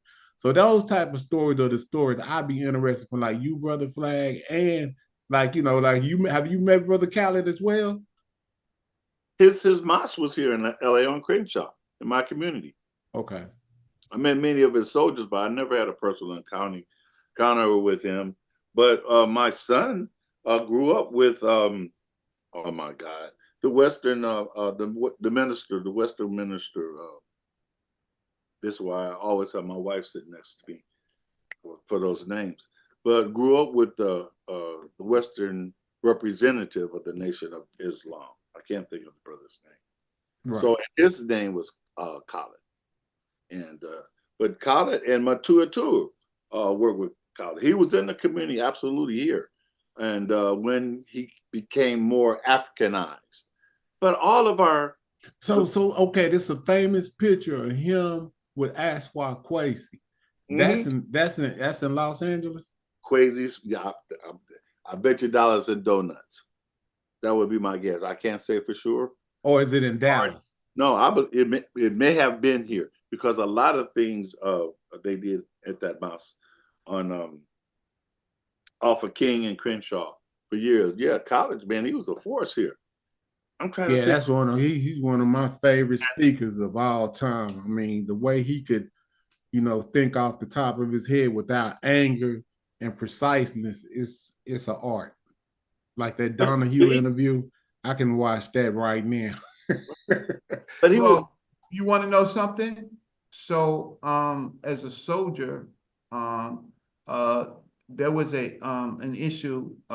Well, first of all, when Dr. Khalid Muhammad was transported back from Georgia, his casket was opened by the services to make sure that his coffin was there. He was in that coffin. Then there was a fight, and Sonetta was involved in this fight. Your brother Sonetta, when he was a different person, right? He was involved in the fight because there was an agent that frisked Malcolm when they opened up the coffin. You mean Khaled? Dr. Khalid Muhammad. Yeah, but you said Malcolm. No, sorry. When Dr. Khalid Muhammad came to New York to the funeral home, right? There was when his casket was open to the public, there was a dude that frisked him, right, in the coffin, right? And they beat the brakes, Sonetta and them beat brakes off of him, right? This is a different Sonetta. So y'all see Sonetta with the mouth. You don't see the young leader Sonetta, right? So Sonetta and his Sonetta was in charge of the New York New Black Panther Party, and they beat the brakes off of this dude. Now, the problem. Was he undercover or was he in uniform or what? Give us a little more. He was suited and booted. Sonetta is the reason why you see the button on the batons of the nation of the New Black Panther Party. Sonetta had that designed. He put that on it, and it became part of the uniform of the new Black Panther Party. Sonetta did that, right? So then since there was so much anguish, right? I get a call. I'll say 11 p.m. No, roughly 10 p.m. Right? Because we went to see him, but after when I got home, then Brother Small says, Brother Reggie, look, there's a lot of problems between the new Black Panther Party and other groups that they are fighting. I'm going to ask you, as the Sons of Africa, to call your personnel, right? And that you, he said, Brother Reggie, there ain't gonna be no funeral if there ain't no body. So you are in charge of that, of taking Dr. Khalid Muhammad to the funeral, right? So early in the mornings, I got my team together. Early in the morning, 8 o'clock in the morning, we knocked on the doors of Unity Funeral Home. Inside the doors was my brother Tariq, who was a part of the old Black Panther Party and the Black Liberation Army, who did time, and they slept with Khalid Muhammad, right, that night, right, in the funeral home, right? And I knocked on the door and I said, brother Tariq, we're here to take Dr. Khalid Muhammad to the funeral. And he says, and he knew who I was, and he says, okay, and I said, well, brother, we got the cars and we got everything else. You can ride with me, right? You can ride with me. I will be the second car. I told the funeral home director, I said, you will not relinquish that body until I tell you to relinquish that body, and to whom, right? So now we're driving down 125th Street, going to Lenox Avenue. When we hit the corner of Lenox Avenue, there was 4 beautiful limousines. They tried to, how can I say, get between us and the body. That was a no-no. So we had an altercation, moving traffic with these 4 vehicles. They rolled down the window and they said, the family first. And I said, no, the revolutionaries first. You get behind there. I told them, and I don't want to tell the person who I told it to because the person is no longer here, but she was a fierce revolutionary. And I told her, if you were so concerned, you would have met us at the funeral home, right? So they was waiting for the caravan of cars to come. So we had the caravan. So then they get behind us because they had no choice, right? So altogether was maybe about 8 cars. So then we pull up in front of Unity, right? And the funeral home director, right? Everybody runs, right? Because the casket is there, right?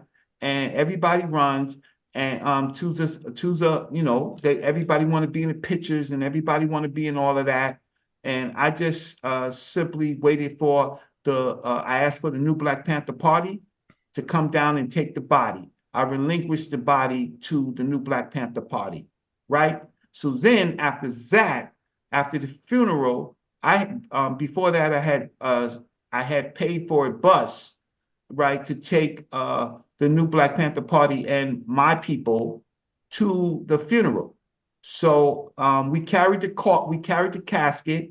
I'm not going to say because at this time Malik Zulu Shabazz was in charge. His tall self decided that he wanted to be in the front. So of course the casket was tilted because it had to go on his shoulders and the other 5 pallbearers. We walked from Unity Funeral Home, right, to the Apollo Theater, right? We gave him a parade, a hand parade, not a horse-drawn casket, but a soldier casket, right? And we walked to the Apollo Theater, right? And then on the Apollo Theater, then we put the body in a hearse, and I took about 30 new Black Panther parties, right, members to Ferncliff Cemetery where Malcolm was buried. And then I get on a bus, and this is a side joke. I could just say there was more than 20 guns on my bus, right? 20 guns. And I was like, what the guns here for? We going to the graveyard. We don't need the guns now. They was like, well, we carried it with us just in case. So we took that, Sarnetta came, he didn't come on my bus. He had his other transportation, so he met us there. So then we buried Khalid Muhammad, right? So say what? Salute. So thank you. So now I'm an old man, and I'm an old man. I'm 59. I'm gonna be 60 soon, right? And so now I have to argue with people on YouTube, right, who are out of place, who never ever did any of the things that I did. And this show is not about me. This show is about people that I worked with who benefited me and trusted me and gave me some information. And but let me say, Brother Reggie, that's valuable in itself to even share that story with us. So I definitely appreciate it, because people don't nobody see that's what the value is. That's like I'm pretty sure you got stories that you could keep telling us for quite some time. Yeah. You know what I'm saying? For sure.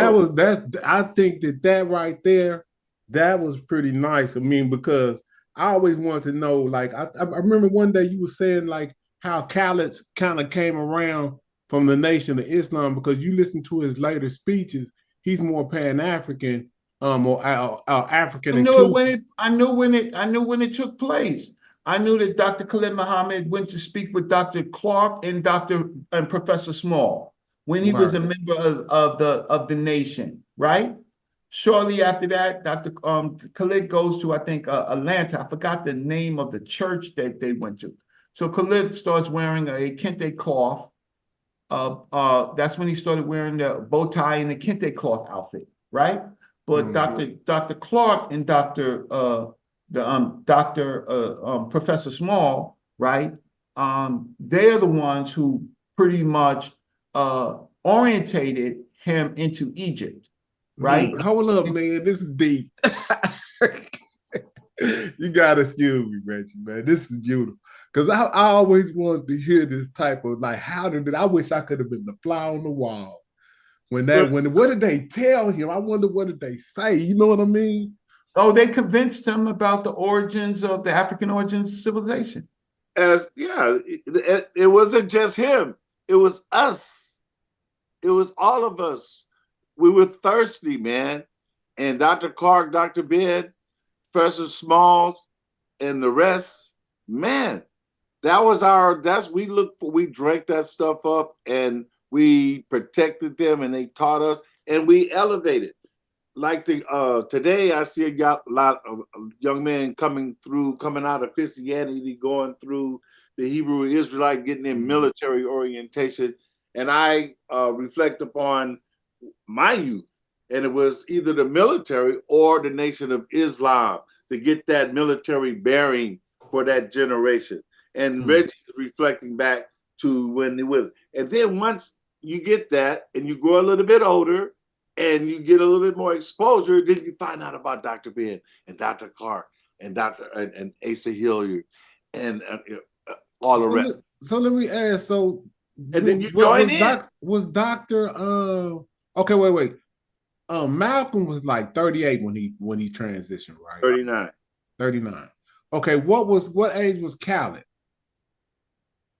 Khaled was a young man too. Khaled was in his 50s, his early 50s, wasn't he, Reggie? Yeah. Okay. Yeah. Wait a minute.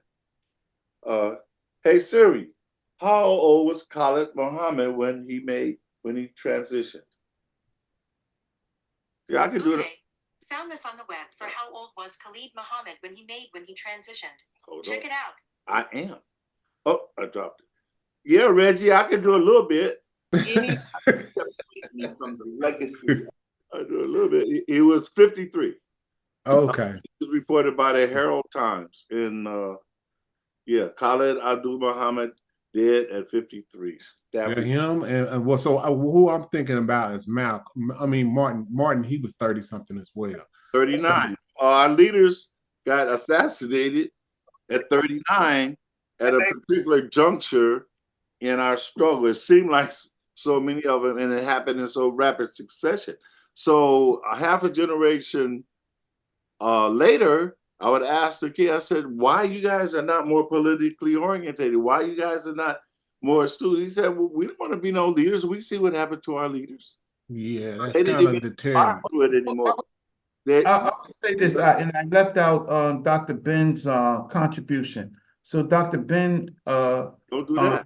Spoke with Dr. Ben, and so you have to understand that Dr. Clark, not Dr. Jeffries, Dr. Clark, Dr. Ben, and Professor Small was responsible for Dr. Khalid's change in orientation of being more Pan-African. And then what happened was that unfortunately caused some problems that ultimately led to this conflict about ultimately his behavior, right? And you can't be a Muslim and be Pan-African, can you, Reggie? Yes, I think you can, brother. Okay, yeah, go ahead. Dr. Khalid Muhammad, what he did was he transformed that conversation into a wider conversation of identity. So what I want to say about that is that he didn't hold a strict line because he was interested in the unity of all our people, but bringing in the African component. And but his particular I went to the Autobahn, not the Autobahn, I went to the Armory when when they was organizing for the Million Man March, when he was the supreme captain, and he was the I forgot the other position that he had, right?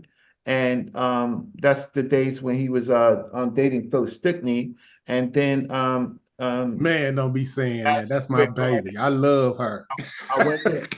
I went to Madison Square Garden with Dr. Clark and Dr. Jeffries when Minister Louis Farrakhan spoke in the garden. I was there. But I want to share this with you. So for all you naysayers, right? So let's go and hear what Dr. Jeffries says. Okay. So we're here I don't have to do like Zoom. So you should be able to. Is there? So this is my elder, right? So about going to what Flag says about stuff. So let me just play it. Can anybody separate me from the legacy of Dr. Ben, Dr. Clark, Dr. Diop, and yourself? Anybody? No, I put their money on Brother Reggie. Put my money on Brother Reggie no matter what.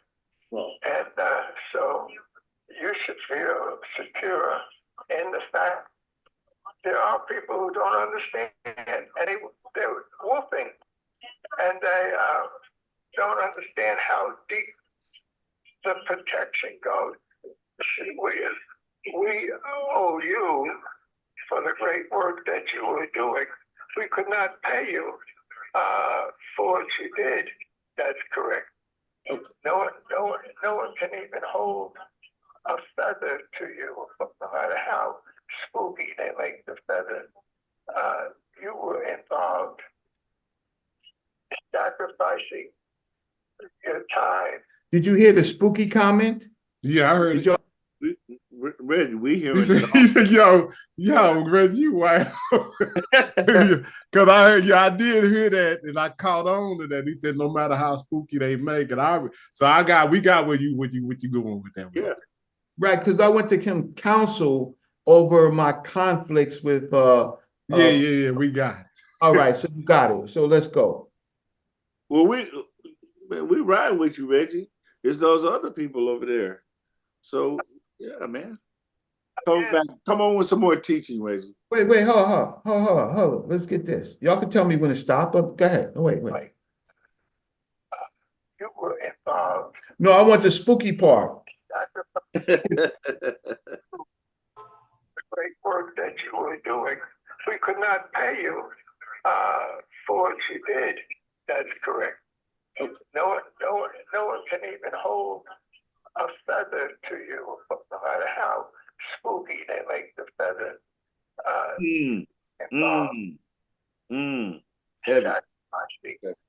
That's a recent recording, isn't that, Reggie? Being prepared to give your life. No. Again, if people want to hurt you, they can come up with extensive lies and misinformation, and then not understand and appreciate the whole process that we have been involved in. For me, having traveled around the world with you and having had responsibility placed in your hands, including your special training with the computers and whatnot, when Dr. Clark and Dr. Ben talked about spirituality, they had their own concepts that were linked to stolen legacy, which was one of our great books. The Greek philosophy is stolen African philosophy. And so that's what George G.M. James was saying. That was a part of the learning that we were able to deal with into the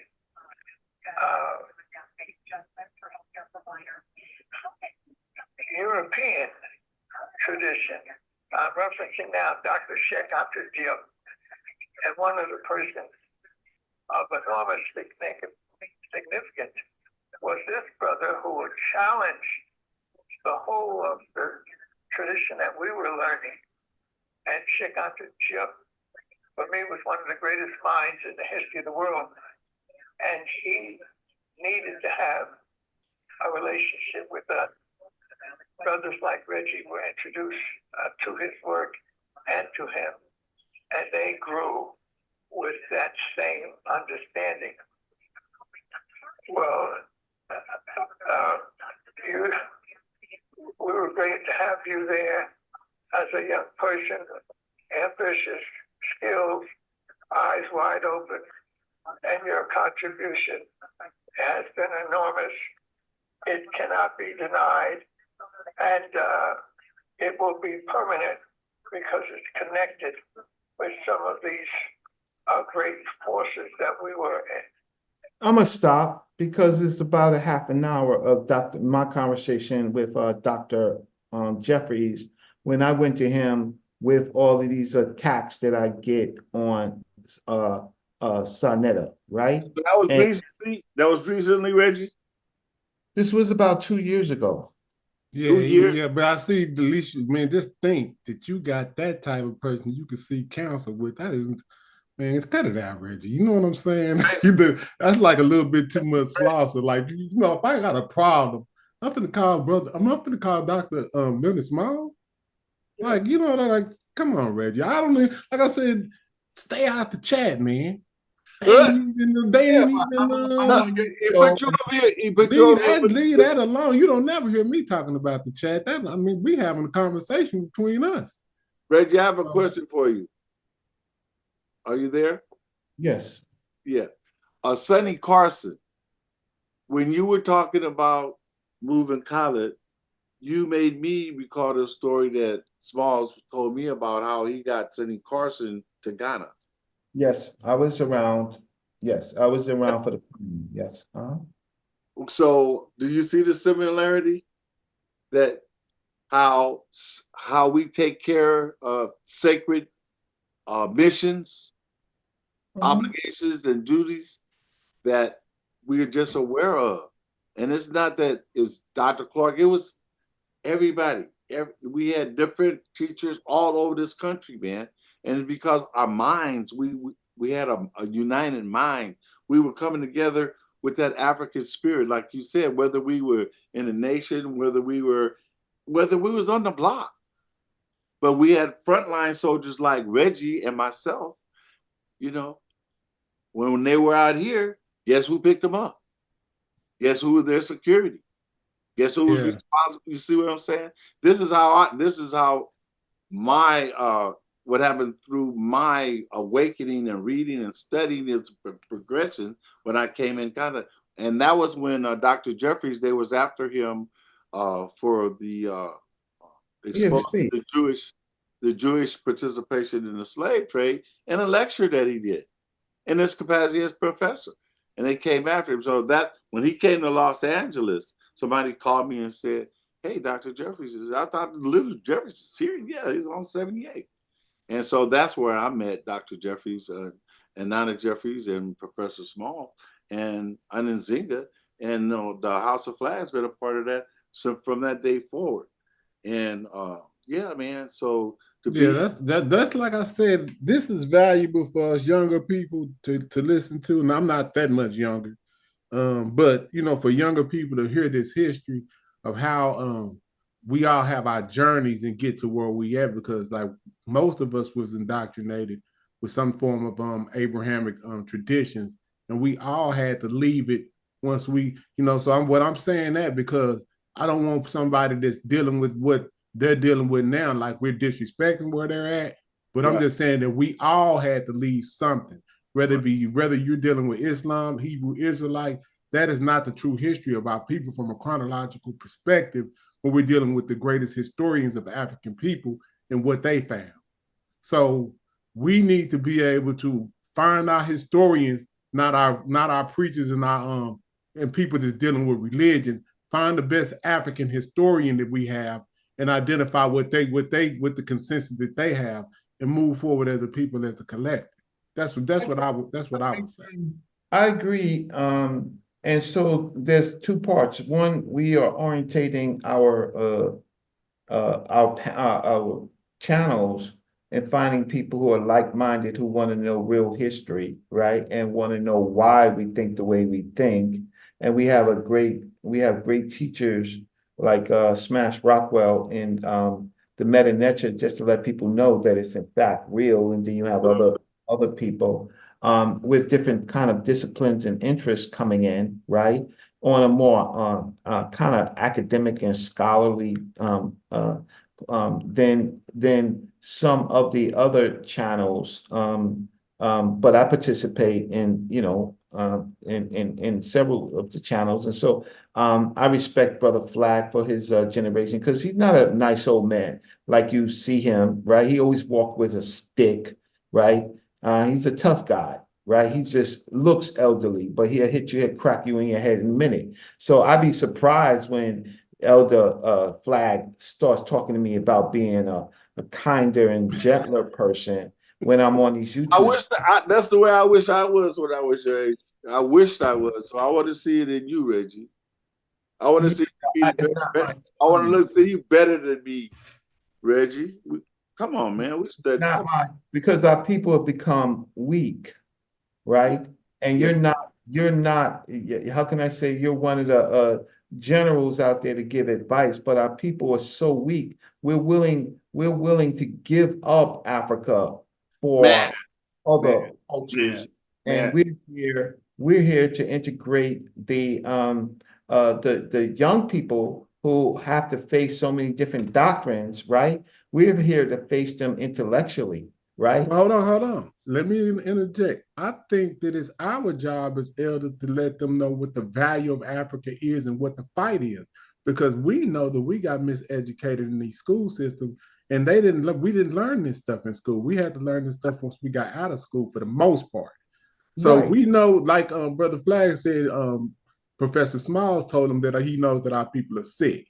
So we have to treat that, you know, with some care as well. No, I'm gonna carry them. I'm gonna put them in a hospital and carry them to the hospital so they can get well. But some of them, intellectually, they're gonna be put on the what do you call it? They're gonna be put in the ambulance, because that's what I do. So when I'm out in these streets, in these YouTube streets, in these wars, Brother Flag, I'm kind of, listen, y'all don't know Dr. Ben like I know Dr. Ben. And y'all don't know Dr. Clark like I know Dr. Clark. These weren't men.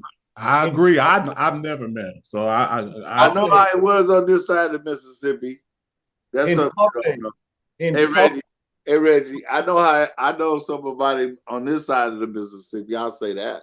Okay. Well, I'm saying in public, they're nice. So they're nice. They were Okay, word. He clarified. Private, you couldn't be around him if he was a damn fool. And I've been called a damn fool by both of them in my face, right? In my face. So it hurt, right? When I made mistakes. Y'all hear him on lectures and things like that. That's fine. But breathing the same air as they breathe, right? Breathing the same, they're cantankerous.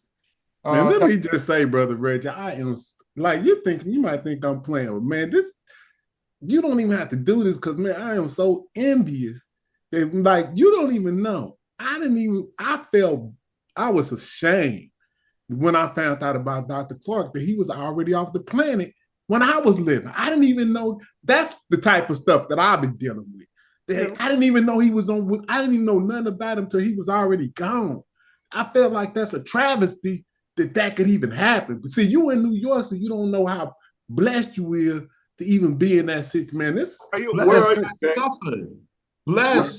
What are you talking about? Blessed. Man, you still bring them up, you still venerate them every chance you get it. So it was a blessing, even though it was a hard lesson. They made sure you was ready to go through the fire. You got to look at it like a badge of honor, like the warrior that you is, Reggie. You can't be saying that they did you wrong because we know they didn't do you wrong. I don't play with these little boys on YouTube, right? Yeah. I will address them. I just don't play with them. Certainly not intellectually, right? I don't be playing with the Hebrews intellectually. I don't, right? I give them no quarter and no mercy, right? I'm with you, Reggie. I'm not even trying to be not, and I know them all. The difference is, look, the people that I listen. I went to high school with Ron.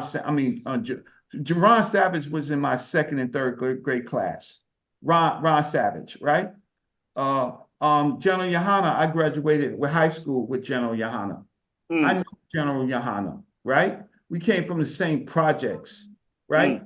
So, and then when it comes to, and then almost every little speaker that they had, whether it's a Moore, whether it's Tashariq Bey, whether it's Samir Bey, whether it's Sharik Bey, right? All of them, all of the Moors, right?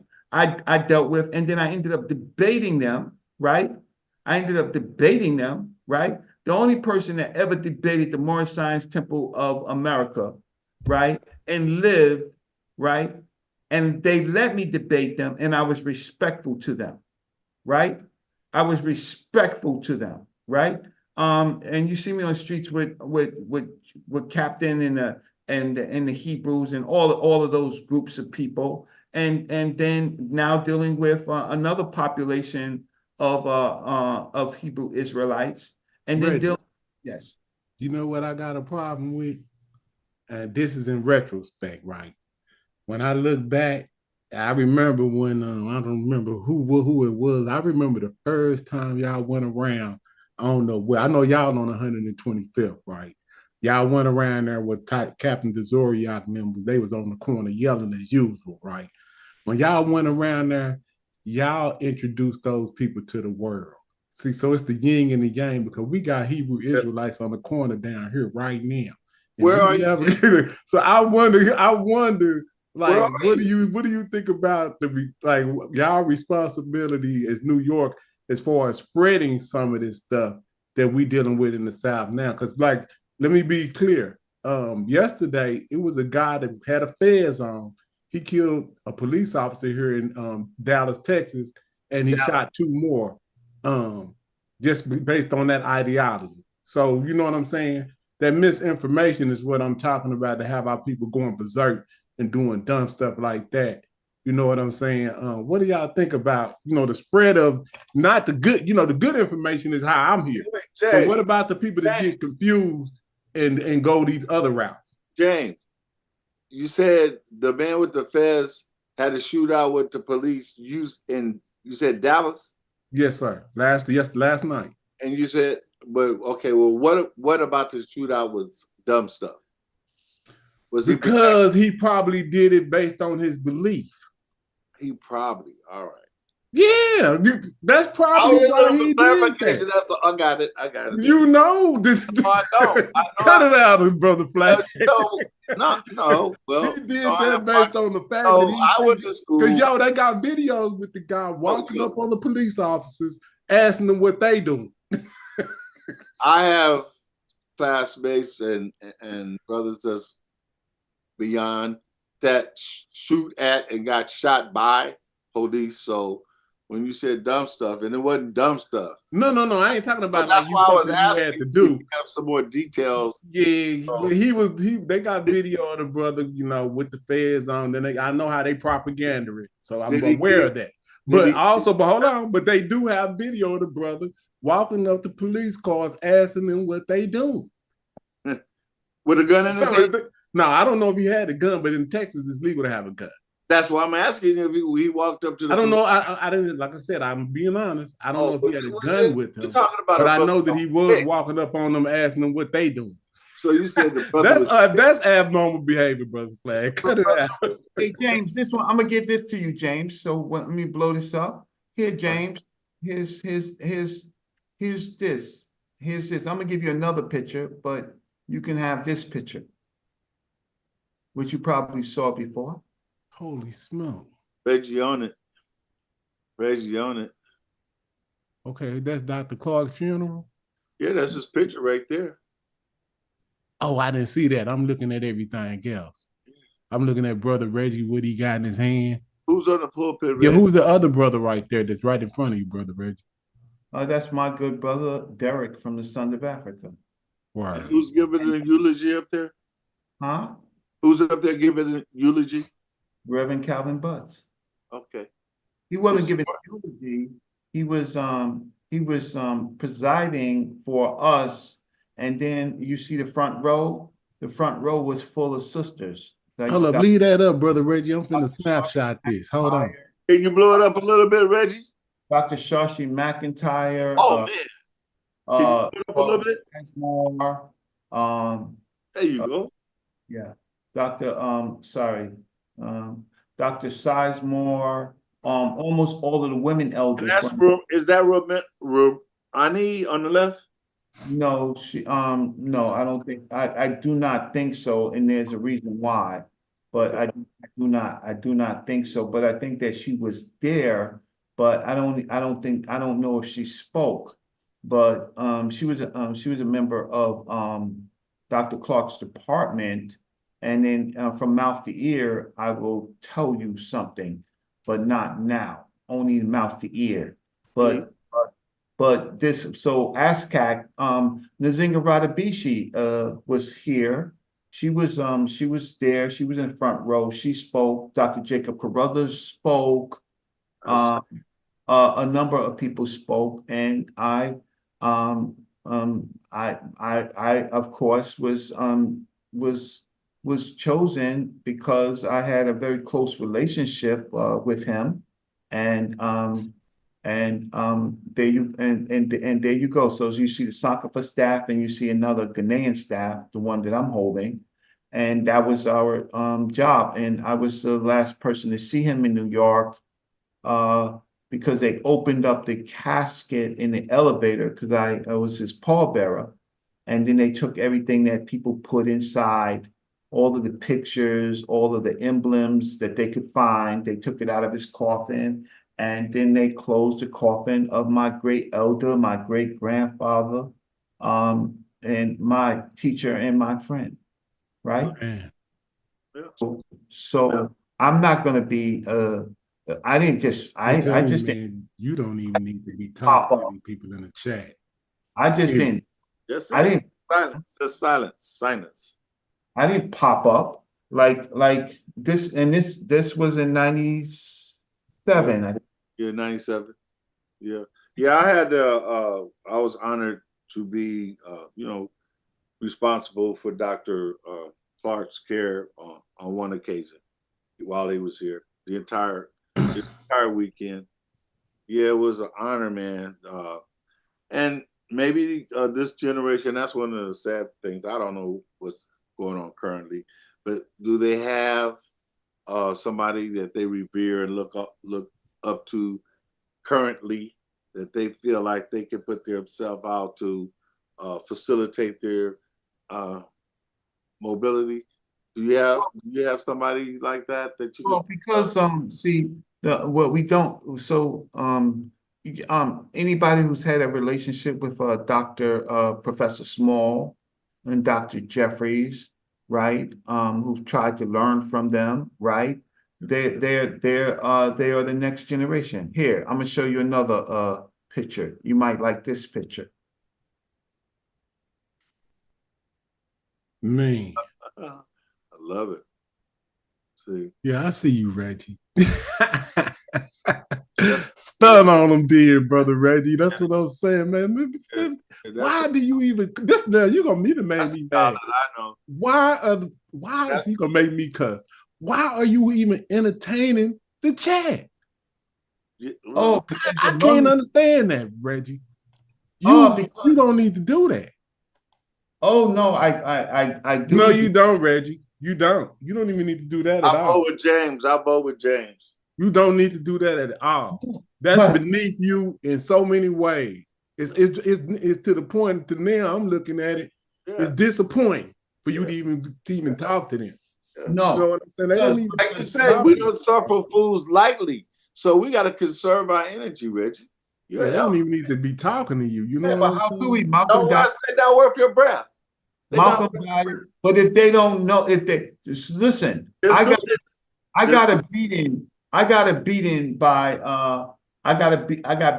Dr. Clark and Dr. Ben, and I benefited from it, right? Mm-hmm. You can benefit from being beat. But you can't use that on these up and coming these whoever these people are out there, this generation, right? They tell me this all the time. I'm with you, man. This is what I learned. I learned you want to do what was done to you because you know that works. But we don't know, but there ain't you out there now. These people out there now completely different, Reggie. So teach me some more about how to utilize this technology. Give me this opportunity, to talk to you. This is amazing for me, like you, James. Right. We know each other, like 1 degree of separation for years. And many times I watched Reggie on Sidnetta, and I was like, oh, my brother, I need to be in his ear in an earphone or something, I put it like this. Because of who he is, right? As opposed to how you're coming across. And that's all. That's it. Don't worry about how I'm coming across. I'm speaking to another generation. That's that Bronx, New York. Brother Flag, we gotta chill. We forgot he from the Bronx, man. No, I didn't forget. You know what I'm saying? I'm just saying. Because they always say Bronx people from New York is real stern. They have a different way. Have you ever heard that, Brother Flag? I had to mess with New York, and that's what they kind of stern. You know what I mean? I was in Brooklyn. I lived in Brooklyn. Trying to repair, my practice marriage, and so I just told her. I said, you guys out here, y'all. They call me Sunshine. I said, yeah, and I will be homeward bound when the snow come down because y'all are different out here. Right. Yeah. Oh, you see the screen, James? Yeah, I see it. Who's that? Where y'all at? Who's that? That's Brother Reggie and Dr. John Henry Clark. Dr. John Henry Clark at this time of his life could see. Most of these people talk about Dr. Clark when he couldn't see. That's when I met him, Reggie. And then look, he looked like he proud to take the picture with you. You feel that's my grandfather. I'm just saying, he ain't trying to man, I don't want to take no picture with him. Like, yeah, this my son, or grandson or something. After this, I took a picture with him and Bishop Tutu, and so this is the same day, and I can't find a picture with Dr. Clark and Bishop Tutu. That would be priceless. So, but some of these people, they talk about Dr. Clark, but they only knew him. Brother Flag knew him where he could see. He can look at Reggie, you look like a lean, mean fighting machine back right there. I see you. Reggie, would it be? I was gonna say Pan-African James is there in spirit next to you. Oh, you took the picture away. I wanted to put him right there at your shoulder. He was there, but he just hadn't manifest. James. Right. You see Yeah, that's what we're trying to do. That's what we're trying to build on that. But see, that's what I want. See, I think that like I got robbed. I feel like the rest of America got robbed. People, we know people don't even know who he is. So I think we need to be trying to champion that, like what I was talking about. Like he was behind some of our greatest leaders, but they just know them. Like most of the people we know is Al Sharpton, Jesse Jackson. You know what I'm saying? These type of people. We never even really got it. He never was in the forefront for us to even have some idea. Or Louis Farrakhan. These are the people that we know. But he was never mentioned in any type of light in any kind of media that I seen to even make us think, man, we need to check out what he's doing. Intellectual warriors. Right. Lord, you see my screen? Warrior scholars. Right, Rich? Do you see my screen? Yes, sir. Okay, so we know Dr. John Henry Clark, the great elder, but do we know Dr. Clark's mentors?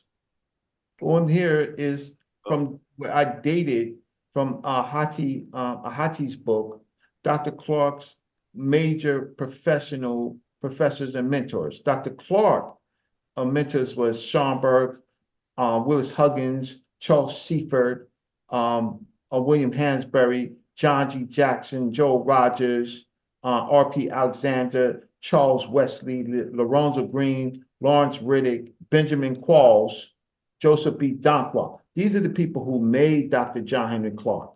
These are the dates in which they made him, right?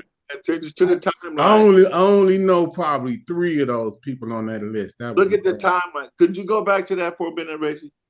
Yeah. I just want to point out the timeline. See, Schomburg made his transition in 38.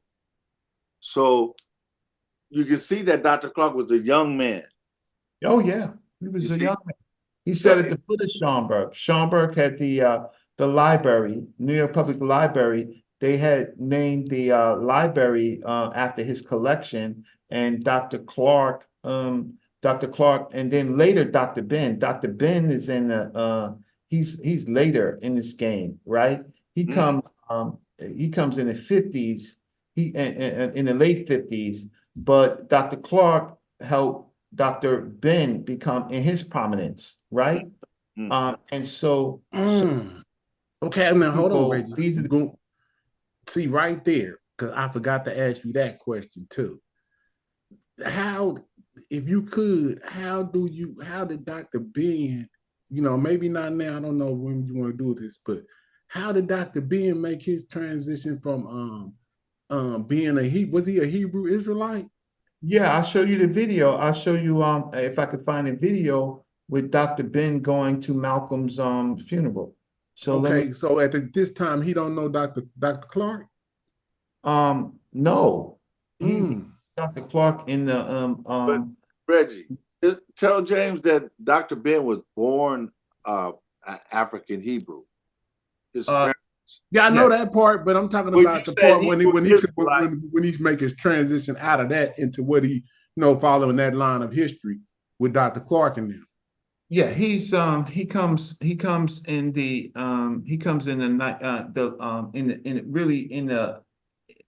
let's say in the late 50s, 60s, okay. And Dr. Clark gets him a job at Hayuak,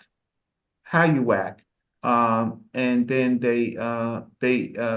and so that's where Dr. Ben gets his his beginnings, and Dr. Clark pushed Dr. Ben's work so to give him notoriety. Correct. So I'm trying to find out a picture of Dr. Ben, if I can find it. Man, that's when that's important too, the chronology of how everybody comes into play. I think if you did a piece like that, Reggie, that would be important. When I'm like how you do your pieces or whatever.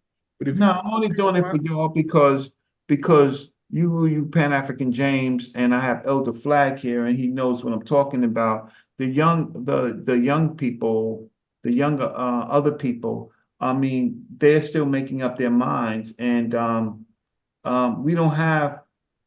How can I say? The ASCAC, it helps us bridge the gap with, because a lot of the elders are still around ASCAC. That's what they have decided to do. So now I'm going to show you a picture of Dr. Ben. But Reggie, before you go, look, I'm with James, man. I agree with him. I think we should have you edit together your thing and do your Reggie Great and Mighty Walk, man. I think that would be of word. Oh man, that was beautiful, Brother Flag.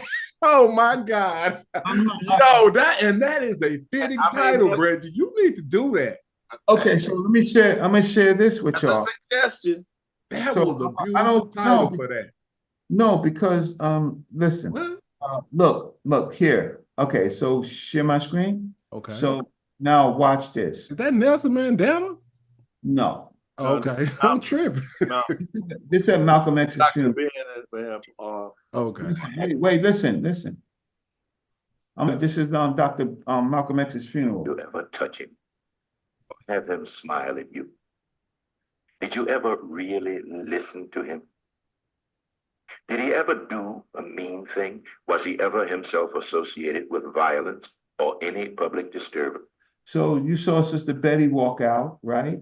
Right. So his. Did he ever do a mean thing? Was he ever himself associated with violence or any public disturbance? For if you did, you would know him. And if you knew him, you would know why we must honor him. Malcolm was our manhood, our living Black manhood. This was his meaning to his people. And in honoring him, we honor the best in ourselves. However, there's Dr. Ben. There's young Dr. Watch. Malcolm was our manhood, our living Black manhood. This was his meaning to his people. And in honoring him, we honor the best in ourselves. There he goes. That sure is him. Ever He got that thing on top of his head, huh? Yeah, he was Hebrew. You ever touch Word. I'll show it to y'all again. Yeah, Hebrew, but not Hebrew Israelite. That's what a Pan-African. Oh, okay. So you saying he's not a Hebrew Israelite? Correct. Okay, thank you. Meaning. And in honoring him, we honor the best in ourselves. There he goes. That's he's a philosopher. That's a tradition. He is wearing his traditional clothing, and at this time he's associated with Wentworth Matthews and Commandment Keepers, right? And he will write his books. We the Black Jews. That will be the last thing that he talks about Jews. He wrote it to his Jewish world, and then he writes Black Man in the Nile and his family, and then he writes some of the other modern masonry and some of the other however but much we differ. There's our elder at that. This is a time capsule. One more time. Have him Black manhood. This was his meaning to his people. And in honoring him, we honor the best in ourselves. There he goes. So that's a time capsule of when Dr. Ben was relating his personal story to the African story and becoming the great man that he was. And mind you, Malcolm X is 39. Dr. Ben is Dr. Ben is at best, this is 65. So I say Dr. Ben was Malcolm's 39. This next year or the year after is going to be his 100th anniversary. So Dr. Ben must have been in his late 20s, maybe late 20s, maybe 20. Maybe how you find this, brother Reggie? Like, I mean, my mind is just up like, how the hell he find this? This is incredible. I mean, how did you find this? Because I'm a researcher. You forget? Man, that was crazy. You know what I'm saying? Like, to identify him out that crowd. That's, yeah, I know you can probably, the person you've been with, but I would know that was Dr. Ben too. But let me just see if I have something else I want to show you. So, but James, how did he know where to go and find it in the first place? No, I'm pretty sure he got it in the folder, but you talking about from when he first found it. Yeah, as a researcher, how did he go about it? Did you speak to that, Reggie? I was scouring footage of Malcolm X at his funeral. And so it's you can't find that video on YouTube anymore, right? For whatever reason, but you can't find that video. So I was doing research on Malcolm, and I was that was just like how I seen you on History Channel, basically. Yeah. So someone just scurrying and it just happened to see, but I knew he was at Malcolm's funeral. And then I started looking for clips of him. If you were here, if I was still in academia, I would assign a young videographer to, matter of fact, I might make it a class project until it got completed for them to collect all your links to all of this stuff and create a narrative and do a great and mighty walk with Reggie. I'm not. See, because right now I like it when people don't know me, right? I want it to come out. Past that, I think you passed that, but you know, from coast to coast. I want to come out. So I'm gonna talk about you on the continent, coast to coast. We talk about you on the continent, Reggie. So knock it off with the false. Don't go there. So listen to Dr. Ben. Okay, so this one is hard to get to. So you can have a little. The elder brother Clemson Brown, rest in peace.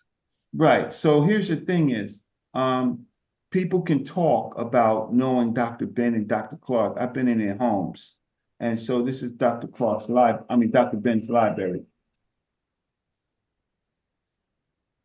This is Dr. Ben's home, which is his library. So this is Dr. Ben's home. So he has wall books. So on every wall, there's a collection of books. Scholar, man. Extraordinary. Oh, you're gonna look at Dr. B. That's the way it was when he came here, Reggie.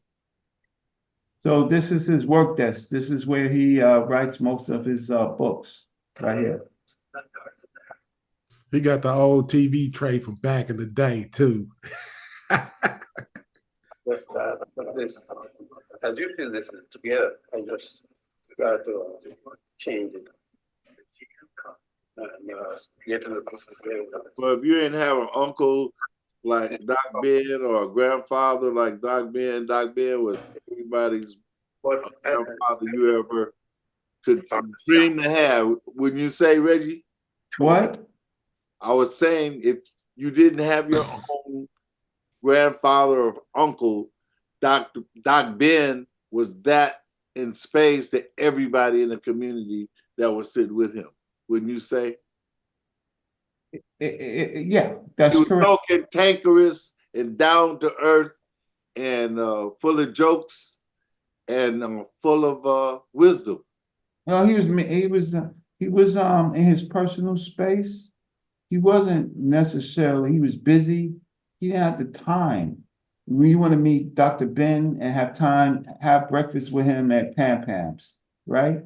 Then that's open to the public. But he don't have time. He's too busy writing books and stuff like that and researching. He ain't got no time for regular people. So here is his one of his doctorates. So people don't say that Dr. Ben has a doctorate. So he has a doctor of letters, and here it goes right here. Right? Yeah. So from the City University of New York. So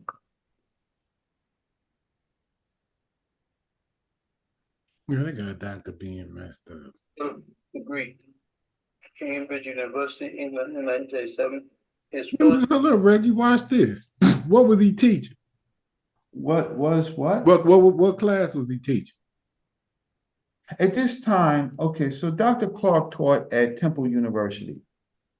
And he got pushed out of Temple University because he overstated his degrees and his Dr. Clark did? Dr. Ben. Okay, you said Dr. Clark. I'm sorry. Dr. Ben was in Temple University. Dr. Clark got him a position at Temple University way before Malefi. And Dr. Ben overstated some of his stuff when they went to research it. You know, they couldn't find it. And so they let. Huh? Well, what I was actually asking was what was the study? Was it Africana studies? Was it science? You know, what was he teaching up in there? Egyptian study. So basically what I'm saying is mute out Rafaku.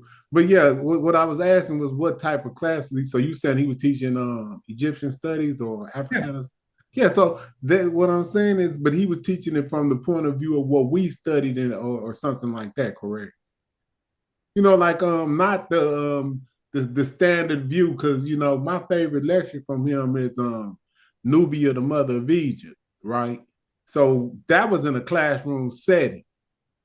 So that's what he was teaching up in there. I don't think that was kind of like the standard way that other Egyptologists would have taught that course, right? Yeah, he taught in a classroom setting. Yeah, so I'm saying, so what I'm trying to get to is the youth or the people that's not old enough to understand that these classroom settings that was created by us. And this, I don't know how, maybe you could talk about the funding and how did they get it into the college? You know what I'm saying? Because usually they won't let us teach something that we think. Oh, flag generation. They fought. Word. Let's sit up and say I'm right in the right place. Then we got Black studies into the we took over them goddamn buildings and thought we wanted what we wanted. Relevant education, we had to have Black studies, African studies. Right. Oh, hold on. So maybe be clear. So are y'all saying that the West Coast, because I know California is a liberal state. You saying that the West Coast kind of kicked the door in for us to be able to do that throughout the colleges? It was both coasts, West Coast and East Coast, right? Okay. Yeah, I'm trying to put a connection here. How did this come together? There was a revolutionary figure and spirit that was engulfed the whole planet, man. And so we had a sense of solidarity and better tomorrow, and that we were going to bring it into being, and we were demanding justice and liberation. The whole planet. Absolutely, it was. We were changing the world, man. The African decolonization was happening at the same time. That just happened. Remember, Ghana was the first colonized country on the continent, and that was 1957. And so I was in Pan-African Studies Department at Cal State Northridge in 1970. We previously been in LACC. You see what I'm saying? And we were fighting on both campuses. Flag, you was at LACC? Absolutely. I was there too. That's crazy. But I was there way in the 2000s. Way Neil, out. you crazy. I was in there February. That don't count, Neil. The fight has already been. Hey, what's in the olden days. In the olden you was days. there. You was there with Morgan Freeman I and was in the Clint 20th Eastwood. century. Donna Reed, man. What you talking about? Remember them? Dr.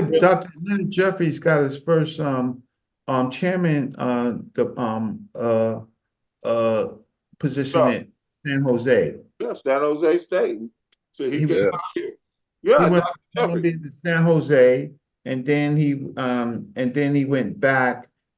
James Turner went to Cornell, and then Dr. Jeffries came back, and he took the position at the Black Studies Department at City College. Right. And there were many others unnamed. Yeah, I'm Malana Karenga. Malana Karenga. He's just historic, Yeah. Hosea. He wrote the Hosea. Made pretty good. Be careful. You got Brother Flag on here, and so yeah, my ears kind of went up when he said that. This Tupac and Biggie. Don't be careful with Brother Flag and Malana Karenga. Man. Be careful with that, because he, just be careful. Just be careful with that. You know what? I don't know if this is the situation, but back in the day, they had a thing on him where he was supposedly talking to the CIA and the Black Panthers themselves. I got a recording where Geronimo Pratt and all, they came out and apologized to that brother.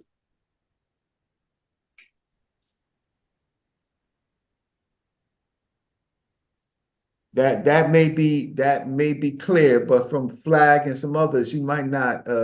I don't. I got you.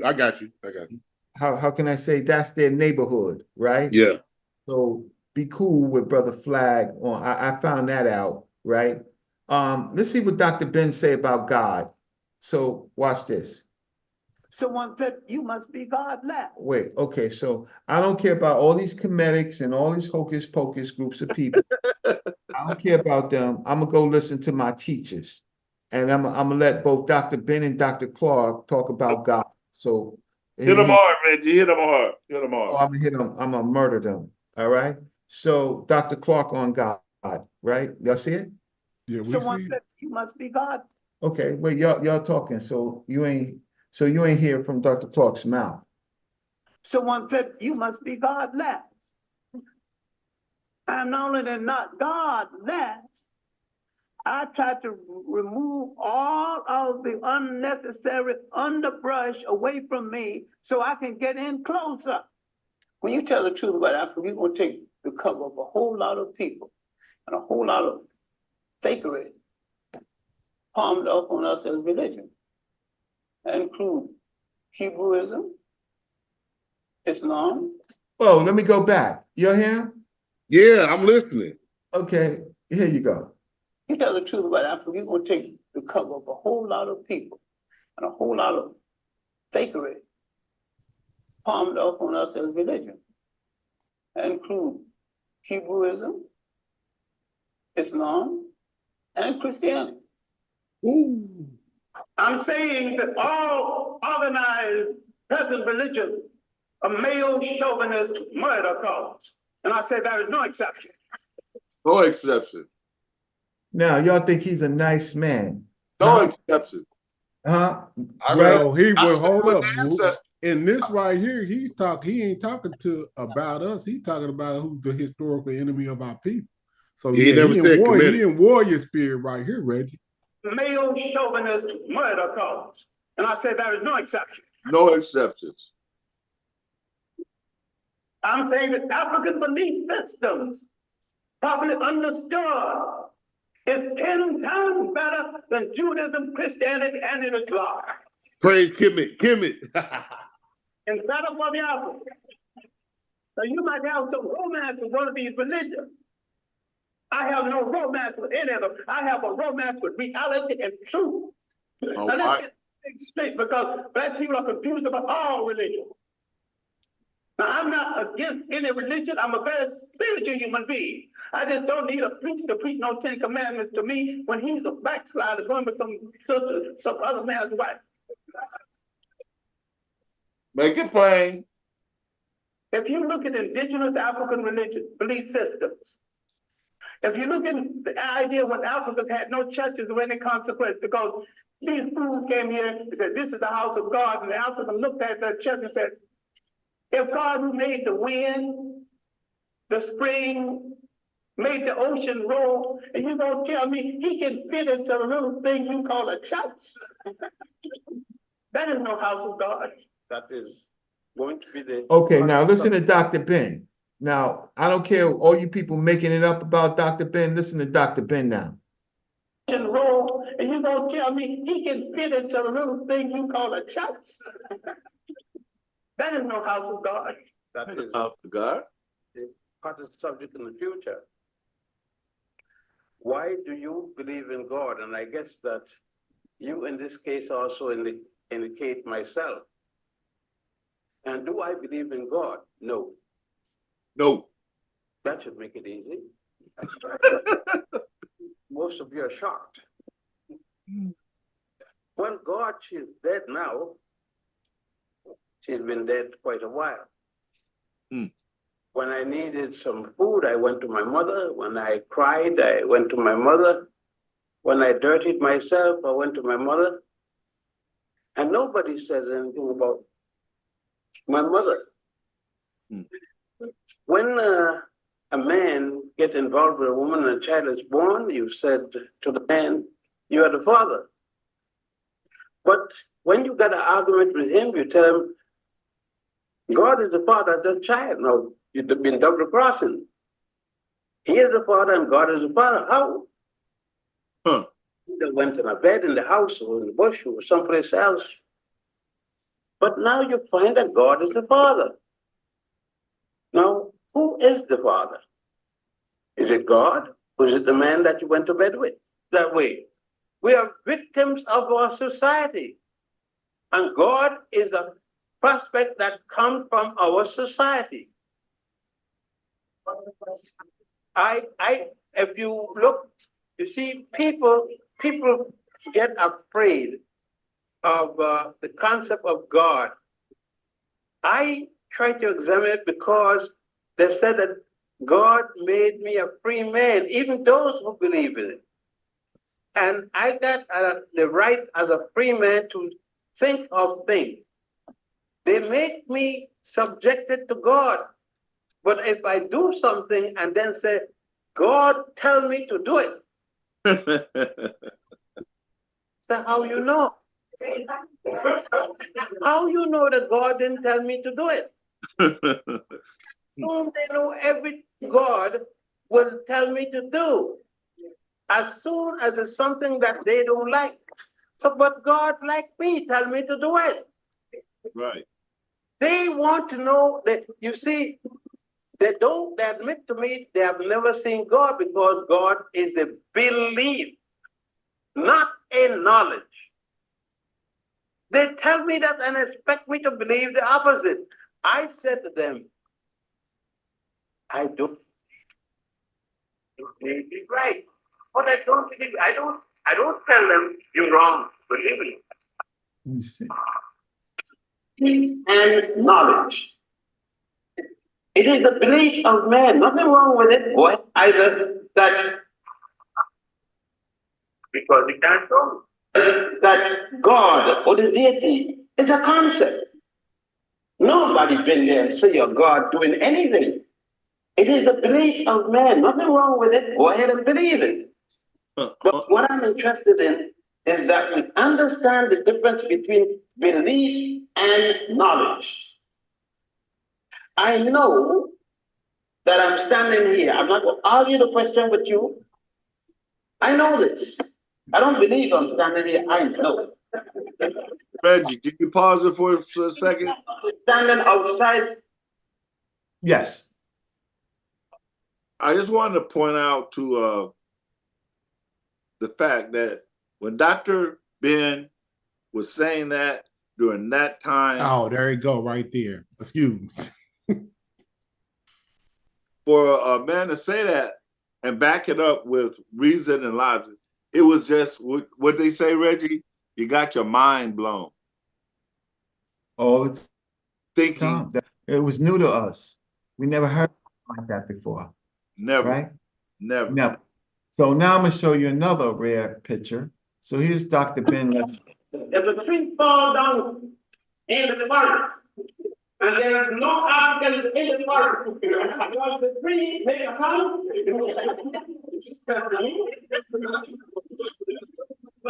He said if the tree fall down in the forest, right? And nobody's around, did it make a sound? That's what he said. If there's right? nobody there to hear it, does it make a sound? Right. Okay. Mess with that. See? Mess with that. Logic.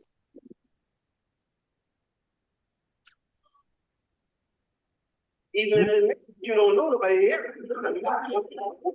So you need me and you to say what happened. You need me.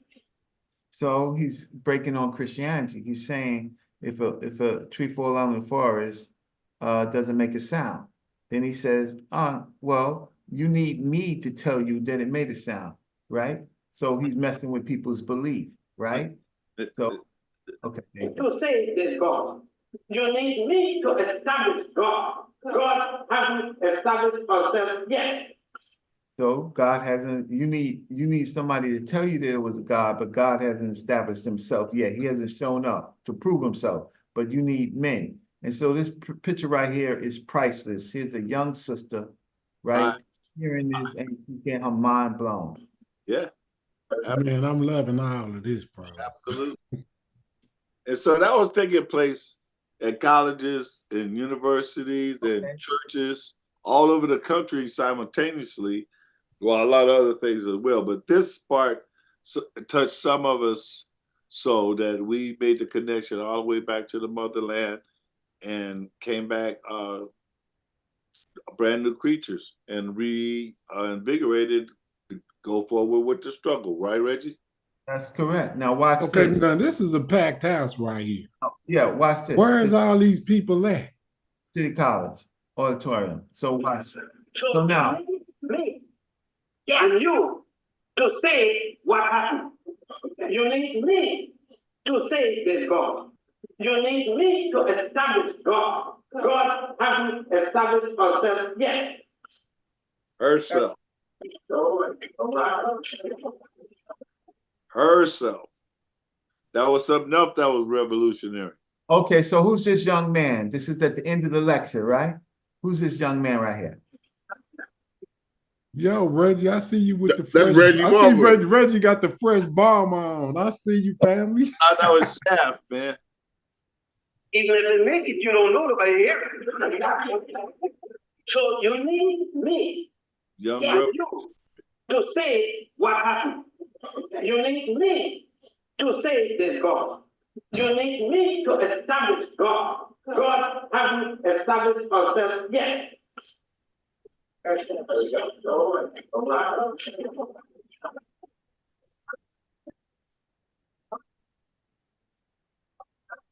Reggie. So what you doing up in there? Reggie. Putting it down, holding the crown down. No, I'm wondering like what was your function in there? You was security or something? Or was you actually a student at that time? He's an activist. He's being active on the scene, bro. That part. Yeah, I got that part. I'm just talking about like because I know he has different roles. He has different roles off in when he's around Doc. So I was wondering, was he working at that time? I mean, like for security. No, I was working for the Black Studies Department, and we put on the event. I was a student. This is how I met and build a relationship with them. I walk them to their cars, right? Yes. I'm one of the last people that they see. Yes, sir. Yeah. Before Brother Flag. Yes, sir. You in Los Angeles like me? Yeah. Oh, okay. So, you ever go to Miri Kara Center? I had to ask, you know. All right, when that laugh told it all. Don't even. Well, I said many times. I said when Dr. Jeffries and Nana Jeffries and Small came, on tour at the time they were coming at Dr. J. There was Jewish participation in the slave trade. And when I walked in there, I was reborn African. You know, Wow. born again African, myself and House Flag, and we've been there ever since. At the Carriage. Yeah, absolutely. Yeah, and brother, that's why I met Ashford Kwesi at the Carriage. He was there continuously. Yeah, yeah. Okay, so here's Dr. Ben. This is how we funeralized him, and so let's see how much of this I got. Well, man worship his ancestors before that. You worship the dead people. Laws and belief of men. You see, men didn't always worship the gods and goddesses. Well, man worship his ancestors before that. I see. You worship the dead people. When they die, it gives you more reason why you honor them. You didn't have to be dead to be a god or goddess. You are alive when you be, and some people, then you carry your power with you. Some gods and goddesses in their lifetime. Islam is my religion, but I believe my religion is my personal business.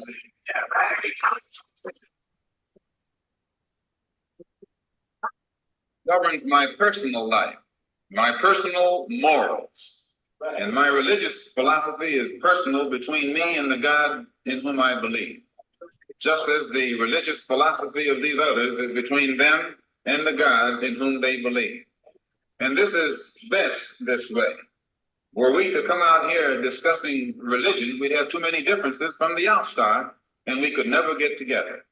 So today, though Islam is my religious philosophy, my political, economic, and social philosophy is black nationalism. Holy smoke. And that was the jacket, that's the jacket they put on it. Oh, you're a black nationalist, huh? I'm like, yeah, I am.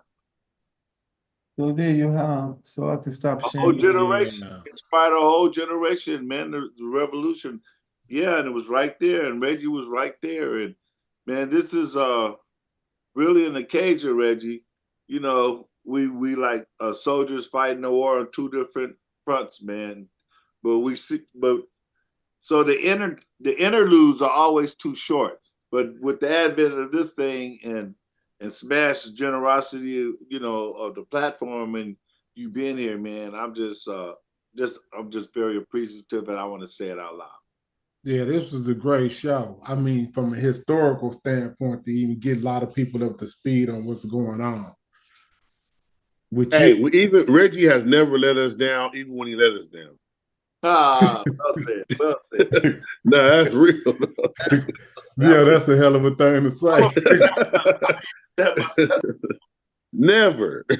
He stood tall through all that on 125th Street with the Hebrew, everything. Never did you see him waver, nervous. He came with the knowledge all the way to right now. That's right. And that's what it does. Arguing with YouTubers. I end up arguing with these YouTubers. And I don't, and I'm like, what do you have to argue with me with? Your personal feelings? Your personal feelings? What do you have? It's just your personal feelings. You ain't got no experience, long-term experience in the movement. And if none of you've seen this, here you go. Just by circumstances, here you go. Brother Reggie is a human superhero. That's right. His brother Reggie is DC Comics. Yeah. Oh, you didn't know I made the front cover of DC Comics? Wow. No, I didn't. See, DC Comics first. This is the series Represent. And this is in defense of free speech, and this is brother Reggie, and leading a team to protect this man right here, right at Harvard University. So that's like what did they base this on your real life or something, huh? Can we get that copies? Yeah, you can get it right here. So I'll just show you. But that's kind of, you know what I'm saying? Because that's kind of like what you really did in real life. You was protecting the speakers. That was an actual incident. That was a go back. They don't. I don't think they got it. That was an actual incident that took place at a lecture that Dr. Jeffries gave. What? See, Reggie, you ain't telling the story right. Yeah, fill in, Brother Flag. I didn't know that. You know what I'm saying? Wow. Wow. So Dr. Jeffries, I'll tell you more. So Dr. Jeffries was invited to Harvard University, right, by a group of students, right? And we came, my team came to plain clothes, right? There's in the back. You see us all through here. Right. And what happened was we got separated, and this angry mob noticed us, right? This guy named Elliot Morgan told this, these people who were outside, the mob, because there was a whole mob outside who didn't get inside. And the students got inside. That's on the campus. That's on the campus at a big auditorium, right? Reggie, describe it. Of the world, Dr. Leonard Jeffries was speaking. So Brother Reggie brings his team, we get separated, and part of my group was outside. I had a massive headache, so I went to try to get some aspirins. And I came back, and when I came back, my team was at the front door. And these groups of people was getting ready to get on them. So I was able to get into the door, and then I negotiated with the students, right, to get my team in before we got whacked, and there it goes. But you want to know something? You know who was one of the students who organized it? You want to hear this? Yes, we want to hear it. You want to hear this? One of the students who organized this was a law student at the time at Harvard University, and I didn't talk to her. We didn't talk much. But she was one of the students that was in charge of it. And you want to know who she is?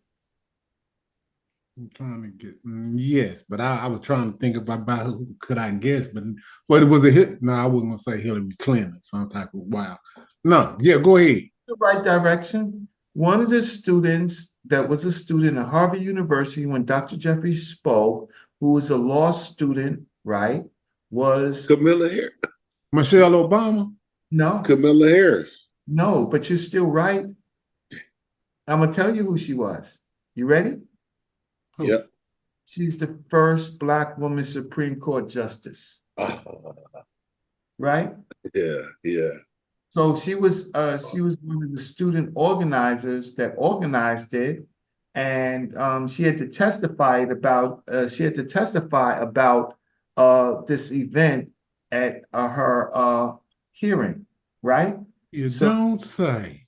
So she didn't have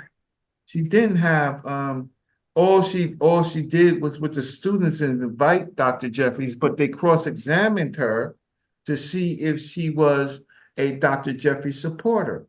No, she was just one of the Black students who organized, law students who organized the events, who brought in Dr. Jeffries so that the public could hear what he had to say, but she had no real connection with him.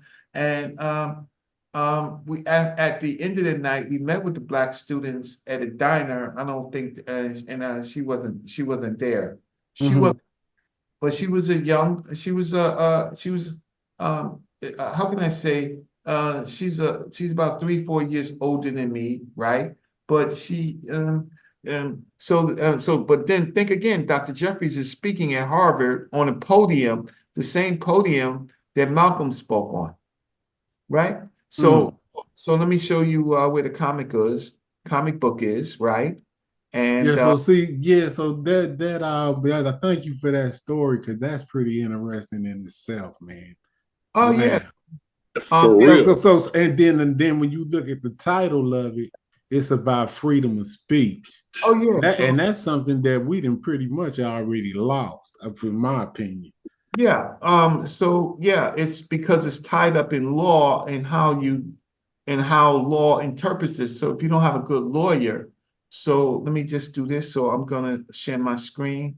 I'm gonna share my screen and slate and share. So if you're gonna abuse me on YouTube, I'm gonna abuse you because you okay. So DC Comics. Wait till my internet starts working. There you go. DC Comics represent series, I'll get it right. DC Comics. Sell online ready. It's a digital. They only had a few copies, and I never got a copy, but I got the digital version. Yeah, okay. So you can share like on the PDF, right? Yeah, I can, but you know, I mean, I might get strike, but I'm gonna show you. You can send it to me in an email or What something. would you say? You got your own personal joint? They can't because yeah, you should because it's you. Yeah. But They don't care about that. So here's the series. Here's the series represent, and I'm in this issue right here. I'm on the front cover. Okay, I'll just screenshot this. Oh, it's gone. I'm a human hero in DC Comics. So listen, I can live the rest of my life, but I'm actually a human hero in DC Comics. Yourself too, Reggie. That's what's so cold. You ain't no Batman in a suit hiding behind it. You're Reggie the superhero. That's killing me. Right, That's killing me. You're in the Matrix, Reggie. You're in the Matrix. Yeah. So some of these people are still loading, but some of these people, y'all can miss me.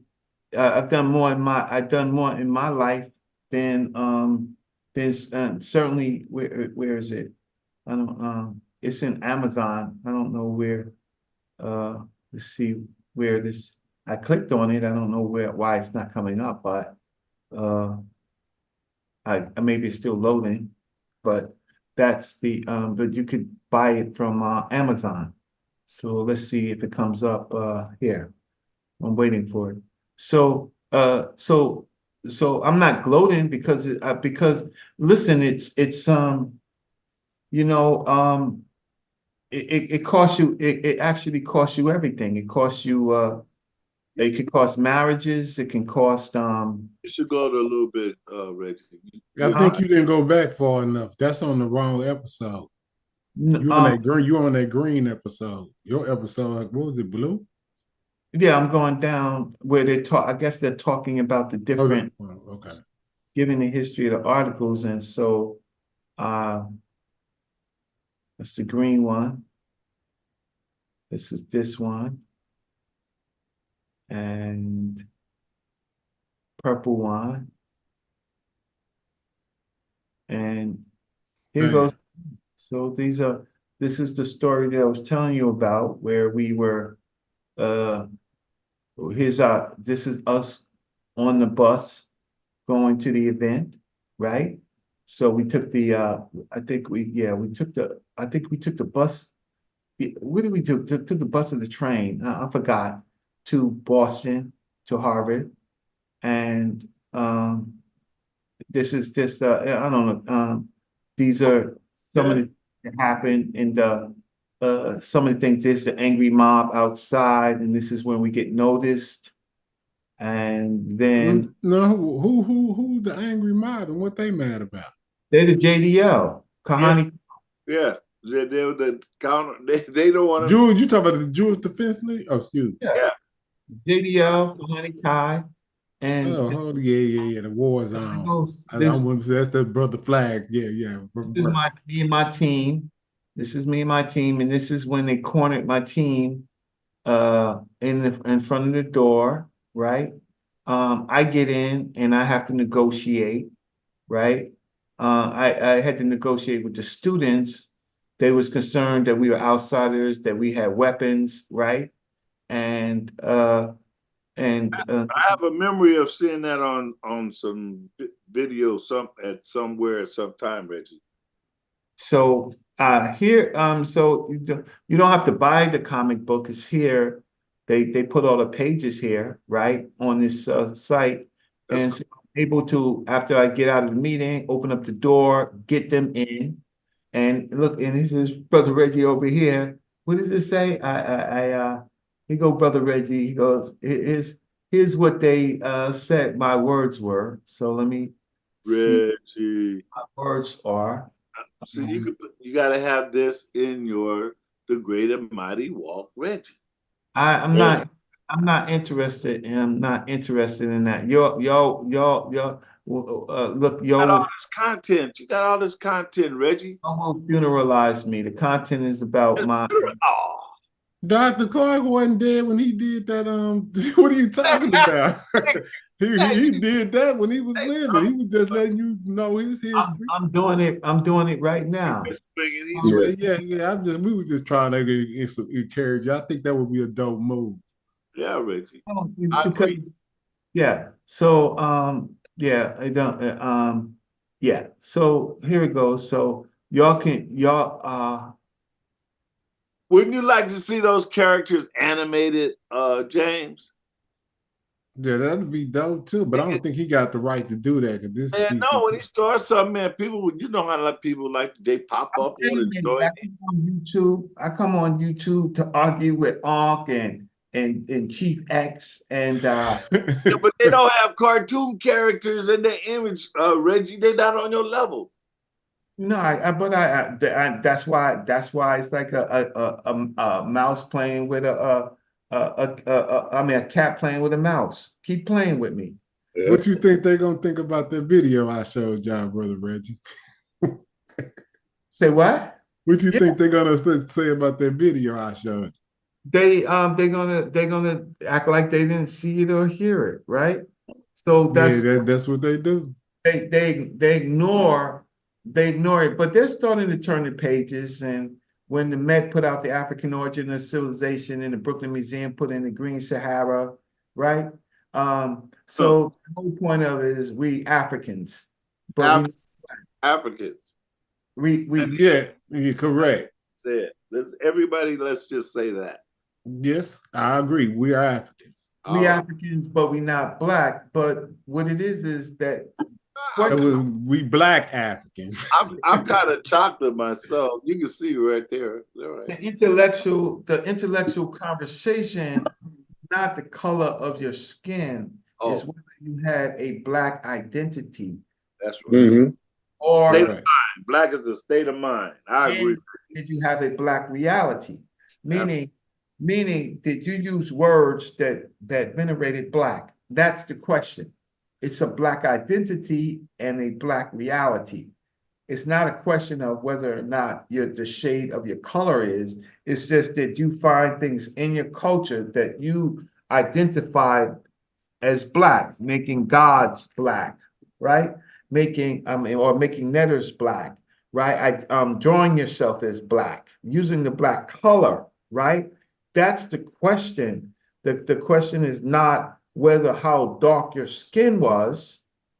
The question is whether or not you I killed the audience. We've only got 45 people. So it's just getting late. You ain't killed nothing. They got people in there, it's a long show. So you ain't killed nothing, it's just getting late. So that's the question. And so I gotta if Chief X was worth something, I would kill him intellectually, but it's a waste of time. It's a waste of my time. See, the difference is not only was I around these greats, I sat at the feet of them. I've met Dr. Theophilo Banga. I was on my way to meet Dr. Diop on the same year that he died, right? Which was 86. We were gonna see him. But when you came out with the comic, man, I don't think you could top that. I mean, the only thing that can top that is the day and the great and mighty walk of Reggie. Yeah, he gonna stick to that, Mr. OG Black. But let me I'm maybe, just maybe somebody else on the panel have another suggestion or. Nah, that was top of the No, line. I do got another suggestion. I want to say, like how Tariq Nasheed be doing them hidden colors. What is it called?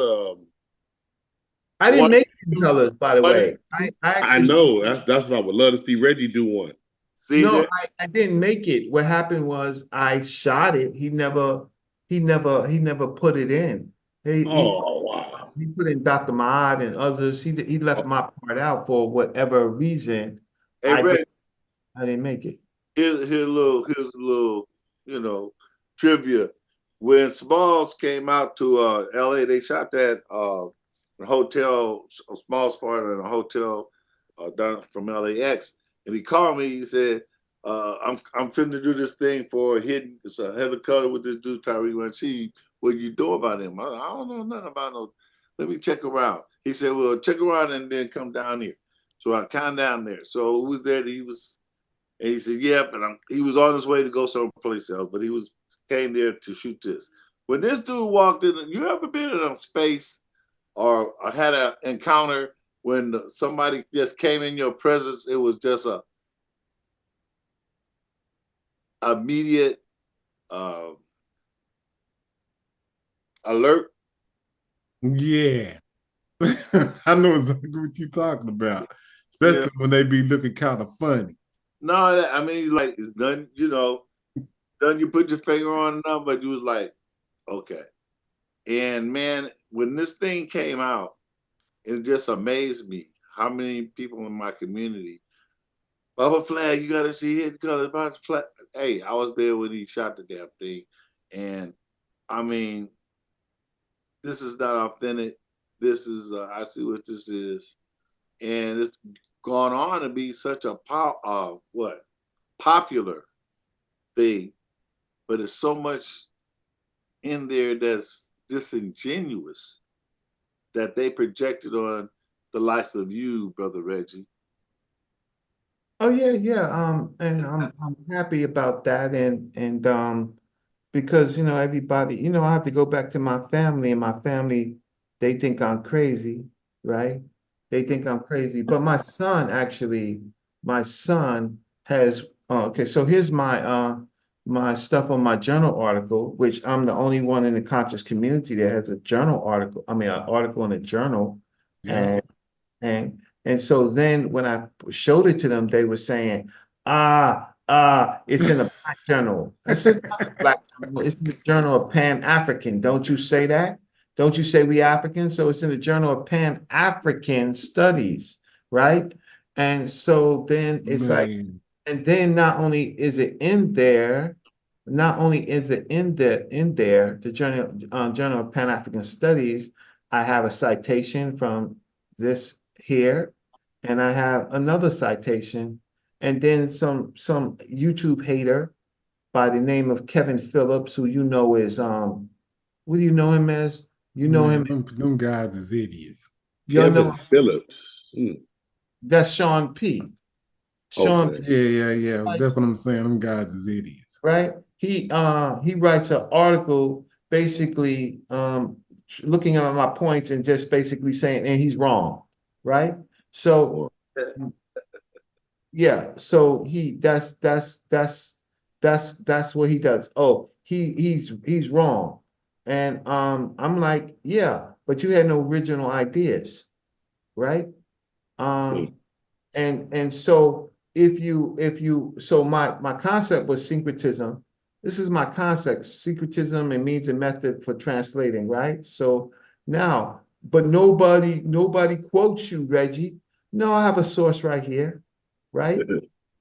Yeah, they cite me, right? And you're not cited, right? So get cited, Biaf, right? And then over here is a teacher's resource guide, ancient Egypt. But here, they in watch this. In onlinemuseum.net, they have a exhibition called Syncretism in Ancient Egypt. What date is this, y'all? 2021. 2021, right? So let's just see this, right? While you doing that, Reggie, I wanted to say, correct me if I'm wrong, you have a brother, he was my friend for years on Facebook, and I lost my Facebook channel, but he, I think, was like in the sorority type stuff. In fraternity. Yeah, okay. I ain't talked to him in years. I hope he's doing good. Yeah, he lives across the street from me. Okay. That's my brother, Jeffrey. Yeah. The Alpha Phi Alpha. Yeah. And it's it's interesting, right? This is published in How Ancient Egyptian God Merged with Other Gods as a Process of Syncretism. I wonder who said that. I wonder. Right? That's Reggie's book. This is not mine. This is another No, article. what he's saying, but from a chronological perspective, this guy has has fed off of what he already originally put down. So, but nobody cites me, right? But my ideas is in the how can I say, it's in a marketplace of ideas, right? It's documented. Yeah, and that's definitely you definitely did bring that particular source of scholarship up to another level when you did that. Sean, he just I don't know what y'all argument was, how y'all got into it, but see that type of stuff. But what he did do, I hope that you took note to it. He said it was a couple grammatical errors. It's not my fault. Long as you fix that, I don't care what he talking about. I don't have to fix it. You see, what happens is that the author, the head of the journal, who Itabari passed away, and so they was doing an anniversary issue, and they wanted to get it out. So they edited it, right, and I gave them my changes, and my changes just didn't make it from the date of publication, right? So at best, when they reorganize themselves, if I have to, I can do a errata sheet, but it does not matter because another PhD person that I know is called me up and told me that she's citing in her article, in her major article in a major publication, I think it's something like Decolonizing Ancient Egypt. She called me up and she says, you know what, Reggie, I'm gonna cite you. What you said with Black identity and Black reality changes the field in your relationship with them identify themselves with the Black bulls. And she's a non-Black Egyptologist, and she's pretty famous. So I got a good idea who it is, but I ain't gonna say. Please don't say it, but it is not Dr. Carapuni. No. So that ain't who I'm guessing, but go ahead. Right. So the fact of the matter is, so when it does come out in a year or two, because it's a major publication with more than 20 authors, right? And it's going to be an academic book, right? And sure, I make one citation in the whole book, but I'll be cited in that book. So so people they can kick rocks. So I'm saying I will argue to teach, but I don't have to. But I will argue to teach, right? And brother, I wanted to ask you, Brother Reggie, I'm about to get off.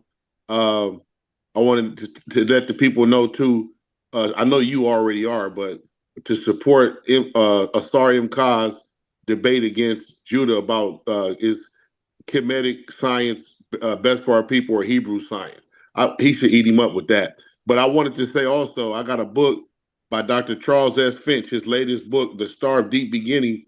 And Finch breaks down a lot of, this whole book is dealing with science. I wanted to ask you, Reggie, because it's a picture of him and Sheikh Anta Diop when he was young, and it looked like a picture of you and Dr. Ben when you was young. Have you heard of Charles Finch? Yes, I know. Okay. Charles Finch. I know that I was involved in a situation where Ivan Van Sertima had a journal.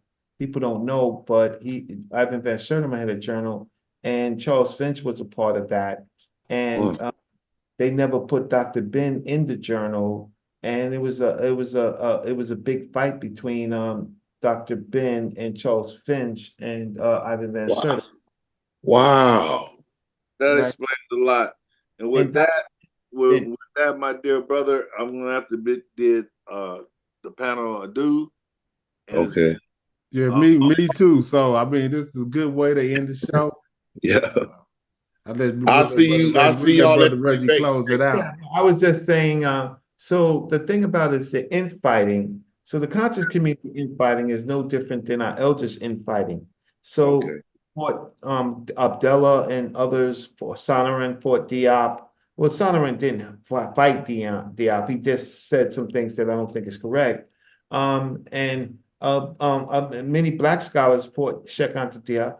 Dr. Ben wasn't he was in competition with Dr. Diop. He created a competition between him and Dr. Diop. And then there is a lot of sucker scholars who we know. Reg, Yes. Our esteemed elders and teachers, and they all suffer the same as we all do from shattered practices and fractured identity. And That's that what I our egos, that our egos may be our tender spot. And even though we may grow in maturity, but that fracture sometimes never get healed, man. And so that's just all of us. That's as God's walking, as aspects of the divine having a human experience on this physical plane. And so, you know, I hear you, and Professor Smalls, that's definitely his teaching, right? We're aspects of the divine having a human responsibility. I just say humans trying to be divine, trying to have a divine experience, but we are definitely not divine. We just simply daggone humans. So I think that speak for yourself. Who said that? For yourself. Oh, Alan. Okay, so you know, you heard me. The next man is as entitled to his reality as you are. So when you say it, don't make it so absolute. Is what I'm saying, brother. Well, no, because if made a proclamation, you just made a proclamation that's in direct opposition of what you should know that I stand for. No, I don't. Listen, I'm a scholar, and the fact of the matter is that, see, here's the difference. I talk to these people personally. I'm not and I get my ideas from them. Professor Small says that what he's trying to shape and mold and bring us up from the ashes to dirt. But the fact of the matter is, or we divine, right? We become divine by our actions and practice, but we are not just divine being born. We become divine, which is and to all of that, I said, speak for yourself. Well, I argue with you. It's not an argument. I can't argue with you, Reggie, because all I said is be aware, and I prefer that you didn't make such a broad, final, absolute statement in making your position. I'm making my statement. That's not your statement. I'm making my statement. My statement is that— You sound like a Christian. You sound like a Christian. You're like, you don't believe what I believe, you're going to hell. I didn't say that. You just said I wasn't divine, brother. Your actions make you Makeru. Okay. Your actions, but some people's actions don't make them Makeru. What about the black people that murder black people, that rape black women? I told you, remember, Reggie, you said I take things personally. Yeah, and so that's why you just disregard that. So you hurt my feelings, bro. We're gonna leave it at that. You hurt your feelings. You Alan Flagg. You can't have feelings. Your feelings. I'm a triple OG. Can't have feelings. My daddy had feelings, man. Allow me the feelings. I'm gonna make sure. Allow me my feelings, Reggie, at least with your 8 feet. I'm gonna stand 8 feet from you and your stick, because I know how you roll, right? And I'm gonna make sure. I got feelings, Reggie. I'm gonna put brother, you are my Karu.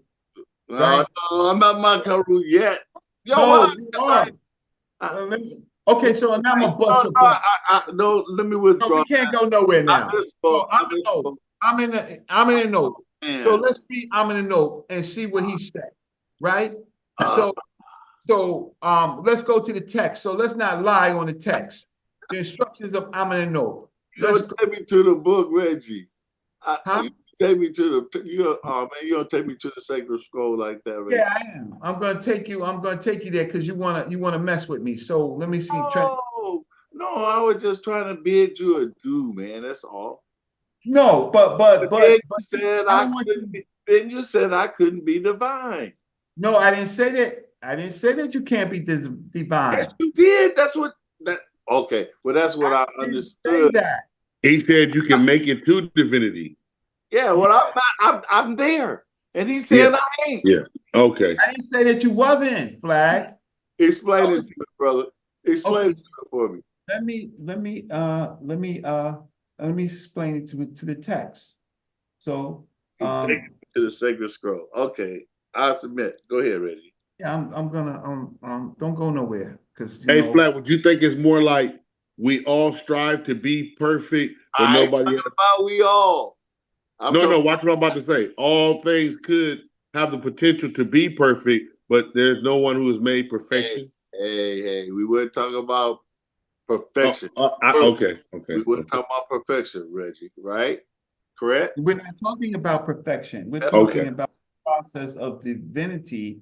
And I'm going to bring up. I am an aspect of the divinity, that shattered part of my consciousness that I have reconstructed by reconnecting in my spirit and in my actual existence on this plane, and sharing that with that which I had created, had demonstrated to my satisfaction. That I have so will my understanding of divinity being perfect be a wrong understanding that divinity would be? No, I'm asking you a question. I'm saying, with my understanding of the word divinity is synonymous with perfection, because the divine is perfect. What I would believe, is that a wrong assessment? Well, when I say divine, I mean to walk in my eye. I got you. You understand? Yes, now I do. Yeah. And radiate that truth and reciprocate that truth and think not, speak not, do not. Yeah. And you seen the Ma'at picture on the Karais Center. And then at the heart. Yeah. When it said you are Ma'karu, true of voice. And that's determined by the feather of truth, Ma'at, and your heart. Your heart, yeah. Right, Reggie? You're correct about so I'm walking in that reality, and that's what I am. That's what I proclaim. Dua Nachar. Hey, and so for you to say, however you came to that deduction, I said you're gonna be of that opinion. I said, but the proclamation and the finality of it, you proclaim, it's abrasive. It's an affront. And then you want to go to the sacred scroll. Yeah, because I want to show you. As what? As what? As justification, as license to be rude? I went to you. I wasn't rude. I started talking about what my elder. You know what I'm saying? No, I was talking about what my elder said. Then you should allow me to dismiss myself at this point. See, you without any kind of nothing but love, Reggie. No, because elder. Yes, I'm still here. Yeah, I know that you're still here, right? Elder. If we think that we're all divine, right? if we think that we're all divine, then we don't struggle to be divine. So we don't. There is something called the Wa and Ankh. The Wa and Ankh is the path of life, right? And so I was trying to get I was trying to actually get the Medu Neter to read it to you, the Medu Neter. But the Wa and Ankh is that they set out a process called the Wa and Ankh, which is the path of life, right? And if you are not on the path of life, when you complete the path of life, the Wa and Ankh, right, then you become divine. So so I'm gonna know he made himself divine, so he was a living divine person, right? But but how he gets there is through wise counsel and the mystery system, right? That's how he gets there, right? So you have to follow a process. If you're not following a process, then what happens is that you are lying to yourself, right? And the process is in the sacred scroll. The process is written down in the sacred scroll. Is that what you're telling me? Yes, and only you can decipher what's written on that scroll. And since I can't decipher it, you're going to disrupt my proclamation, my reality, how I process and manifest my reality as stated. Is that what you're doing? No, but see, that's why we're having some problems with communication. I did none of that. I said that you are on the path, right? You're on the Wa and Ankh, right? I'm just talking generally about our people. If they're not on the Wa and Ankh, right? Then they're not going to be how can I say? Then they're not Makaru. So what is the Shammai, Reggie? What is the Shammai? He's the oldest elder in the land at a certain time, correct? Who's saying this? I'm asking you, is that a correct? Would you accept that as a definition of a Shammai? Shammai is a wise elder. Yes. So a wise elder as depicted in the Neter, right? The Terra Neter, right? So you laid that on me and I took it to heart. And as such, I've taken that up. Ooh, if I had the skills, man, I would put up, I just created a coat of arms. And it is the Neter and on a red, black, and green shield. And so that's what I manifest. That's what divine beings do. You know, or they have people make cartoons about them. But it's the same thing. I just accept it and proclaim it. And I don't force it on you. So you and that scroll, well, I bring it to the way of the heart. And then we'll further the conversation. Yeah, okay, but what we're going back and forth on is that I had already said that you knowing you many years, you're on the path, you are on the Wa and Ankh, right? Well, I appreciate you being in line with my but I'm saying the masses of our people, are not, right? That's where you get into trouble. And that's what I'm not getting in trouble. Well, yes, you are, because you take that fact and you don't give it any weight. Huh? What are you saying? I'm saying you recognize the wise elder. Make a proclamation as to a state of what? The most of our people are not. And most of our people are not wise elders. But you took it from the individual to, from the micro to the macro, and that's where you lose me. Okay, well, I'm still trying to find a good copy with the Medu Neter, right? So I'm gonna say translation, and so what I instructed. So that's okay. So let's see if I can find. So while you're trying to find it, Brother Reggie, if you could answer this question for me, if you know, I was Googling where it said that Mesopotamia created the wheel in 3500 BC.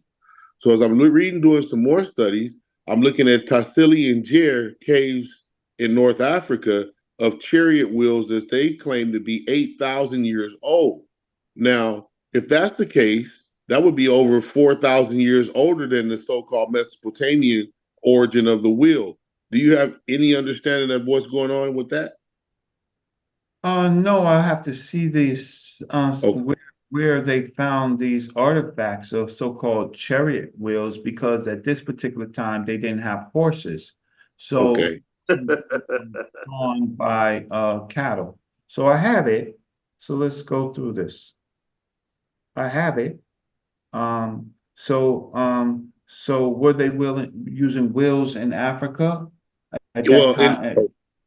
In the Tassili and Jer caves, which I think is Libya, or it's one of the northern African countries, to the Tassili and Jer caves, they have the horse connected to the chariots, and they're riding over in the cave. These are Black Africans all over the cave. Me and Smash had looked it up one time, but yeah, here's the problem. So in those caves, in the Jer, you're looking at different periods of time. Oh, Paramonti groups of people later, and they wrote in those caves at that time. They had. So here is the instructions about life. The beginning of the instructions about life, the guide for well-being, all the principles of official procedure, the duties of the courtiers, to know how to refute the accusations of one who made it, and to send back a reply to the one who wrote, to set one straight on the path of life, and make him prosper on earth, to let his heart settle down. So, so they say he talks about a path of life. Then he goes. The part that you just read, Reggie? Yes. Is there any part there that you think I have fallen short of? No, because I told you 10 times that I. Wait a minute, man. Right? But I don't think that all of our people is on the path. And so so here is the thing. A truly silent man into Jenny in the Tawer known, one whose verdicts is acquitted in input, the owner of a period. I think this is the one whose verdict is Makaru in input, the owner of a pyramid tomb in the West, right? Okay, so so I like it better than Meta Nature, because then it looked like it's agreeing with me in my position, Reggie. Everything that you just read. You saying? I think I measure up. I didn't say that for the 11th time. I didn't say that you didn't measure up. I'm saying for the masses of our people, right? They don't. Okay. Says chapter 1. I understand. Hear and hear what is said. Give your mind over to their interpretations, to your ancestors. It is profitable to put them in your ib. But woe to him that neglects them, right? But woe. I feel sorry for those that neglects them. Let them rest in the shrine of the insides, that they may act as a lock in your heart. Now, when there comes a storm of words, there will be a mooring post on your tongue, stopping point. If you spend a lifetime with these things in your heart, you will find good fortune. You will discover my words to be a treasure in the house of life, and in the Perang, and your body will flourish upon the earth. Then you're singing my song, brother. You're singing my song. Beware of stealing from a miserable man, of the raging of the crippled. Do not stretch out your hand to touch an old man, nor snip at the words of an elder. Don't let yourself be involved in fraudulent business. That's right. Desire the carrying out of it. Do not get tired because of being interfered with, nor return an answer on your own. The evildoer throw him in the carnal, and he will bring back in the slime.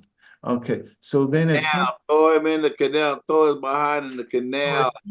So so Flat, Brother Flat, would you say that Karanga, when he made the Hosea, that was what was that a translation of? I was reading this his biop, and they were saying at a young age he was a phenomenal scholar. Like he could read letter and all that. He still is. He's still Okay. teaching today. He's still a phenomenal scholar, and his works, they stand on their own.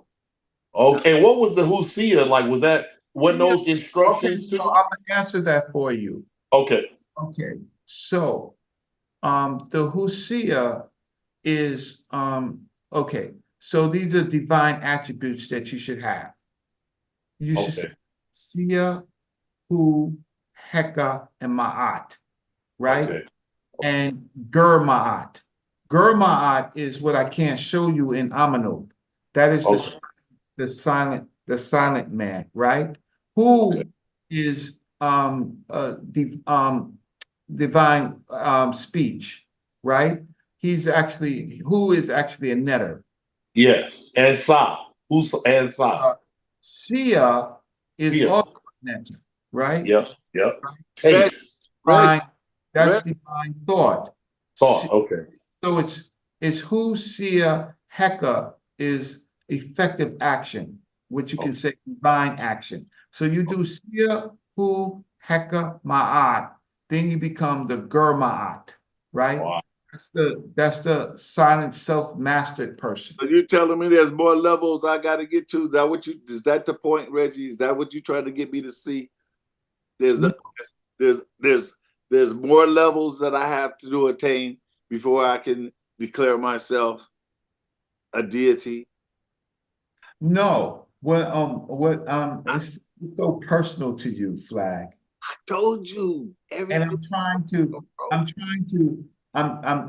to say that what I'm trying to say to you is I have read the text. I have been guided by the text, right? I have read many texts, and I am saying that my Karul is accomplished by Sia, Hu, Heka, Ma'at, and Geroma, right? I agree. They become, so when you're on the Wa'in Ankh, the path of life, and you are focused on control of thought. See, what people don't know is the 10 virtues, right? Control of thought. What is that? See, I asked Dr. Ben, let me tell you a story. I asked Dr. Ben, I said, you follow Dr. George M. James and you tell us that these things are, that George M. James is right, that these are the 10 virtues: control of thought, control of action, steadfastness of purpose, identity with high ideas, evidence of mission, culture, spiritual order, freedom from resentment, faith in the teacher, facing one's learning abilities, and preparedness for initiation. You bad, Reggie. You bad. You say, Dr. Ben, that I say, Dr. Ben, where are those in Kemet that I can find it? He says to me, they're there. You go and find it, right? So I'm not going to tell you, you study, you go and you tell it. You tell me. So I come back years later to Dr. Ben, and I said, Dr. Ben, I found it. Now, this is in the mystery systems. This is the mystery systems, right? So this is what they teach in the mystery systems. So I want to know, okay, you study George M. James in English. I want to see it in the meta nature. He tells me, Reggie, go and search for it. I come back to Dr. Ben, right? As the students who are my good friends, some of his students, brother William Randolph X. And I say, well, what is I find the Bayadet. The Bayadet means man know thyself. You do know that, right? Yes, sir. Okay. It's on top of every temple wall. With the sun and the wings, right, Reggie? That's correct. That's okay. correct. And the snake maybe in the front, I don't know. Right. And it's in front of every temple wall, the Bayadet, right? Yes. The ring scarab, right? Ring Ra, right? So so that's my first clue. But then I said, where is it in the text? How do you become the Bayadet, right? And then I go to Brother William Randolph X, who's an ancestor, and I tell him what I find. He smiles, he says, go and tell Dr. Ben, right? So I said, Dr. Ben, I found it. He says, yeah. I said, yeah. And he says, where did you find it? Where I'll listen. I ain't gonna say nothing. He says, Brother Reggie, I ain't gonna say nothing, but I'm gonna listen, right? And I said, well, it's in the book of Gates, right? And he looks, and I say, Sia is control of thought. Who? Control of speech. And taste, right, Reggie? Huh? And taste, divine taste. Ooh. Well, yeah, well, I wouldn't say, okay, so I'm gonna do who, Sia, Heka, right? Okay. Heka is effective action, and then there is Ma'at, so it's control of thought, control of action, steadfast and purpose, identity with high ideas. Wow. Right? That's deep. Right? So then there is the, so those five that I talked about, right? Those is in the Book of Gates, right? Yeah. So where is it in the Book of Gates? So let's just show it to you, right? Is the Book of Gates Duat? Yeah, it's the it's the Duat in the Duat. So let me see. So let's say Book of Gates. I'm not showing it to you. Book of Gates. And Sia, Hu, and Heka. Let's find them. Okay. I gotta give me another copy of the Hosea. Man. Well, yeah, okay, that's fine. So I'm just trying to find a good copy with all of them. So give me a second to go and find it. And so my point of it is, yeah. So I want to see with the meta nature. So that's why give me a second where You take your time, Brother Flash. Yes, I'm out the door. Okay, before you go, did you know Brother Prentice? He the one that donated. He used to have a shop in the Crenshaw Mall. He donated the statues that sit in front of the corrals. Man, I remember. I vaguely remember when those. Oh, we go to 24 Hour Fitness over there on 120th. I see him all the time. Mm-hmm. Yeah, he doing good. Him and his wife, they taking trips. He retired now. Well, you never really truly retire from the struggle, man. Sometimes you get to participate at a different level. Yeah, that's right. Yeah. Man, that's some wonderful images you got, Reggie. But I got a couple of things I'm gonna do before it's getting late that I gotta do. So I really enjoyed all the different levels and insights, man, that you presented and shared with us, Reggie. And I really let's do it again. I really think the day in the life already that you can do just a 3-minute, do a 90-second, man. Do a 90-second little editing to relax your mind sometime and just reflect, man. I think it'll be good for all of us, for the whole community.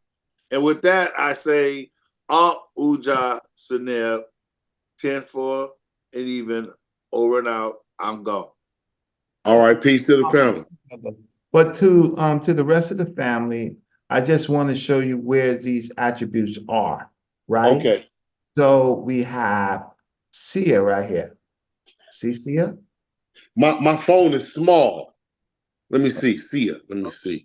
So you I got Sahu. You at that part? Let me see. Sia right here. Right? Use your mouse, right? Let me see. What are you talking about? I see the boat. You still don't? Oh yeah, okay, I see it. Yep. I don't read the meta-netter like at all. I just got to understand it, but I see what you're pointing to. So here's who. Here's Sia, and there's who, right? Okay. And this is in another text. You will see it as Heka, right? Okay. And then there is Ma'at, right? You see it right here? Okay. So here's Ma'at. So I've shown you Sia. Yep. I've showed you who, and I've shown you Heka, and I showed you Ma'at, right? So those So Ra, he is in this chamber right here because he's flesh. So his name is Ewath. So here, Ewath. Ewath right here, he is flesh.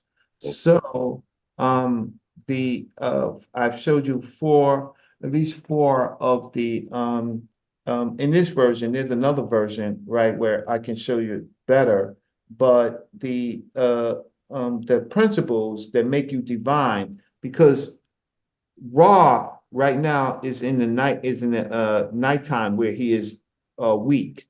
Ra comes strong after the other 12 hours.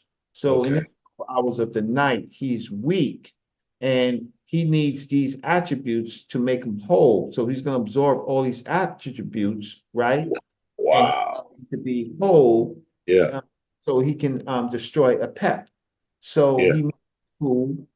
He needs Heka, right? He needs Ma'at, right? Now there's another version. Who wrote this? I'm trying to figure out, did I write this? Who wrote this? Yeah, I wrote this. Okay. Yeah, I wrote this. I'm thinking that, who wrote this? This is and I find out that in fact it's me. I wrote this time ago. When I was I presented, I think I presented this at ASCAC, right? Okay. There you go. You've heard enough of me, right? Man, good. I was just trying to tell my good brother. I was just trying to tell my good brother that to understand is you have to be in the path of life. So you have to understand Nile Valley culture. Yeah. Right? Yeah. And so he's on the path of life. But the most of our people are not on the path of life. Yeah. They don't have a guide. So if you have a guide, if you don't have a guide, then you're gonna fail. So they already gave us a guide, right? Yeah. And I was just trying to tell my good brother that he's on the path of life, and he could be my Keru, right? Yeah. Yeah. Only thing y'all was, I think, to potato and over some stuff where he's saying he's a divine being having an experience. You're saying you're manifesting to be, if you're on the right path, to become a divine being. That's correct. Yeah. So I got it. Yeah. This is where I wrote, okay, so control of thought is Sia, control of action is Heka, steadfastness of purpose, good speech is Hu, identity with high ideas is Mod, evidence of a mission is a Germa, call to a spiritual order is the Sahu, freedom from resentment is Mat Keru, right? Faith in the teacher is Sejam, to hear, faith in your own learning abilities is Ma, perception, the ability to learn. Preparedness for initiation is to be like a saw so that you could be reborn. So that's that is my thinking. You are born to be able to manifest this, but you are not, you don't have it unless you do Sejam, that you do Sia, Hu, Heka, that you understand Ma'at. So that's true. It makes a lot of sense. I was going to ask you, I got a chant from one of the brothers. It goes, it was a brother back in New York. I forgot his channel, but it went Nu, Pu, Neteru, Heteru, Aim Hotep Sek Met Pita, Kepura, Amun Re, Nesu Bete, Ankh Uja Sene. Always remembered it though. It always in my head. Yeah, I need to see the I just need to see the text. Okay, I wish I had, man, one day if I could catch it. I don't know what happened to his site. It went out. Because it sounds Nuwapian. So I have to. Okay. I have to. I hope not. No, I'm trying to do that. I have to see the site. Okay.